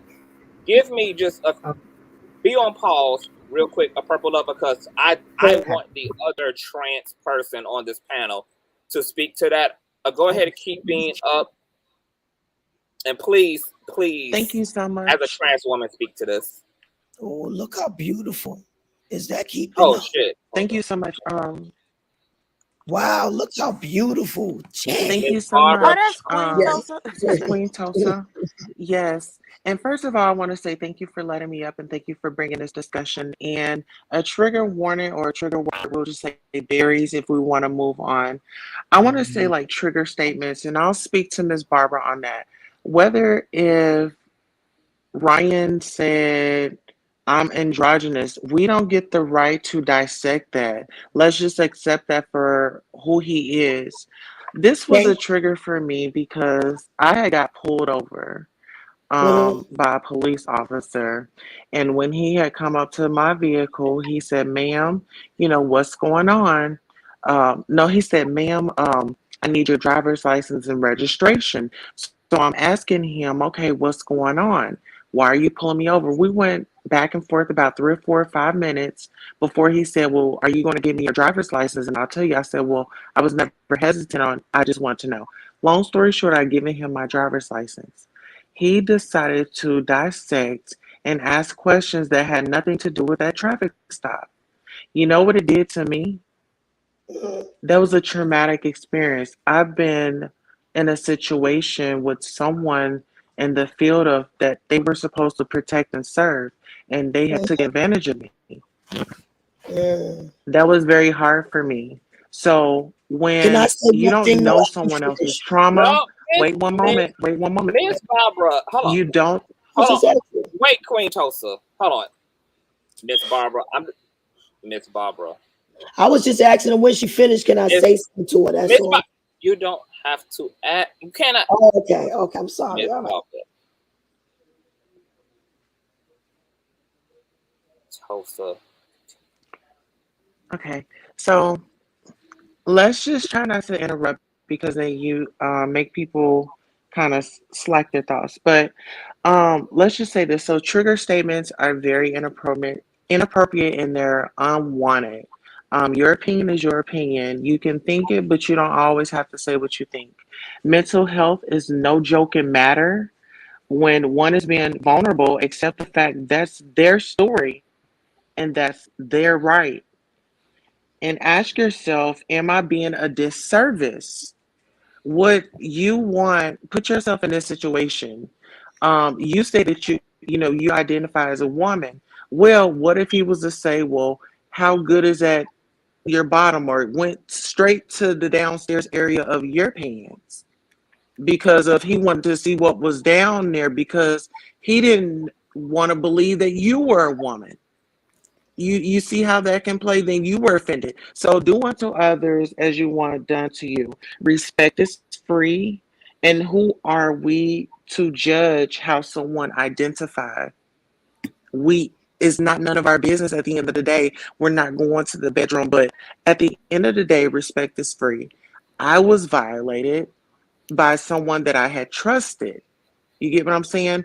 And I've been going to well, I haven't been going to therapy lately because my therapist quit. So however, I'm in a tizzy right now of finding a new therapy so I can handle the situation at hand. And I think I'm doing the best that I can. But when I see people like you making these statements, it's a disservice to our community. We want to say, oh, we need to come together, but really it seems like a conquer and divide. But understand, united we stand, divided we fall. And if you don't know something, educate yourself. We have Google. If you don't know the terms, they have groups. Offer yourself out to these groups. Look into your community. See what LBGTQ community centers that are in your neighborhood. You know, it's not a it's not a spiritual thing. It's education. Let me know when Just I be can. mindful going forward. Let me know. No, I'm going to answer after I'm she's sorry. finished. And you can say something. Thank you for that, Queen Tulsa. Before you even go, Miss Barbara, let me yield the floor to myself real quick. The reason why you guys be screaming patience, patience, patience, CTV, I don't know how you have the patience to do this, to do that, to deal with this, to deal with that, because one of the things that I like to illustrate on my platform is a space where people can come and be honest and we can engage in dialogue. But one of the reasons why I have patience for some of the people who get on y'all nerves the most is because those are the people who need to be a part of these conversations more than anybody else do. These are the people who need to be in the classroom more than anybody else does. These are the people who need to be able to engage and explore more than anybody else do. The messages ain't for y'all who got it. Y'all already got it. The masterclass and the educational seminars and all of that is for the people who are confused, who don't know, who are trying to make it make sense to themselves. And whether they get there is also going to be heavily predicated on our ability to be patient and to facilitate a space where people can be educated. So you have to let them engage. So this panel represents how I conduct my panels is also just a life lesson in how to be a proper teacher. Okay, and how to make sure that everybody who needs to be in class, needing to be in that class. Big Rainy, the studio is full. So, and let me also say this, because a Big Rainy, you hopped off impulsively. You have to, when you're up here, you got to stay up here, because you got to stay up here until you complete. Because when other people fill it in, I can't keep asking people to drop down so other people can come up. When you have the spot, hold on to the spot until you finish. Because if you drop down because you're irritated or whatever the case may be, then you have to organically wait in line. Now, because Big Rainy trying to set some shit in motion here, is there anybody who want to yield the floor and give up their seat so Big Rainy can come up and utilize that spot? I will. Can I say something real quick before I go? Marie, and welcome to the platform, darling. Thank you. And I'm gonna be real quick. This is to Queen Tulsa and Big Rainy. I've never been in your shoes, so please don't take this as me chastising you or saying something to go against you. I'm a firm believer that the life is the yin and the yang, right? I understand what Miss Barbara said may have been upsetting to you, but that doesn't mean she doesn't have the right to say it. You know what I'm saying? Like, you have to understand she also doesn't know your trauma, just like you don't know her trauma. And I often feel like you shouldn't take things so personal. And I know that's hard for me to say to transgender people who go through way more stuff than I will ever go through in my life. So I know you're probably tired of it, but it's like, Way don't more. take stuff. Yeah, See, I now know. it's getting now it's Don't going to take. get out of hand. Order in a I was just about to say, don't take stuff so personal from somebody who doesn't know you personally, because honestly, a lot of time when people like Miss Barbara say stuff to people that they don't know, it has nothing to do with you. It has everything to do with her and what she's going through. and that's why she says the things she says, right? So it's like, yes, she should respect you, but you also shouldn't Now I'm even disrespecting people. you know, expect Well, respect for ma'am, I somebody you would be don't even doing know a you. disservice to my community if I didn't say anything. If I didn't step Oh up no, on no, a no, and that's public not what I'm platform saying. So and clear. address her, yeah, Yes, in God. these spaces, I will address her when I she is agree. wrong, because if there's no education, how are we going to learn? So Conscious brought I me up agree. because Yeah, I thank am you. a voice of the community, and you must.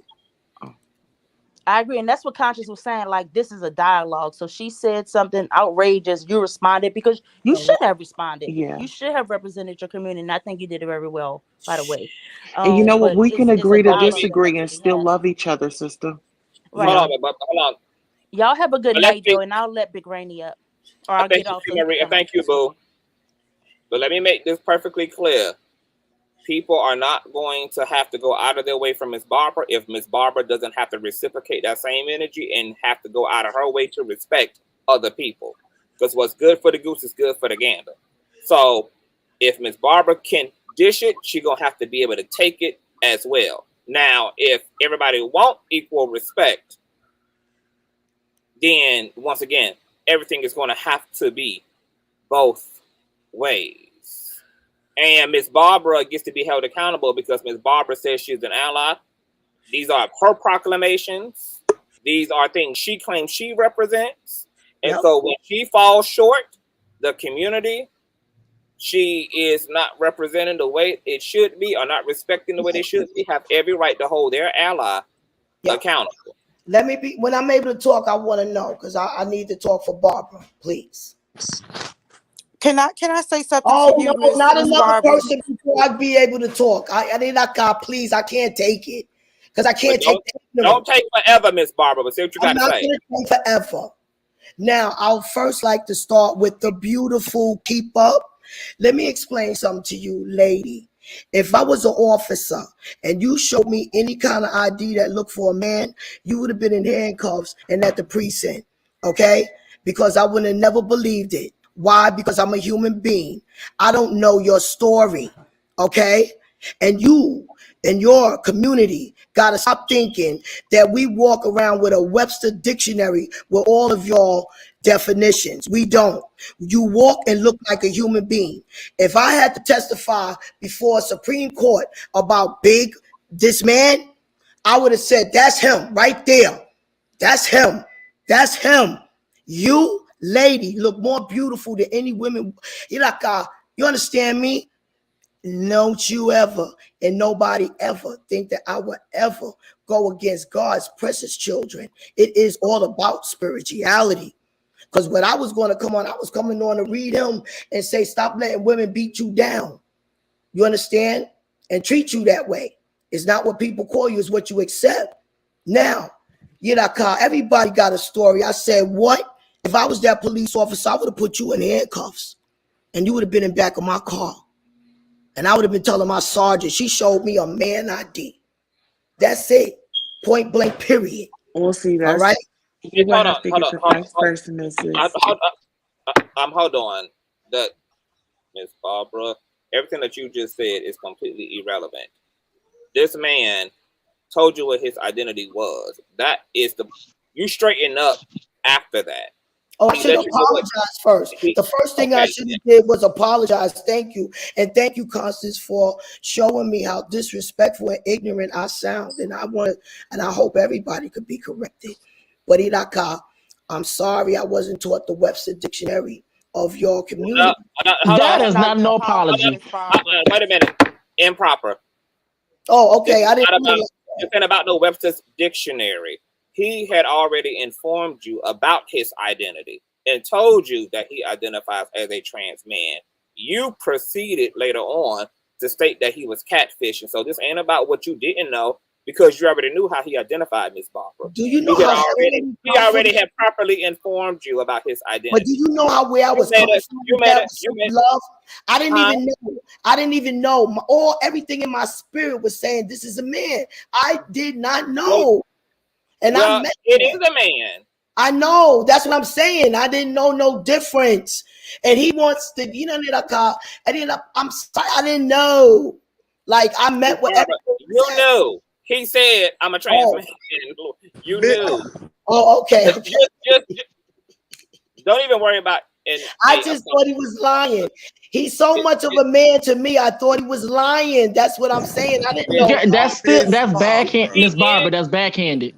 Because my thing is you like to come out of impulse and then you try to backtrack because of your age. Don't do that no more. I'm not backtracking. I don't backtrack. I'll be serious. Well, if you're not you think it's backtracking, you slide funny. from left to right. Miss Barbara, here's the thing: is that once he said that this was his, he identified as X, Y, and Z, and then not only that, you proceed to come out your mouth and say, "I think you're catfishing or lying about X, Y, and Z." And then at the same time, we literally just said on this panel, we don't know anybody's story. And then on top of that, when Conscious broke it down to you, said why you should apologize, etc. And the half-ass apology that was given is, "I'm so sorry because I don't know anything about the Webster Dictionary." Yes. I tell you, every jackass going to be used to make heaven on this earth, and I am the jackass. Thank you, Reckless, for me not to But continue. ma'am, this is not the time to be playing. This is like a serious because you laughing. That's conversation. not cute. I could receive correction with grace and happiness. This is my family. I'm not ignorant. Madam. Let me say this too. Madam. Hold on. Yes. Let me say this to Miss Barbara's plight.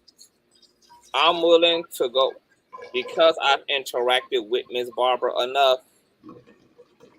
I'm pretty sure her statement was meant to be a compliment. Like, you have transitioned so well that I refuse to believe you are in fact a trans man. I totally get it. But the clapback to that, Miss Barbara, is that trans people are being discriminated against all over this country because of passing privilege. And it doesn't, like, I don't even, like, you just got to understand that that's the thing, right? Like, it does not, you don't even have to compliment a trans person on their, I wasn't trying to.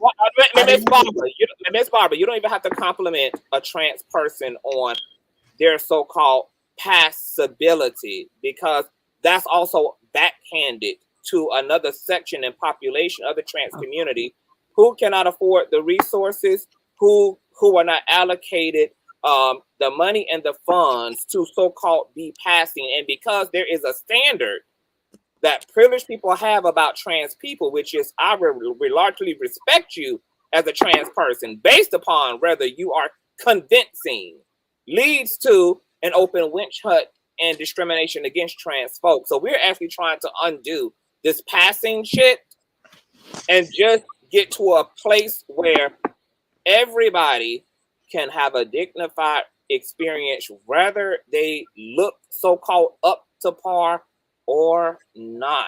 Like, the passing shit is too dangerous for trans people who are so-called not passing. So, okay, so I get the spirit of it. Fine. No. Okay, so this is what I gotta say. Y'all under the impression that I'm trying to soup this man up, that I think he looks so good as a person of passing. I'm dead ass saying that I thought he was lying on transgenders and wasn't a transgender. That's what I thought she was saying. Exactly. We know. You understand? I meant that. Like, y'all got to understand. I thought the man was up here lying. Like, okay, let me put it to you this way. I thought it was like me coming up here. I'm a trans. That's how I took it. And that's how I meant it. I said, man, he lying. I ain't no trans. That man was born man. You understand? And I meant that. So all of this, but that's exactly the problem that everybody is having, because that same rhetoric has also been used in our community against Black Africans, saying that we don't look like Native Americans. I don't want to hear because that. of a Hollywood definition. Hold on. It is popping off. I don't want to hear it. It is. I don't want to hear it. It is. It's y'all that's attacking people. You attack. Hold on. Everybody's going to be heard here. I mean, Barbara, if you don't want to endure it, you have to drop down. But Purple Love is going to speak her plight. Just like you spoke in your plight all night long. Okay. Thank A you so purple much, lover. Coach. Oh, go ahead. I want to apologize to you, Big Rainey, as a Black Aboriginal woman, because what you talked about is unfortunately common in our community. There's a lot of self-imposed racism in the Black Aboriginal community, in the Native community as a whole. We have even been told that by us claiming who we are, it denies them who they are. And that has absolutely nothing to do with nothing. When you are making statements, you Donald Trump made the statement, "You don't look like an Indian to me." Those type of statements have been used to cause You harm probably to not people Indian. Indian land who was did not. stolen. Those type of statements I'm have just been probably, I'm used just to like a cause sit you harm down. Like, in our communities. So when you're making those type of statements, like for example, you made the statement about him. I have gotten the statement, "What are you?" That is that is in no way a compliment to somebody because it's dehumanizing the person. Because now you want to fit somebody into what the the powers that be considered passable or whatever it is that they think that a certain thing should be. When somebody tell you who they are, accept it for what it is. His story is the truth coming from my community. There have been countless stories. I can tell you a story right now from my own mother who was discriminated against by her own family member, told that she was too dark to enter into her house. This is the type of stuff that we internalize. So being a part of a community that has had people try to oppose what they think your identity should be, I can understand to a degree what the issue was because we've been dealing with it. I had a niece of mine come home crying because she told a teacher that she was also native to this land and was told, "No, you're not. You're Black. You can't possibly be what you are." So that's where the issue is coming from. When people tell you their truth, it's not up for debate. Let it be what it is. I love everybody on this panel, whether it's transgender, whatever the hell people choose to be. I'm going to love you and respect what you say that you are, because I want that same respect given to me. When you are supposed to be in a relationship with the divine, you are supposed to honor the divinity in everyone, not just the ones that you think fits the appropriate image of what you think that divinity should look like. And that's all I want to say, Conscious. I appreciate it. that was beautifully articulated. I know Big Rainy, you want to respond to some of this. So go ahead.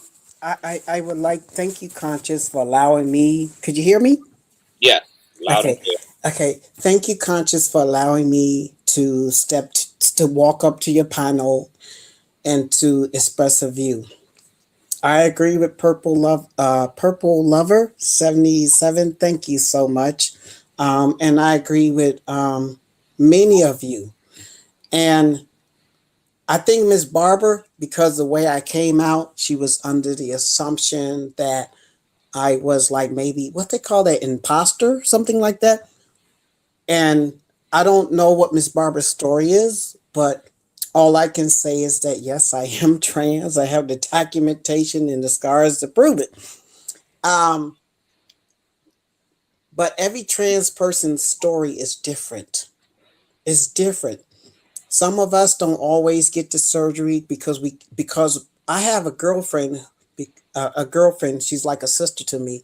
She couldn't get the surgery because of her health precluded her getting the surgery. It was counterindicated to her getting the surgery. And so she had to suffer. and she identified as a woman, as a transgender woman. And I saw her always as a lady. I said, I don't care what's going on down in the basement. What I see is a lady. And she was my sister and my friend. And she died of a broken heart because she wasn't allowed to have her full surgery, which would have helped her to, live as a full woman. I understand what transgender women go through. I lost my wife to cancer. She was transgender. We had a platonic marriage. We didn't have sex, but we was married.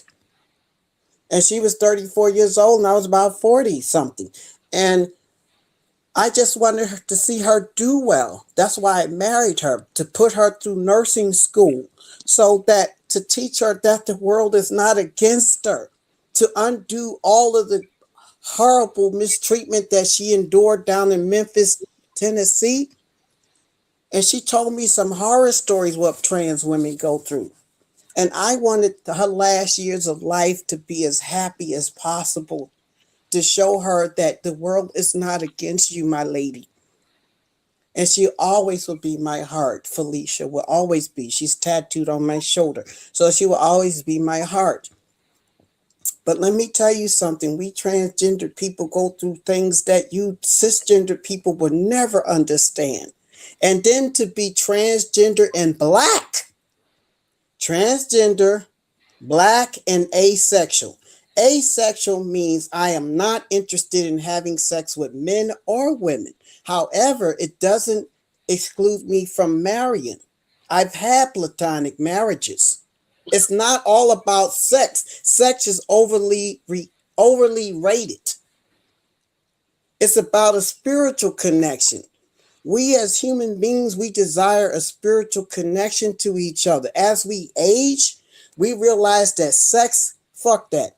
We start to realize that it's about companionship, connecting, having commonalities. And that's what makes relationships work. It's not about banging other hips together. That shit gets old. What I learned, the most thing I learned about sex was from an elderly couple that was married for 70 years.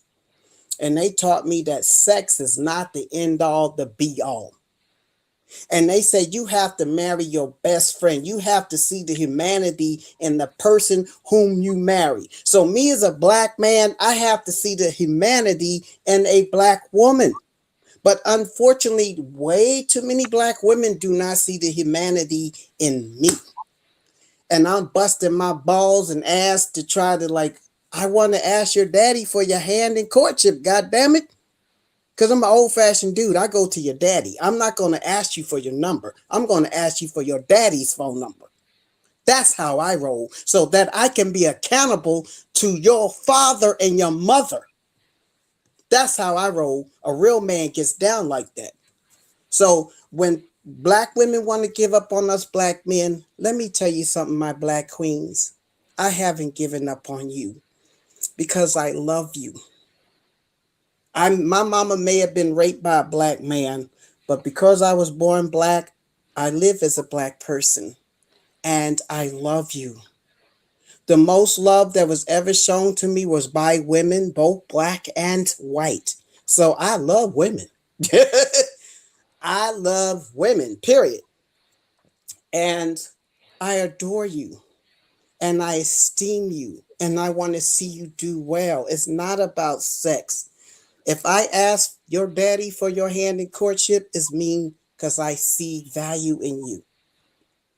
It's time for black women to expect more from men, to demand more from men, to demand that a man courts you because you are a queen. You're not trash. You're not alley trash. You're not some whore, some hoochie. You are a queen.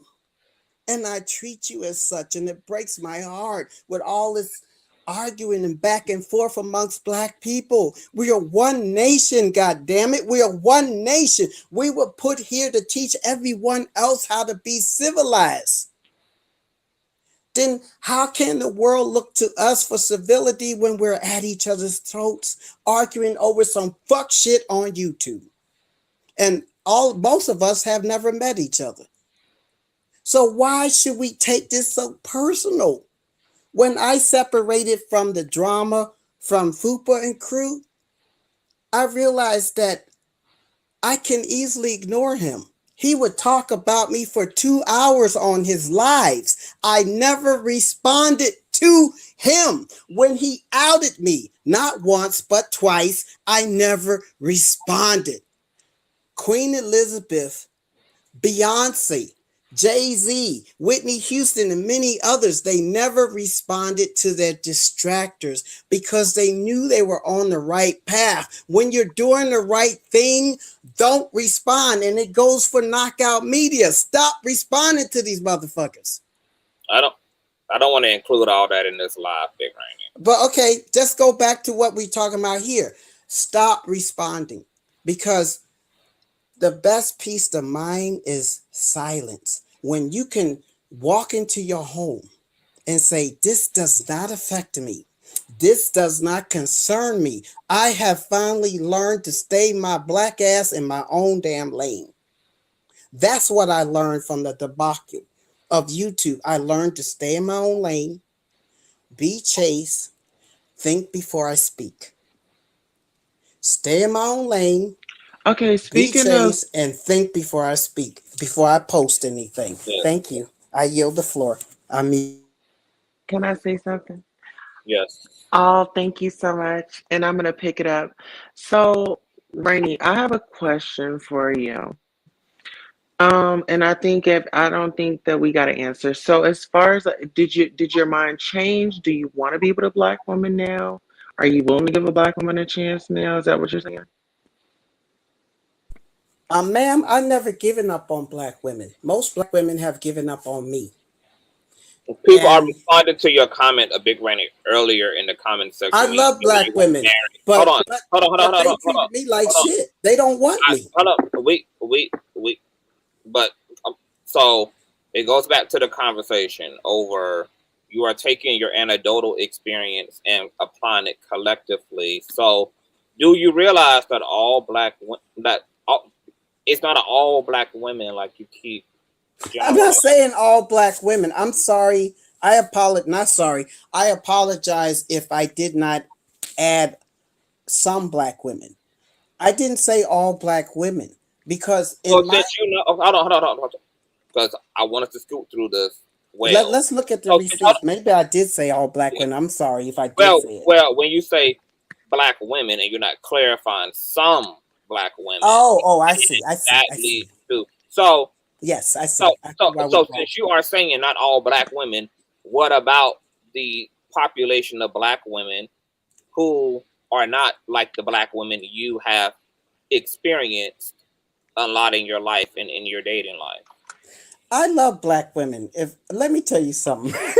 I'm going to tell you this I went into a clinic to find a therapist, right? And a black lady by the name, I can't say her name, but this lady, she walked up to me and I had spoken to her on the phone.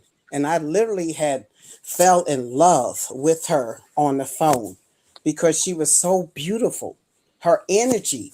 And when I met her, she was about, a large lady, about heavy-set lady, about 300 pounds. And when I met her, I fell in love with her. I love black women. They are my anchor, and I don't ever want to, give up on them ever. So it's not that I'm giving up on black women or anything, like that. It's just that the drama queens, the ones who seek materialism and all this other foolishness, I am not on their level because they want something more than what I can give. I'm not demonizing all black women. I love black women. They're some sexy ass motherfuckers. You know what I'm saying? Even though my white mama was raped by a black man and I came in this world, and I appreciate black women. They some sexy ass motherfuckers. And they're intelligent and they're kind and they're more patient than any white woman that I ever met. But it hurts when we trans men are just stomped on, emasculated by our black sisters. That's all. And our black siblings. That's all. I ain't up in here to start no bullshit. I just want to go somewhere and go to sleep. I don't mind you, and I'm gonna let you go, Toaster. I don't.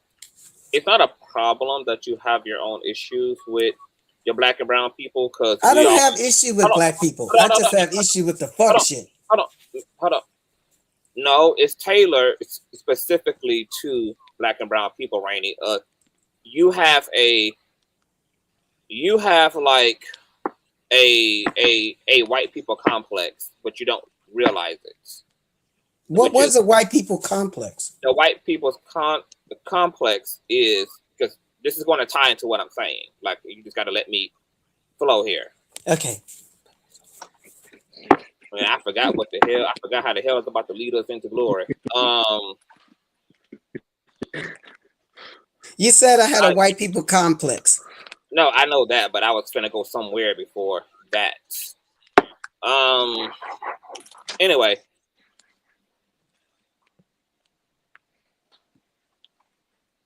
Like, we all have our experience. We all got our fucking issues with black people. Black people got problems with black people. That's why none of us want to live in the hood. None of us want to live around niggas. None of us want to be in any of those environments. Like, trust and believe. I was reared by a Cherokee woman who hated black people. She ran that place the way a white master would run that foster place. You got to realize the first 17 years of my life, from infancy to 17 years of 17 years of age, I was indoctrinated with plantation, what's that, Willie Lynch mentality. And I had to work hard to undo it. And I'm still working hard to undo it through therapy. Because for a long time, I didn't want anything to do with black people. But goddamn it, guess what I have as a therapist? Is a whole goddamn nigga. And I love him and I adore him, because that black man, that black cisgendered heterosexual black man gets where I'm coming from. And he's the best therapist I've ever had, because he calls out my bullshit and he makes me accountable. And that's the best therapy I've ever had. And I matured and matriculated. I no longer dislike black people. I'm working through it. I'm working through the nightmares. I'm working through the panic attacks. I used to wake up screaming from being raped in the middle of the night. And now I'm okay. I'm okay, because you know what? I learned to forgive and let it go. And the most beautiful black man I've ever met is my therapist. He's an amazing man. He's cisgendered, heterosexual, and he's the most beautiful person I ever met. And guess what? He reminds me of the other black men I've met in my life briefly, who taught me what a real man should behave as and how a real man should conduct himself. And they are my heroes. I have my black heroes. I don't look to white people. I look to black people, because what I see in the mirror is a black person. I'm out. May I say something? Yes, ma'am. Yes. And I think this is I don't know if this is where Conscious was going in terms of your relationship with white people, or your thought process when it comes to them. But and I'm not trying to give you any more fuel for therapy. However, I think that a lot of the things that you deal with may not translate well into other communities. Meaning, when it comes, I want to address the black woman anger ladder. How I'm talking about, you mentioned, you have issues with dealing with black women because you're on disability, and you're transgender, and I don't think that those things are necessarily going to change when you get into another community. Like, I think that that's something that is societal, and a lot of people may take issue with it across the board. Not to say that you don't deserve love, or or any of those things. I'm just saying that the issue, that being a prevalent issue, may not dissipate or disappear when you involve yourself with other communities. And as far as Black women's anger, number one, I feel like a lot of times, because the way that I describe it is that Black women speak with a drum in their voice and other persuasions may speak with a flute. It does not mean that we're not conveying the same thoughts. It just means that our tone and the way that we state things is just going to have a different vibration, because number one, we are connected in certain ways, and number two, there's that drum, there's that thing within us that just causes our words to kind of vibrate on a different level because of how close we are to the likeness of God, if that makes any sense. So when so if you were to make us angry, it just comes across different. It does not mean that the sentiment is not the same, and it does not mean that a white woman doesn't, or someone of another persuasion does not share our same sentiment or our steadfastness when it comes to that thought or that sentiment. If something is infuriating us, it doesn't, it may yield the same result. So I feel as if there's a lot of things that you got to work through in terms, of not putting people in certain boxes just because of the way that they display that anger. And then Nurtured by Culture said something very prevalent in the chat. We are tired of putting so much energy and exerting so much into a relationship only to have it fail and have them take whatever we've been trying to instill in them and then go deposit it into another community. That is, it becomes a daunting task for us to be like, it gets to the point where it's just like, okay, what about me? What about my needs and my like, it has to be a back and forth. So I just wanted to say that because I was hearing a lot. I hear a lot in when you say that. I'm processing a lot. Yeah, So I'm done. I'm yielding the floor. I see keeping up. Ma'am, I just want to say that I appreciate your feedback. And I really do appreciate your feedback. I want for myself and my Black sisters to be able to have a free-flowing dialogue. I love Black women. I stand up for them. I've gotten into fights defending them from abusive men, and they turn around and beat my ass right along with the man beat my ass. So I don't jump into fights when a man is whooping a woman's ass anymore, because I've gotten my ass beat several times. So by both of them. So standing up for a woman these days, I am often demonized because I come from the school of gallantry and chivalry and like Sir Lancelot. If you ever was into the Knights of, it was that stuff, it's another story. But what I'm saying is that I practice chivalry. I've always practiced it ever since I could walk. At 5 years old, I remember pulling the door open for this cute white lady. And then a few years later, I remember walking up to this sexy ass Black woman and hugging on her. I like women. So even when I was barely 2 or 3 years old, I knew what I like. I like women. Shit, I would try to look up their damn skirts. I was a horny ass little kid. So what I'm saying is that I know who my sexuality is. I know how I connect with women. And I just want Black women to understand that I am not your enemy. I am here to build you up to see you do well. I'm the kind of nigga that will work 2 or 3 jobs just to invest in you to see you do well. And if you go on about your way down the road, I wouldn't want anything from you because I want to see you do well for yourself, your children, or whomever that's in your intimate life. I'm not here to hate on women. I'm not here to say, well, Black women don't have a voice. As a trans man, I live, you know what? I have a rule. I think every man should be required to live the first 33 years of his life as a woman before his dick and his balls drop. Mr. I just want to say this, and I feel like Barbara got guillotined because I think she kind of couldn't identify exactly what she's feeling. A lot of what you say comes off in disingenuous, and it's not that, you know. So I don't think that I don't think she could. I don't think she knew where to pinpoint it. It's a lot of gaslighting. Like, okay, fine, chivalry, yes. How do I come off as disingenuous when I want to be a civilized human being? Just because I don't call you B's and H's doesn't mean I'm civilized. Big Rainy. God damn it.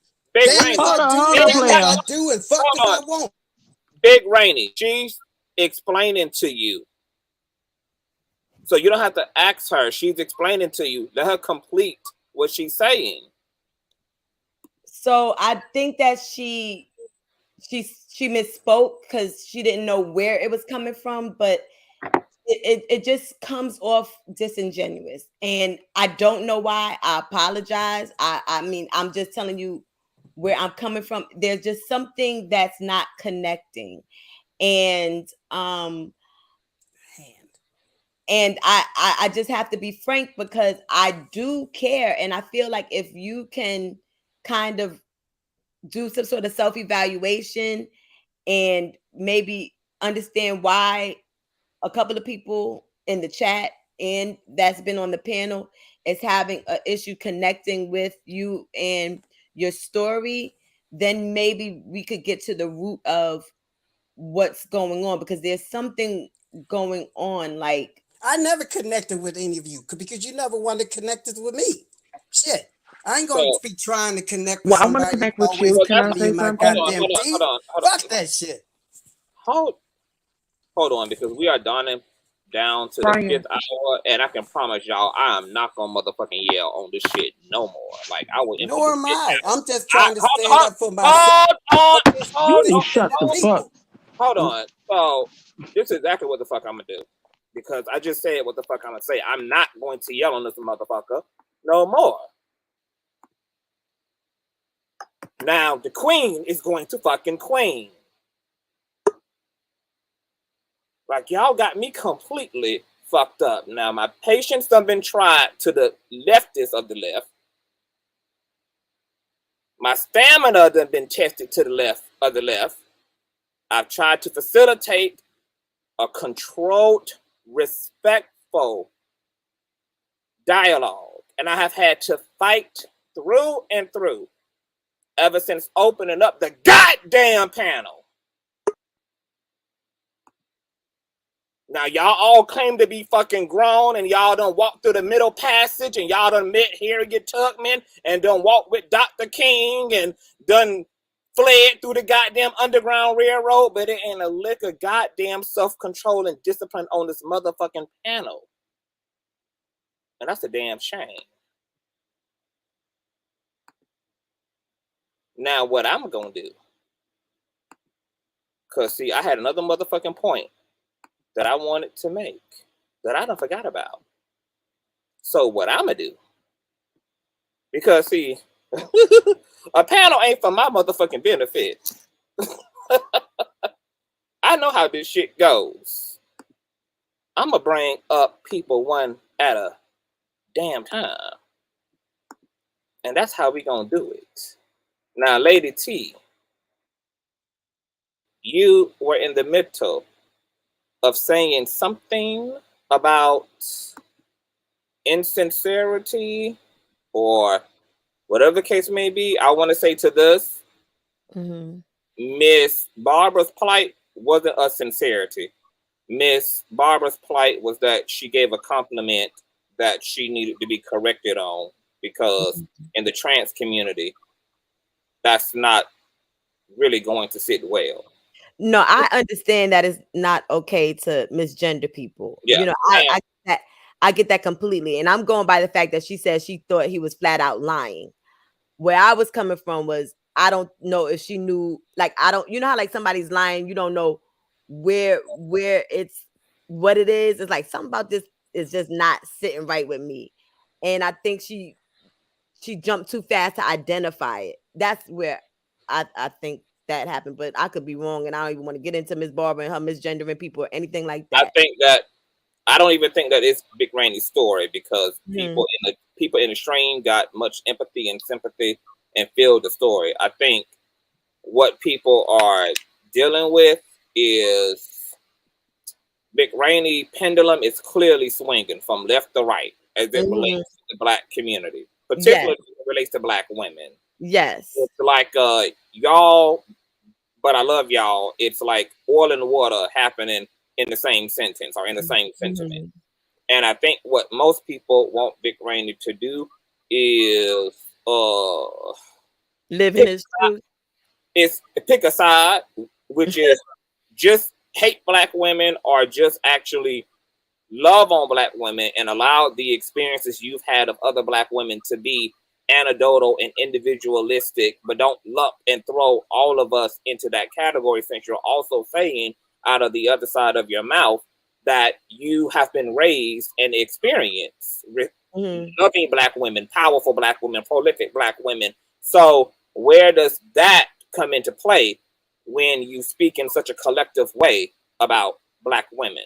Right. Like, remember that, yes, you got to remember, Big Rainey, that all black women are not that, because you're acknowledging black women who aren't that. So I get where the speed bump experience is happening at, but I also understand, a Lady T, this is the complexity of minority people at the bottom. It really is. And then It's like, because there is a love hate dynamic. there's a love hate dynamic, and it scares me when I hear in what people are not saying, that they think that is going to be the grass is greener on the other side, like as if we're some sort of a like alien being that you know, and or like there's some or alien being that they're not going to experience anger. Or I mean, we got people chopping off peen and throwing it in bushes. Like, people get angry on the other side. Don't think that that's not going to happen. If your F shit gets on somebody's nerves, you're going to hear about it.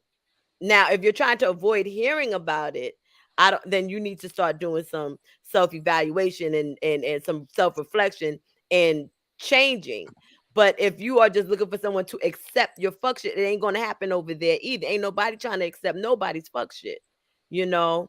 And then that whole gaslighting in regards to me being a queen and all of that other stuff, it just gets to be annoying, because I just want to know why so many of us are not booed up then. You understand what I mean? Or you know, like come on, like there's a hate thing going on, and we need to talk about that. You know. Yeah, I agree with just be real, and I saw Ayana say something that I agreed with too. A Big Rainey respond to some of that.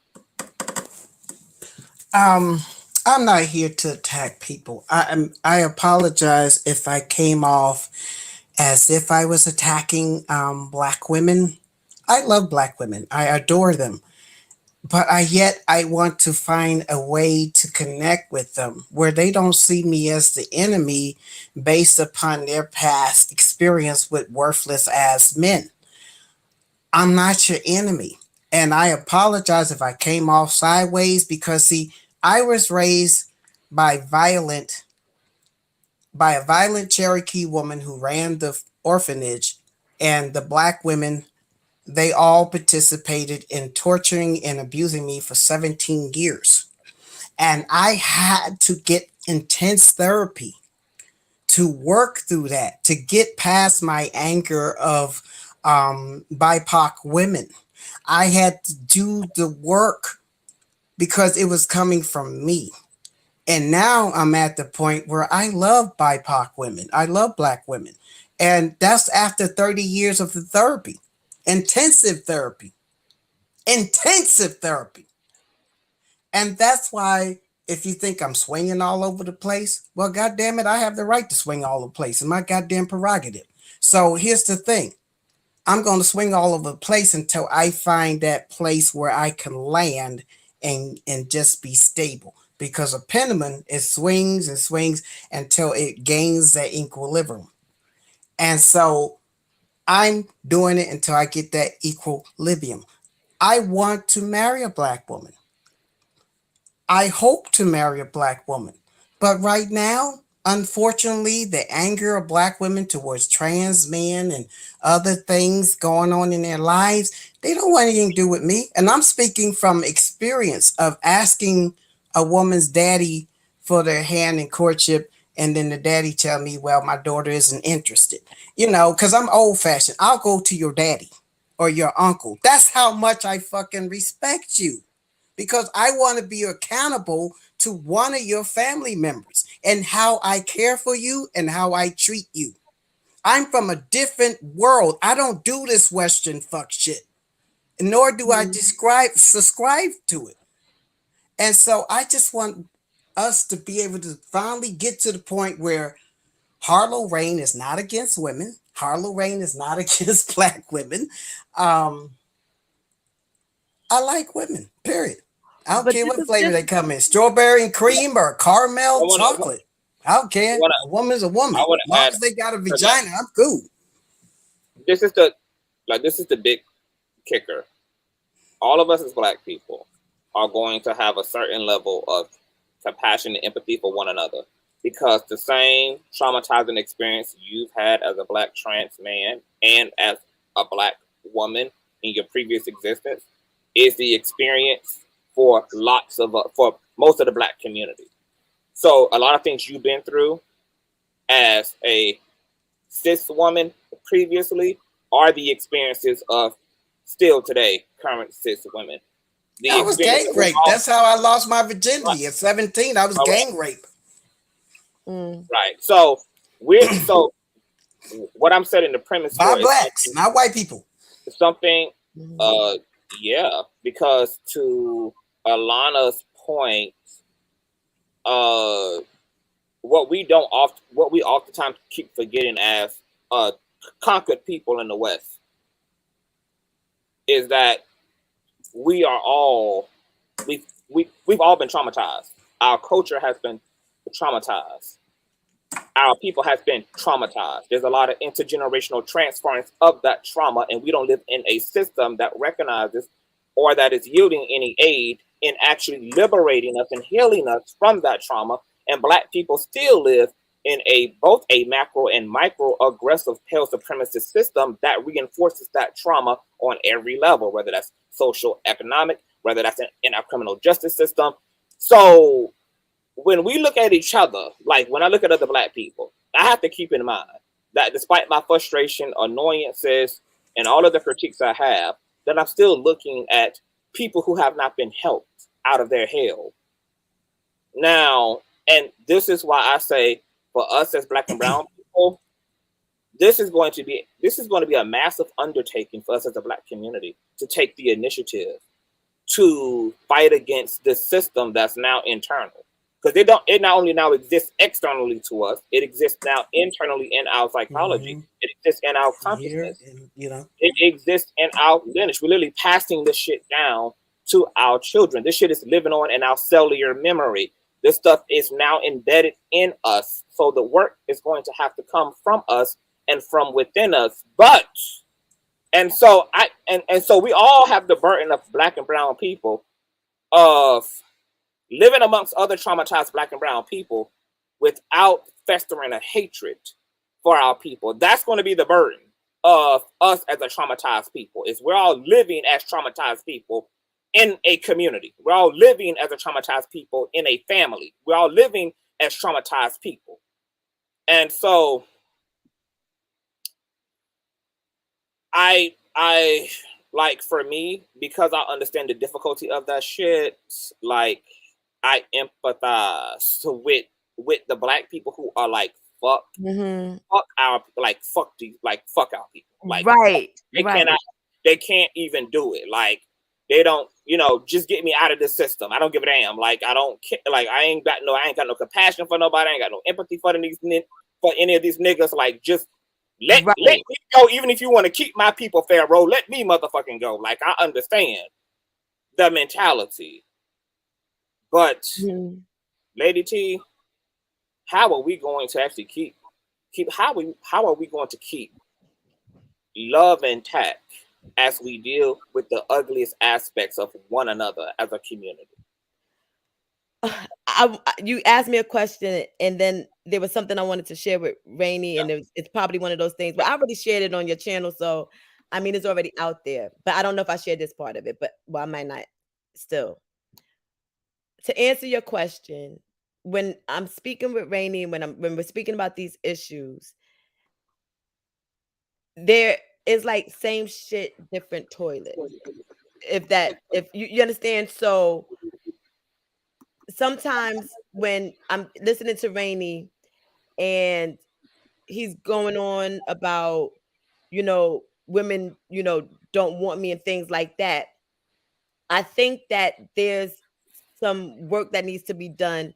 And I don't think it has anything to do with your disability. I don't think it has anything to do with you being trans. Why do I say that? Because my best friend who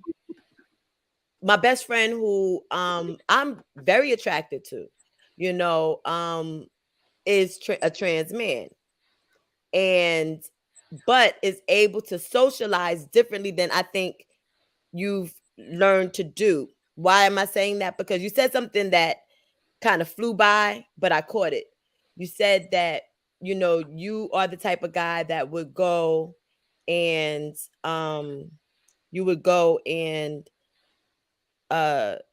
ask for a woman's hand, and the father would say she's not interested. How did you get to the point where you're asking for someone's hand and you don't know that the person's not interested?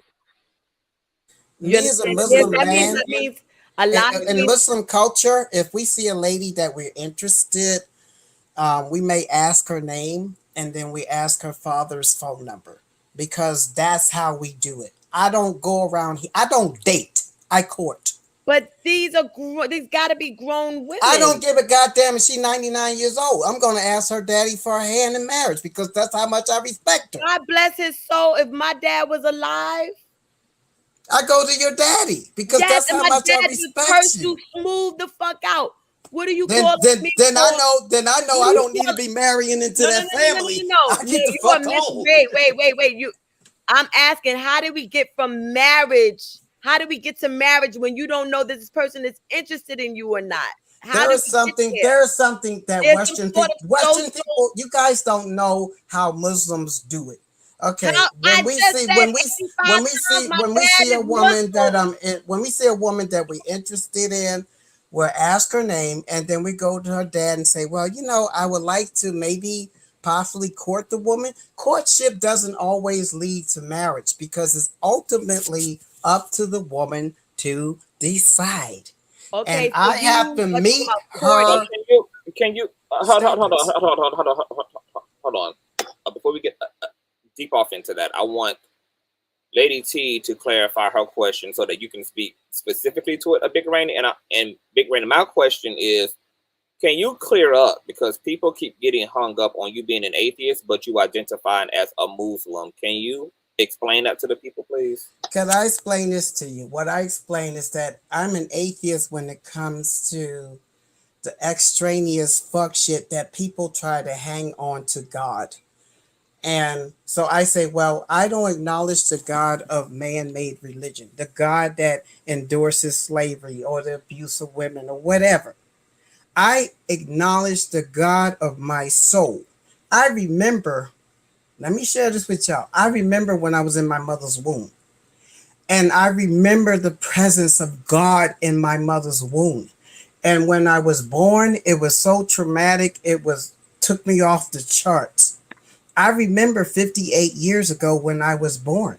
And I know who God really is. And the God of my faith is not the God of standard religion. It's not the hate-filled, homophobic, misogynistic, asshole, disgruntled, impotent old man who ran out of his Viagra.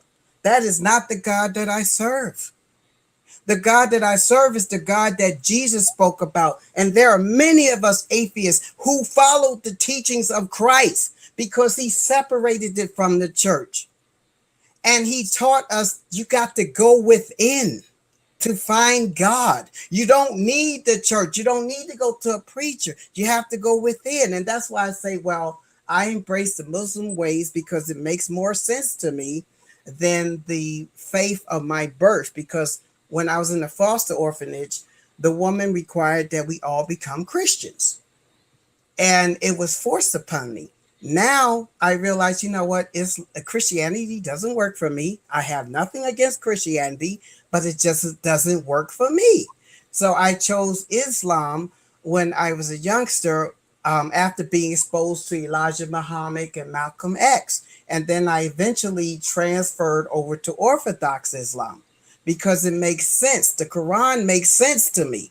However, atheists, we have the right to say we don't believe in the foolery that you guys attach to God. So Maybe you're you know what? agnostic. Maybe Maybe I'm more of an agnostic than atheist. Yeah, that's what I said. Because I love God, and every night I talk to God. I walk and talk with God. Because when I'm having a panic attack, you know who I latch on to is the God that was with me within my mother's womb.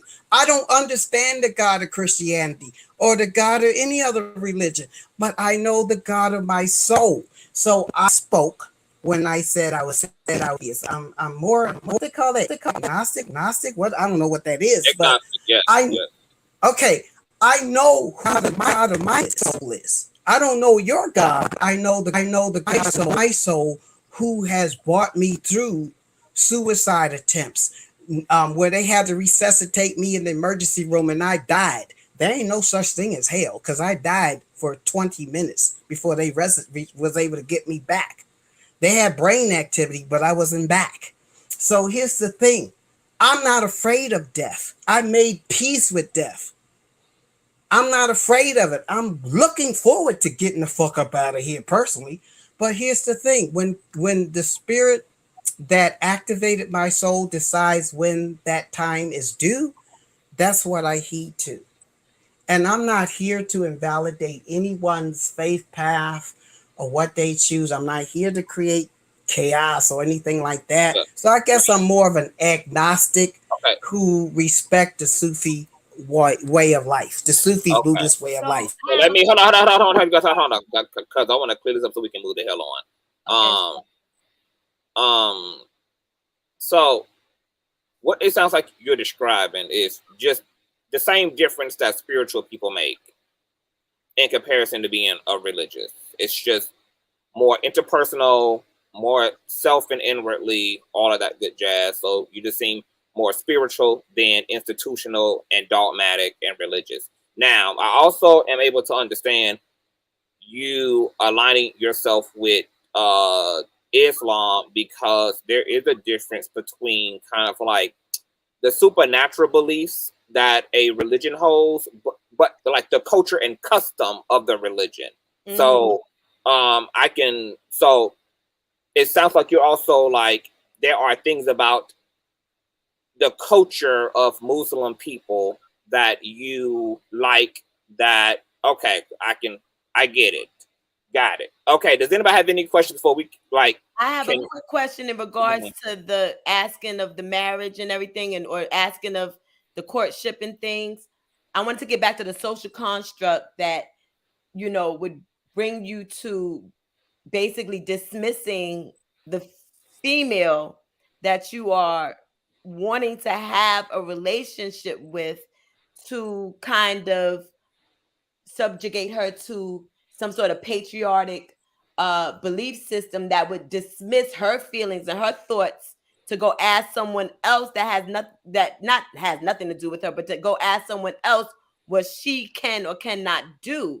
My thing is, do you think that this plays into the narrative that why you have such a hard time dealing and communing with women, because could it be that you're dismissing them? And I'm just wondering if you've ever considered that. Ma'am, thank you for the question. It's a great question. Ma'am, I'm not dismissing the lady's wishes and desires. I go to her father out of respect for her. And then the daddy would ask his daughter, hey, it's some fool ass nigga named Rainey that's interested in you. Or do you want to talk to him or not? And she has the power to say no. Tell that motherfucker to fuck off. So that's why I do it, because I'm not one to approach women. Okay, I don't get down like that. I always been chivalrous all my life and been ridiculed because of it, even when I was a lesbian. And so my ways are very antiquated and I don't understand the modern ways. That's why I decided to live a life of celibacy, going on 8 years of celibacy, and just devoting my body to God and no one else. And I'm at peace with it. This is the first time I ever went this long without sex or anything, and I have a very high libido. But I committed myself to God and my libido to God to live in celibacy until she or he or it or whatever decides that I am worthy of a wife. If I'm not worthy of a wife, cool, I'll just stay single the rest of my days. So be it. But here's the thing. It's all left up to my creator. I'm not here to bully women. I'm just an old-fashioned dude that likes to pamper women. I'm the kind of cat that I don't allow my wife to scrub floors or wash dishes or anything else. Because I do it. Oh, gosh. I'm that old-fashioned dude. But that's why I'm saying I took a vow of celibacy and I commit myself to God. And if God allows me to have a beautiful wife, hopefully a beautiful black woman as a wife, I'm cool. If not, it's all good. I harbor no anger towards women or anything like that. I'm not an incel. No, honey, I'm not an incel. I love women. If you practice Islam, I'd be right there with you. However, you've stated, and this is why I was confused. You've stated that we're going to go with agnostic. So then my question then becomes, why are we negating this woman who you can go to yourself and inquire about whether or not she's interested in you? Like, why are you subjugating people? But maybe I'm mistaken. Are you approaching Muslim women in regards to this? Uh-oh. He just a talking child. You're on mute, Big Rainy. You're on mute. Mute. Oh, okay. It's out of respect. I would approach only a Muslim. I'm trying to hold this phone right. I would only approach a Muslim woman, someone whom I see in hijab and who is observing hijab. So that's who I would gravitate to. I'm not gonna walk up to her and say, "Honey, let me get your number." Okay, so no, then, I'm like, "Sister, assalamu alaikum. May I speak to your dad or your wali?" A wali is Arabic for a guardian. That means a male relative who gives a fuck about his female relative. I'm clear now. I was missing that piece. So now that I have that piece of the puzzle, I'm clear. Okay. Because I respect women so much. I maybe you call me a punk or a sissy, but I love pampering women. And I love making them happy. My sisters, my spiritual sisters who I've met online, I pamper them. I make sure that if they need their bills paid, I'm going to see to that the bills are paid. If they need money, lunch money, I'm going to see to that they have lunch money. Because I never had any sisters to care about. I always wanted a little sister to care about and dote on. I never had that. Now I have it. And so maybe I come off as a prehistoric Neanderthal and how I approach women. But let me tell you something. A woman don't have to ever ask me to the Me Too list. That's for damn sure. Because I respect women. It's not that I'm subjugating to her because I go to her daddy. It means I honor her. That I am not worthy to approach her directly. I need to go to her daddy, whom he can vet me. Because there are too many psychotic motherfucking males out here that are killing women. And too many of these women want to hook up with this one and that one and that one. Go watch the movie Looking for Mr. Goodbar. That's an old 70s movie. How these women were caught up because they were seeking love in the wrong places and they ended up being murdered.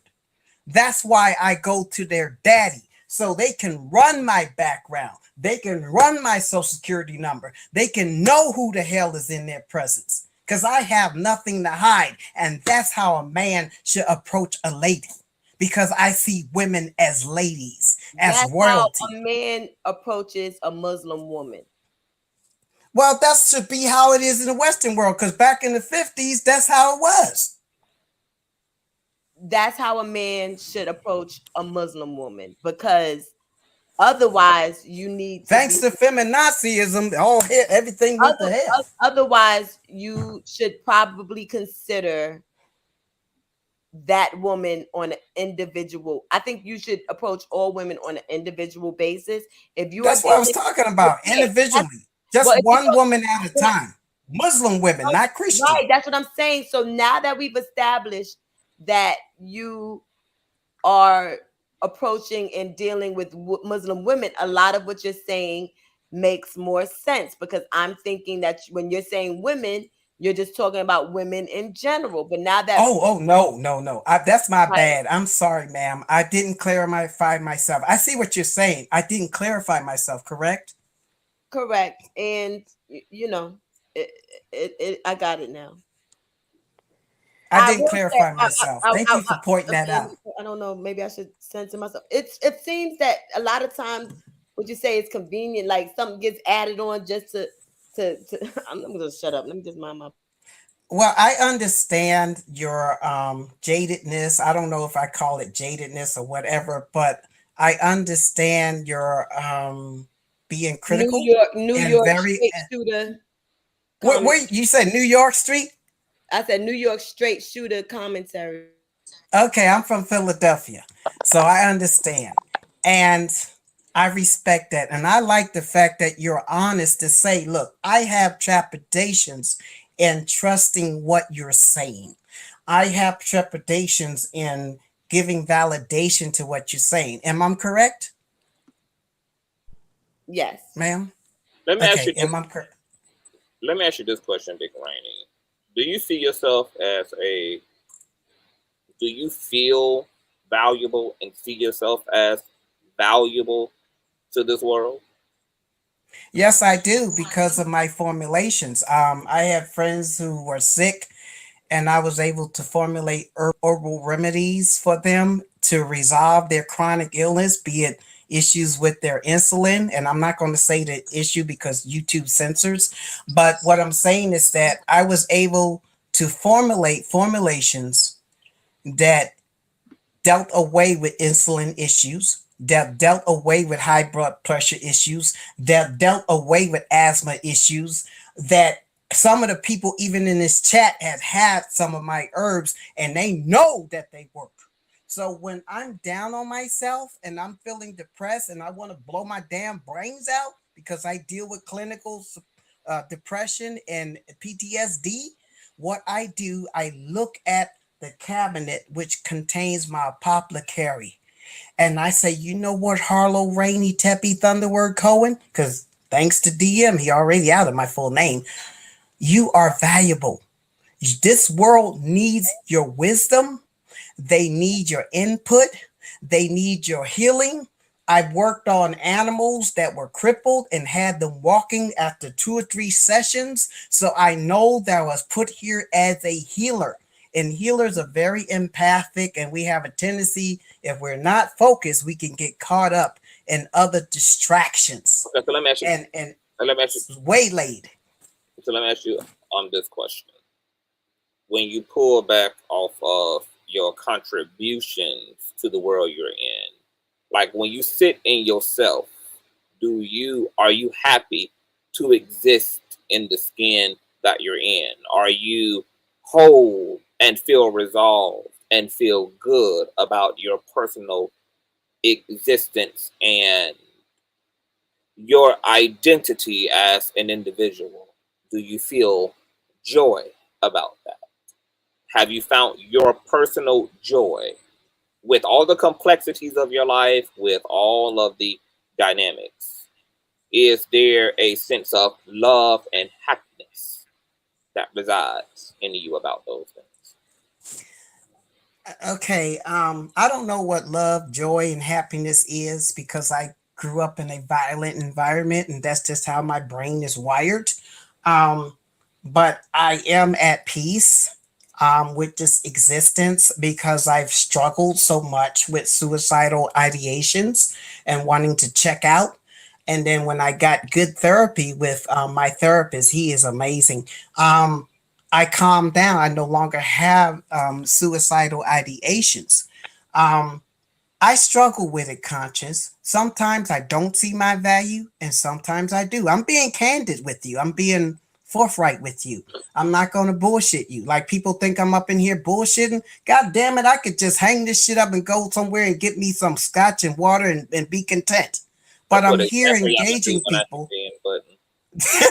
Honey, I got the scotch in the cabinet waiting. But what I'm saying is that I'm here to just clarify where I stand as a complex transgender person living in the Black community and living in America, living in KKK America.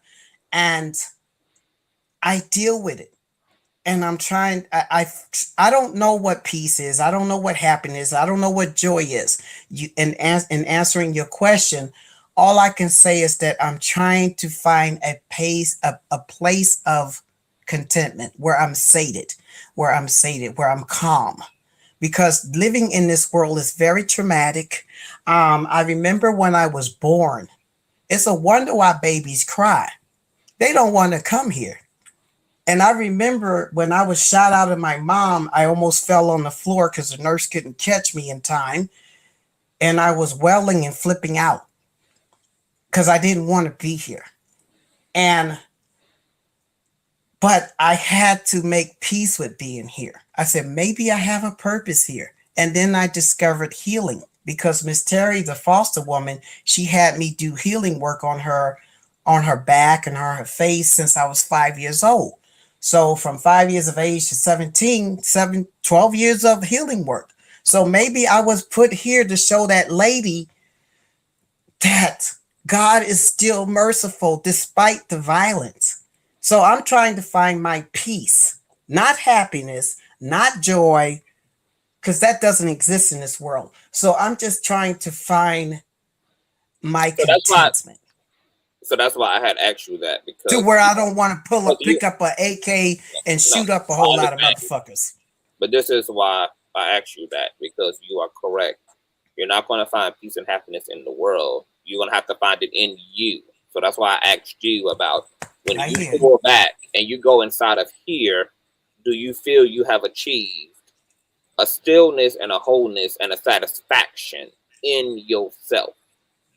Yes, sir, I have, because I had to do some meditation work because I'm Consciouztv. I'm always trying to find new ways to make myself more amenable to society. I'm always trying to make myself appear not something abnormal to society, because I do want to be a part of society. I do want to interact with society. So I had to go within and finally find a peace. I have a peace with myself. I am at peace, conscious. That's what your question is about, correct? Mm-hmm. I'm at peace. And that's why I don't go back and forth with distractors on YouTube or anyone else, because I'm at peace. I know how to ignore a motherfucker. I'm like Queen Elizabeth. I learned that from Queen Elizabeth by studying her, and also a young lady by the name of Beyonce or somebody like that. Woman and Queen Elizabeth, they know how to silence their distractors. And I studied their lives and I learned how to live the way they live. Shut it down by ignoring. Give it the hand. That's how you do. If you notice, I don't respond to any and everybody up in here because I have to find peace within myself. If I can't have that peace within myself, then I will be out there battling with everybody on YouTubeville. Because I'm feeding off negativity, replacing the peace that I need with negativity. When I was hooked up with those negative people, I was feeding my soul with negativity because I felt it made me whole. Because I was alone and single and all that shit. But I realized that I don't have to do that. I have a peace, an abiding peace that passes all understanding within. And I'm at peace. And thank you for allowing me to speak. Amen. I'm going to wrap this show up, but I want to say to you, a Big Rainy, that people like me and you, we are futuristic people. We are born ahead of our time. That's why we feel so misunderstood and we are not being received the way that we see our peers being received, because we are from the future in the now.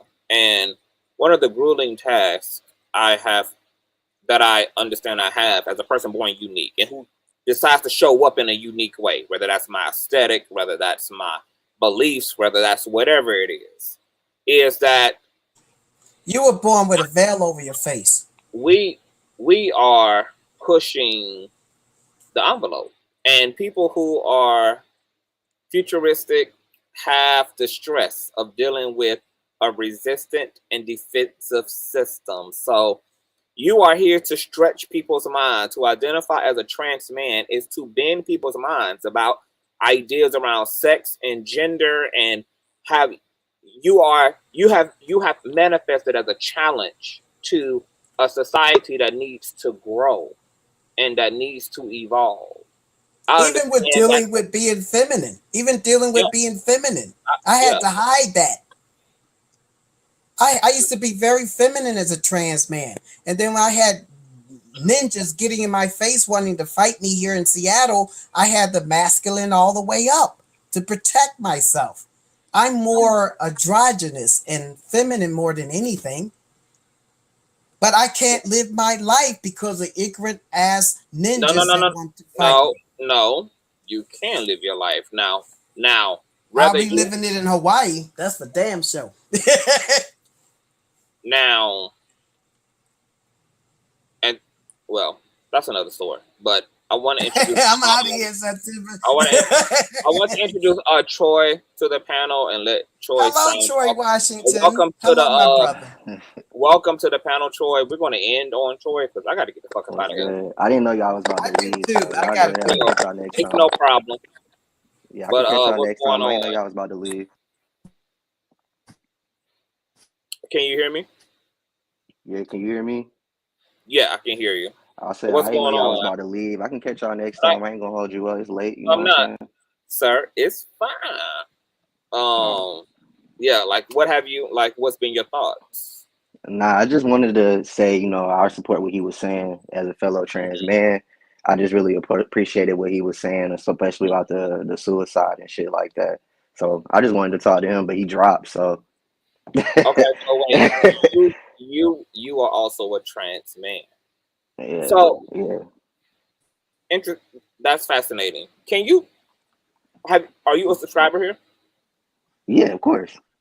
Okay. Make sure you come back. Yeah, I've been watching.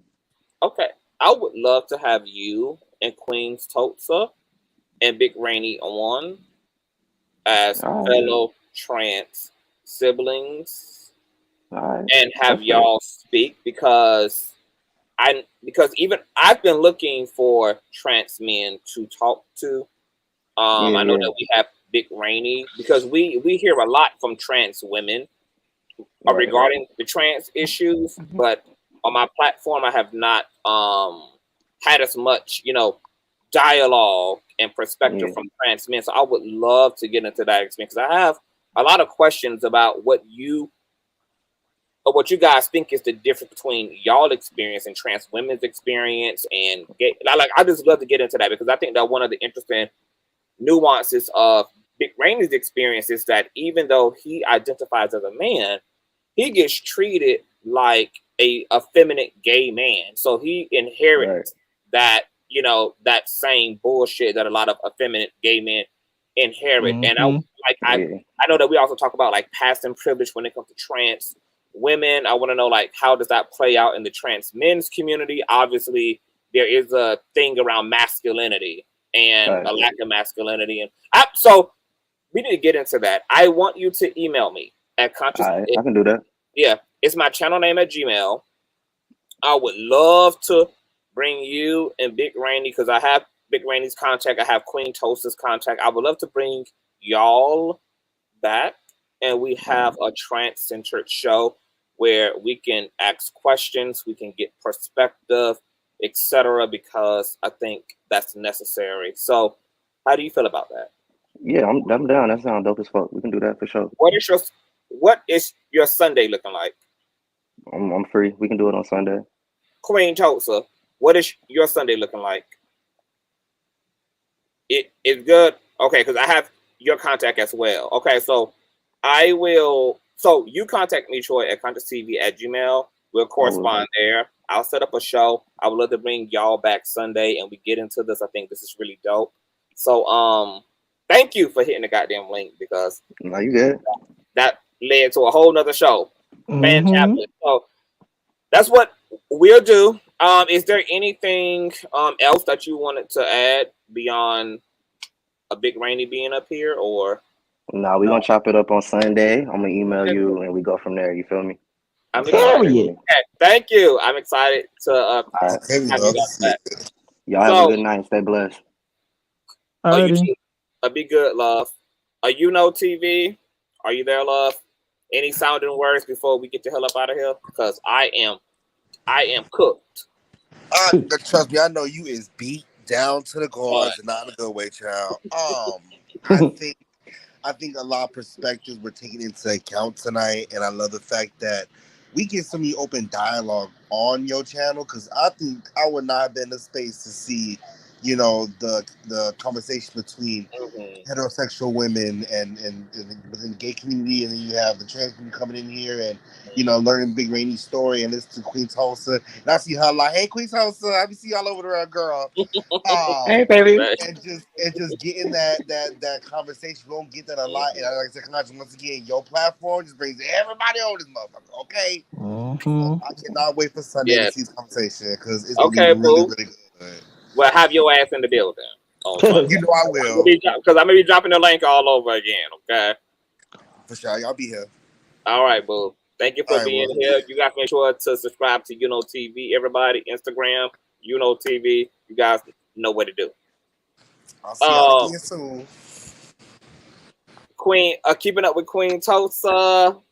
You are going to be available Sunday too. I will send you the time and make sure that the time on Sunday is good for y'all. I'm excited. Can you also tell the people where they can find you, because you're a whole content creator as well on these streets, like and Reckless and myself?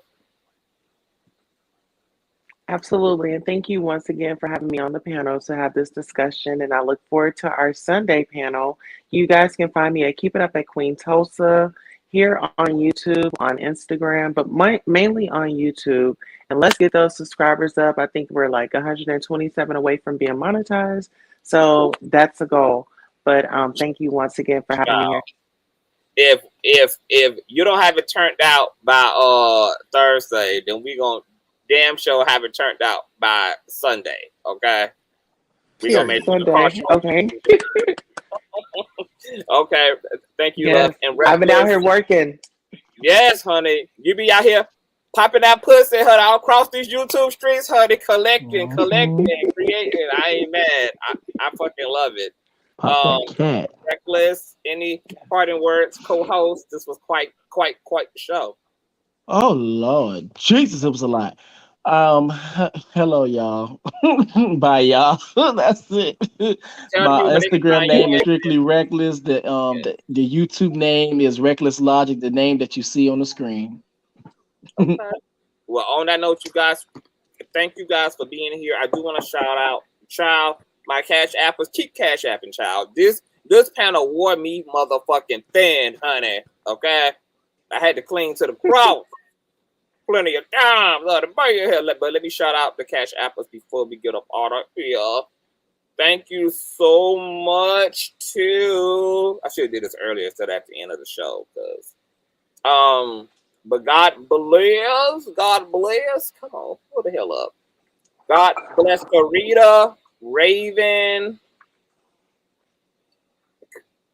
Evane, I think that's Evane, Caramel, and Dara. Thank you guys so much for your Cash Apps. I appreciate you guys so much. I love you guys so much. We got some ghetto hood chronicle shit to get into tomorrow night. I'm gonna have to reschedule that show for Thursday. So we'll be back in the building, same time, 9:30. Be there, be square. See you all Sunday for another riveting show. All email information, Patreon information, all of that is always in the description box. Please subscribe to all of the content creators above. It's pretty much everybody's fucking screen name up here. Is where you can find them. And peace to the motherfucking Middle East. We out of here.